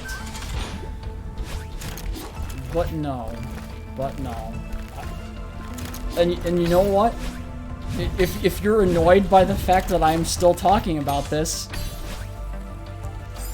fair. But you know what? I'm not gonna shut up about it this time, because that was the most ridiculous thing I've ever seen. That's not get good. That's the game saying, fuck you.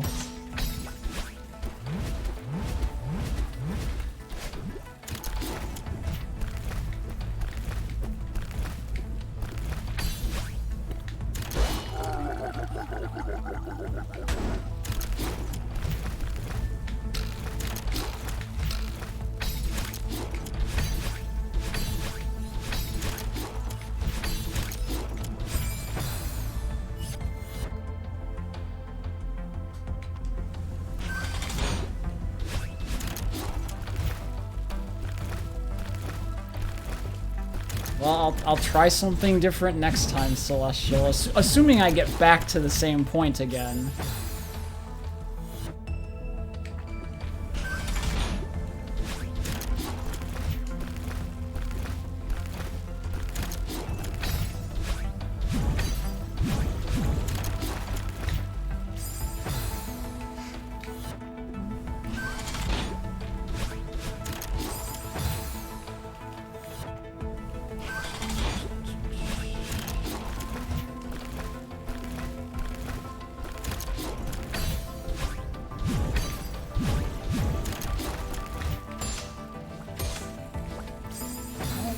Nothing back.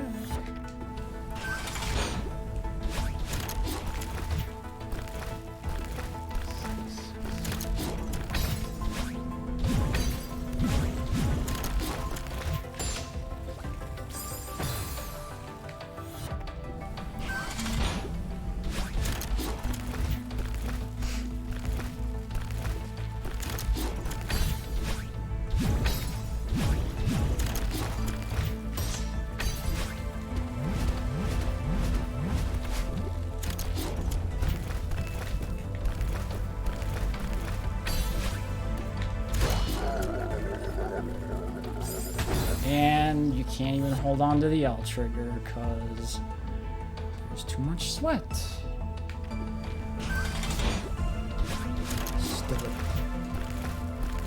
They outright stole my victory from me.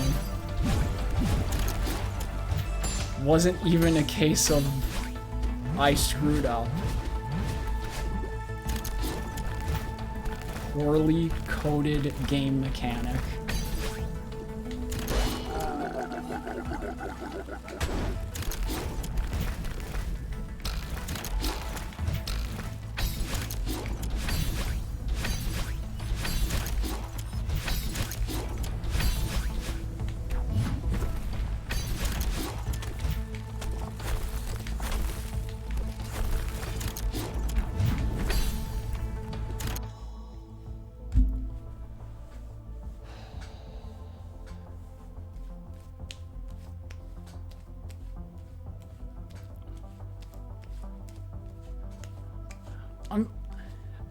I bet being able to do interesting motion things is cool, and in the right level setups, I think it would be fun and interesting. But the right setup is not a stressful environment such as this. I can't even. I will indeed tweet this stupid clip. And I don't care who dogpiles on me with arguments that it's a good game design. This is the true rhetorical hill to die on.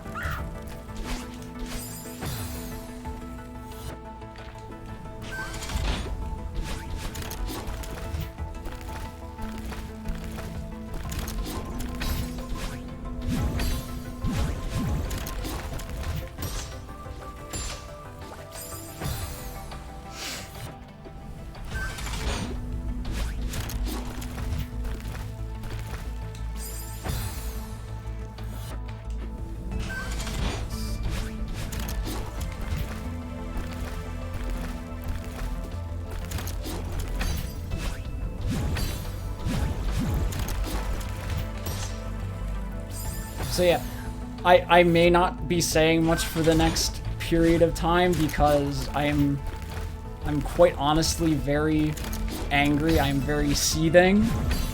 I'm 100% justified despite what anyone else might say. And I'm just going to go into full just inherent silent rage mode because that's all I have left at this point.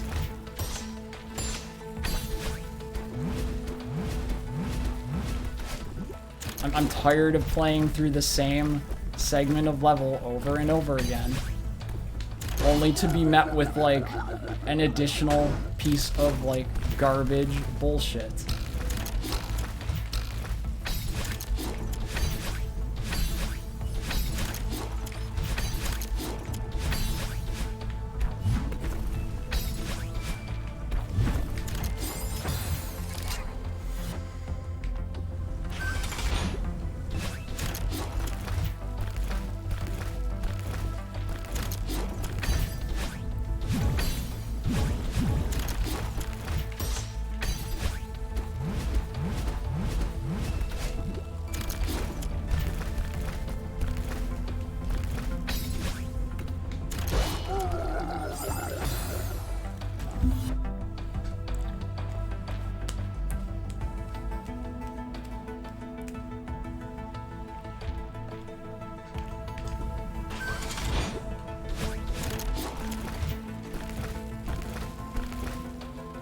No, I don't even think it should have been communicated, Celestial. I don't think that should be a mechanic, period.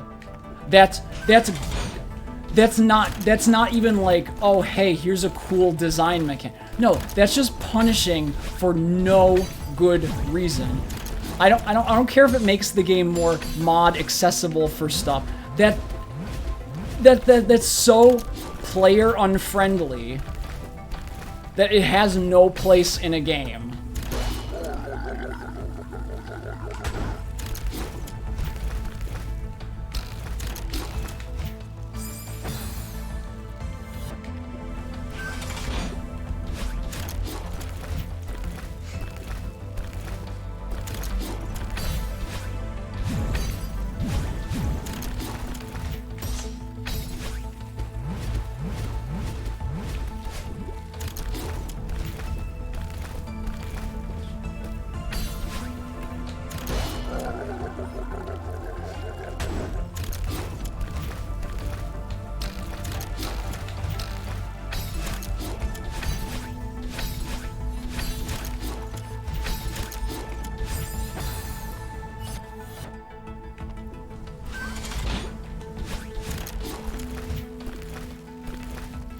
Oh no, because I was fine with it until it pulled the most bullshit maneuver imaginable at the end. I can excuse a lot of things. I can excuse the long stretches of bottomless pits. I can excuse the narrow spike corridors. I can excuse, like, the difficult to climb blocks with spikes all over them. What I can't explain is the game can kill you after you've completed the level. That is the most inane thing possible. That doesn't teach you anything other than, hey, fuck you. You did it. Here's your prize. You still lose.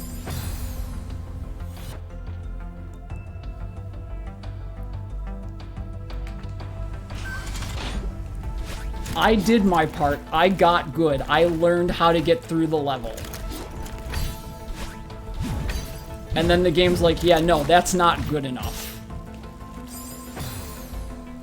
And I am terribly sorry to have subjected you all to my pointless, angry ranting about it, because it's not doing anyone any particular good. So I appreciate you for understanding, at the very least.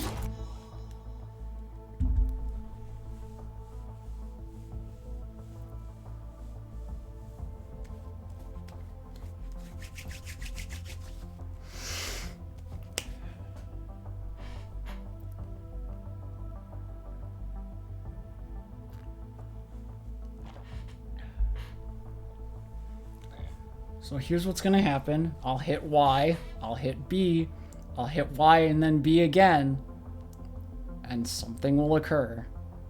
I don't know what, but something. Probably my own death. Yep.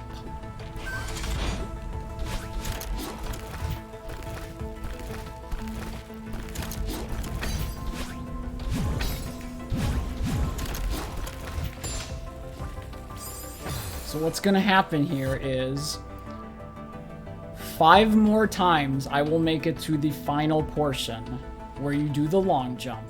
5 more. If after 5 more I do not accomplish it, I am not doing this level again because I have already completed the level. The game is just not programmed well enough to recognize that fact. I have legit video proof that I completed it, and that is good enough for me. At the end of the day, I have proof eternal that I completed it. So you can tell me I didn't actually complete it all you want. The screen won't say so, and whatever. But my sanity is not worth this.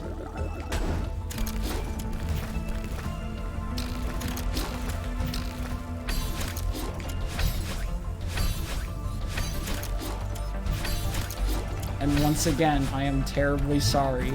You did not need to be subjected to this.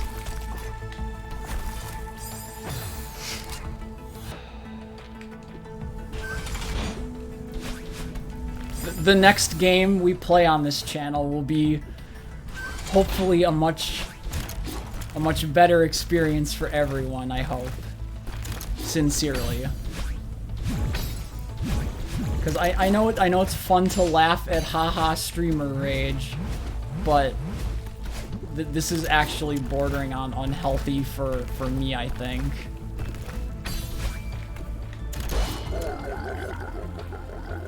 Much like Reggie Fils-Aimé said, if it's not fun, why bother? I should take Reggie's advice.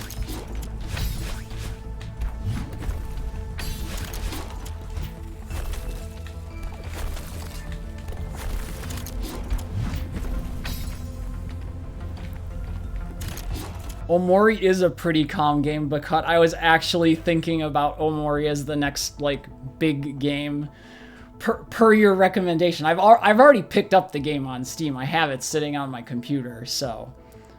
I just want something where I can enjoy story. If you fuck me over, game, I'm gonna kill you. Okay. Nope. I don't even care. Get me off this screen. I never want to see it again. Go away. I don't care. Give me my death count. Let me get my stupid strawberries and let me be done with my game. Wow, you did it. Yeah, no thanks to you, game, trying to screw me over at the end of it.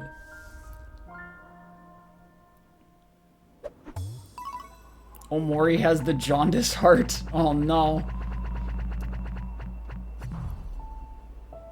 So, 683 deaths because one of those doesn't count.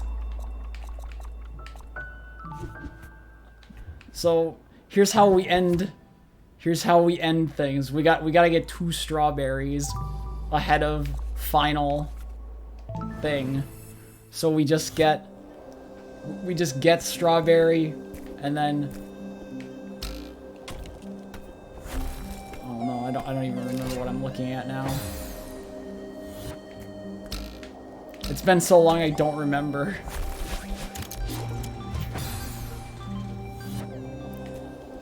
I just want my strawberries.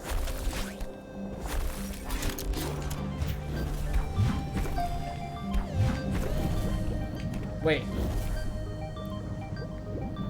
I need to go up.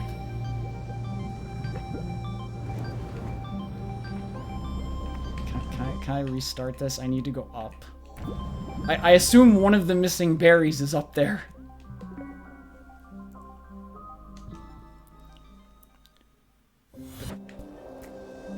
But wait, how do you...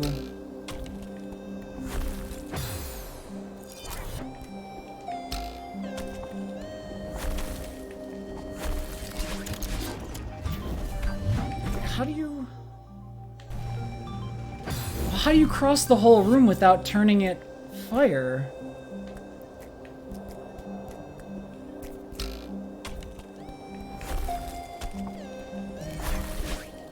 Oh, okay.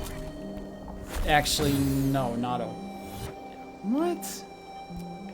Wait, maybe you turn it like ice back in the next room or something?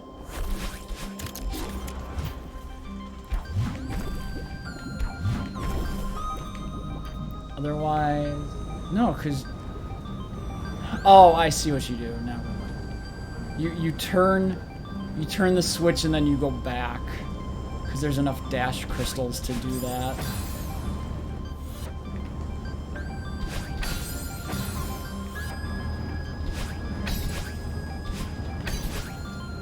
Well, assuming I can do this correctly.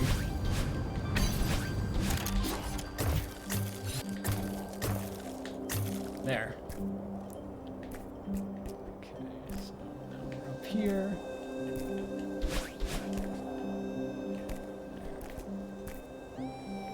get up here. This is probably the room I was looking for.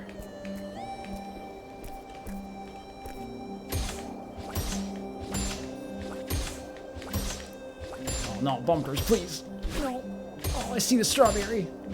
I want the berry. Give me. I already used my dash.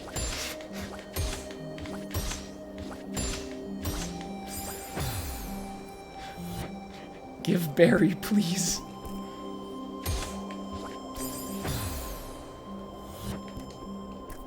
Now see, this is like a walk in the park compared to what I went through. I mean, it's still hard because my brain is not, like, processing it properly or whatever. But I just gotta do the thing. Oh my god. Okay. Oh no. I don't have the dash to save me. Oh, nuts. There we go. Berry. And yet still one of the hardest berries. See, that was a fun hard. I enjoyed the puzzle, Celestial. I have renewed spirit now that my own personal hell is done. Now we can just calmly go about collecting some berries. Which is just one berry, mind you, because we're at 174. Beating Dark Souls any percent is easier than beating Celeste any percent. Dark Souls gives options to people who do not desire to get good. In Celeste, there is only one option. There is only get good.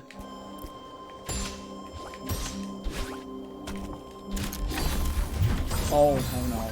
Oops. Mistake was made. A fun version of hard Celeste. I believe there is fun version of hard.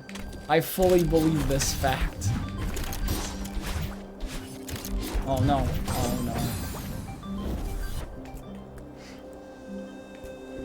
no. But yes, Celestial, I will check out afterwards.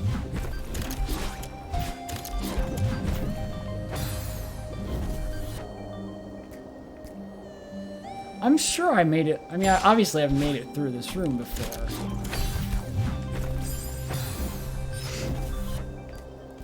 I don't know what's... I've been doing this stupid stuff for so long that I've apparently forgotten how to play the normal level.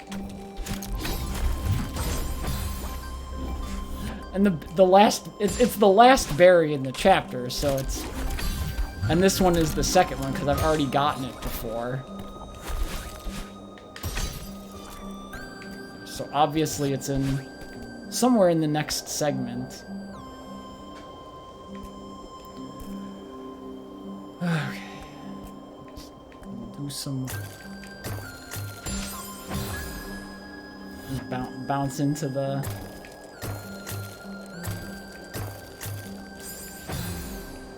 hold on. I see the answer because I see like an upward thing I can take. There.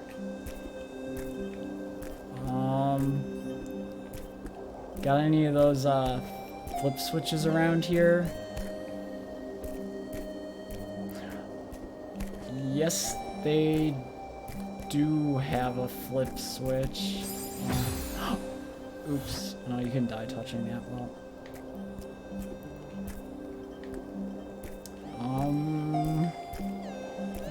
No, they're gonna make me go through the room again. Or not. What? Is there a switch somewhere else in the room? It shifts the difficulty from awkward precision and more with input and combination. If you do the more complex movements, things line up automatically, and the platforms are placed more conveniently so that you fall into them if you did the right moves. So in a strange way, it's almost like those autoplay levels in Super Mario World, where as long as you're like lined up in the correct spot, you're probably gonna complete the stage kind of thing. Except in Grandmaster, where it's just fuck you.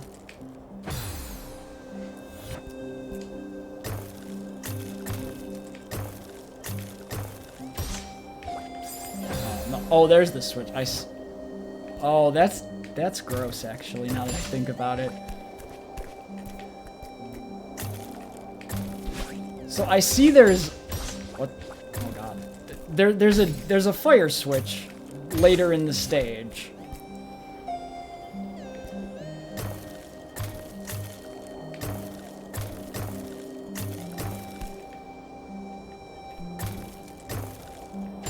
No.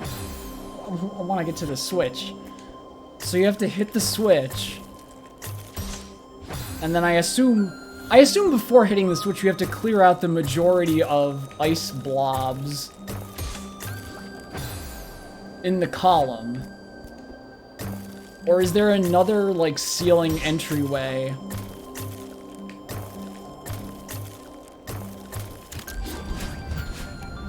No.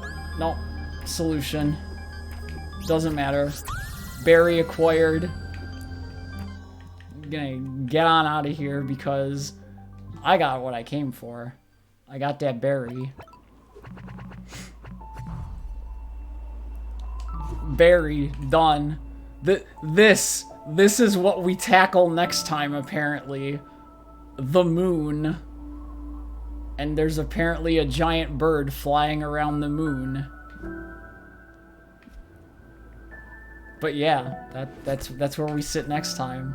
I now have proof eternal that I got everything. Sans golden strawberry, because I know I can't do that. Even with like a fair amount of practice. Second link. Okay, I will take a look at second link now that I actually have additional brain cells to devote to things. Am I okay, Copper? I don't know anymore. I feel incredibly bad that I let things get to that point, and I fully apologize to all of you as well, because while there is some fun to be had in the level of frustration, I question whether it was worth it necessarily. Like, we got the thing done. That much cannot be denied, but I don't know. I feel bad about the whole way that went down, just on my own principles, because I don't like to let that sort of cloud my gaming experience. Unless it's like Mario Kart with friends or something. Then I don't mind a little excess rage, because it's all in good fun. You know what I mean? It happened, I feel bad that it happened, and I should strive to not let that happen again in the future.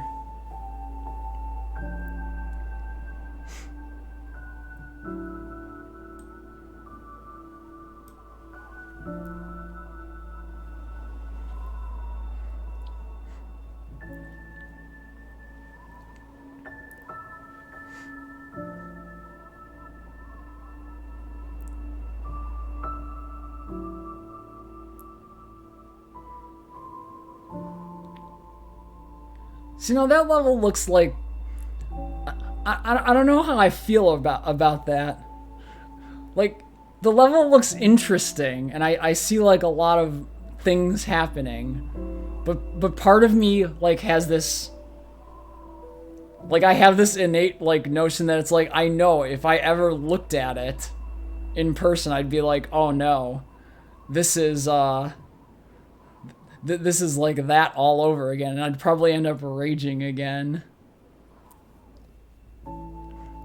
Oh, please, like you remember 7C on Wednesday's stream? Like, there were a few moments that night where I legitimately was on the cusp of just being like, no more, close game, immediately and abruptly, just like stream end.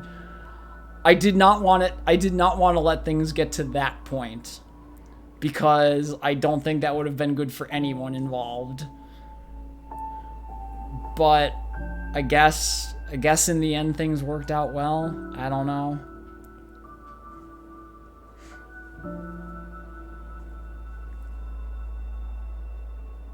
See, now I just see like all these mechanics happening in the stage.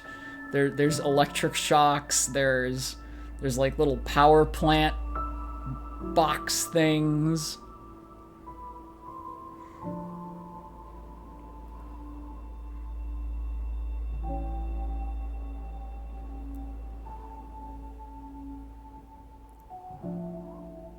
See, and I actually don't even... See, I don't mind in the context of, like, mods and this stuff, like, having this level of difficulty, because that's, like, you have a choice to engage with that content. And it's like, eh. So it's like, from that point, it's like, I think that's cool. Because, like, if you're into that sort of thing, you can engage with the content, you can do it to your heart's content, you can enjoy it. If you just like watching the content, you're free to enjoy watching people complete those levels and exercise their skill and their practice and their focus. And that's cool. I think that's really cool. But also, you also have like the option to like, you don't have to like engage at that level of gameplay to have a complete experience. It's something extra beyond the game. It's utilization of the mechanics and the obstacles and whatnot to make something new and interesting. And yeah, I'm pretty sure you get what I'm trying to say with that. It's like I'm allowed to not, like, I don't have to play it to have a complete experience. It's like something extra beyond the normal gameplay experience, and that is a cool thing.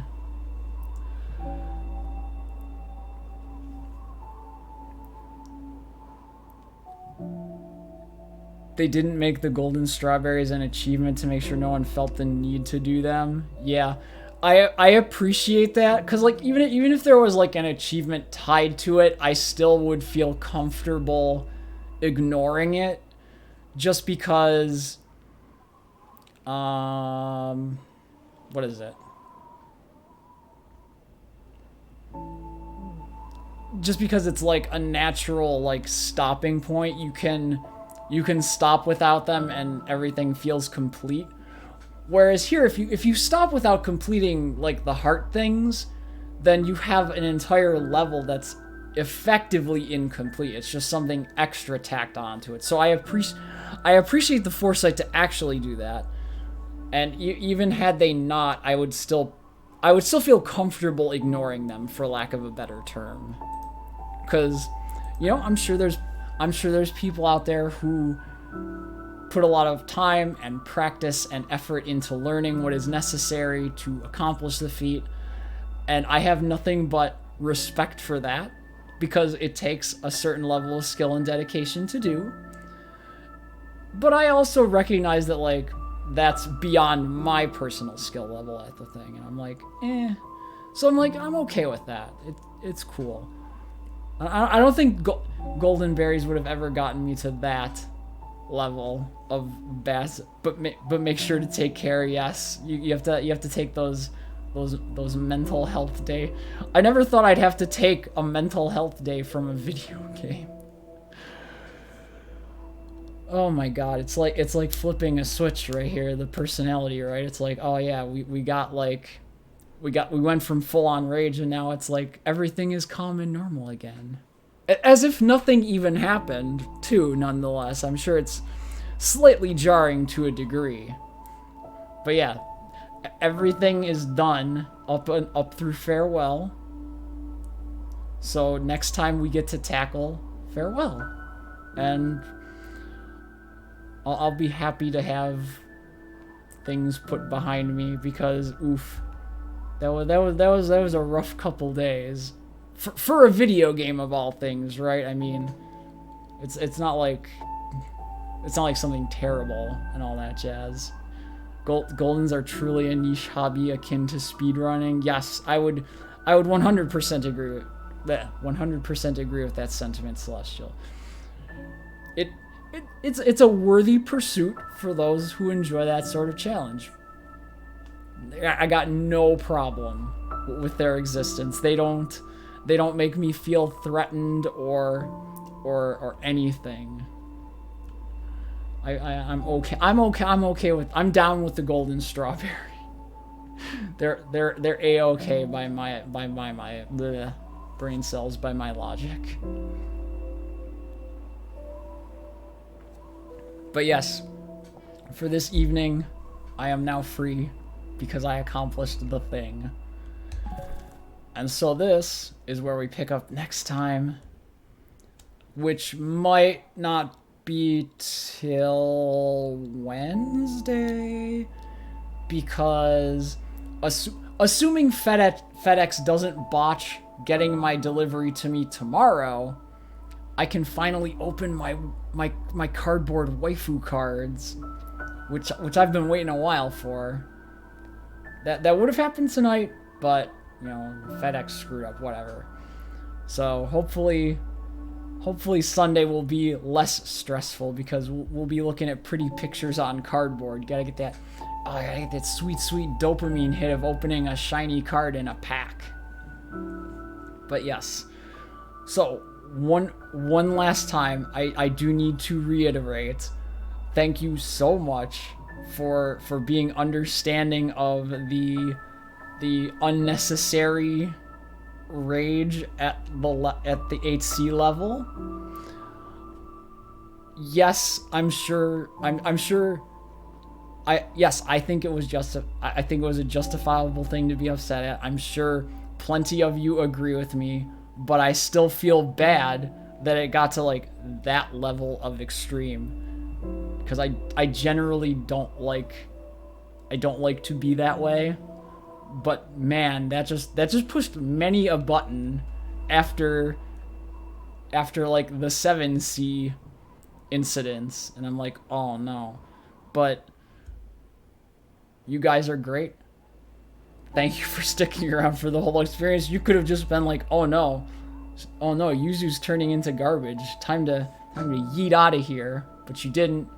You stuck around, and you got to see actual completion. So for that and everything else, I am eternally grateful for all of you sticking around at this little corner of the internet I call home. And I hope to see you all around for more Celeste, more games, more fun, and hopefully never that level of frustration again, because that was an experience. It was not an experience in terms of Gotham's ultimate experience. It was a different kind of experience nonetheless. But I hope you all have a good rest of your night. It's almost tomorrow here, so enjoy the rest of your Friday. Have a good weekend. Hope you're doing something fun or interesting or special, or just spending time with friends and family is always a good use of free time. And I will catch you all around on this little channel for future stuff. So until then, I want to save the game. Game, let me save. I want to push the menu button and... Oh, yeah, never mind. That's fine. Wait, hold on. Isn't there like a save and quit option? I feel like I'm lost now. Let me save and quit, game.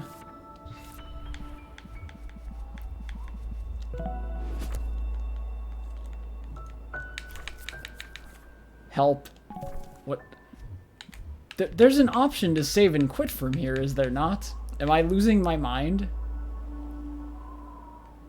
Oh no, it's save and quit from the main part. Never mind. Never mind. I'm actually losing it. So on that note, take care. Have a good night. I have been your streamer, ElektistoYuzu.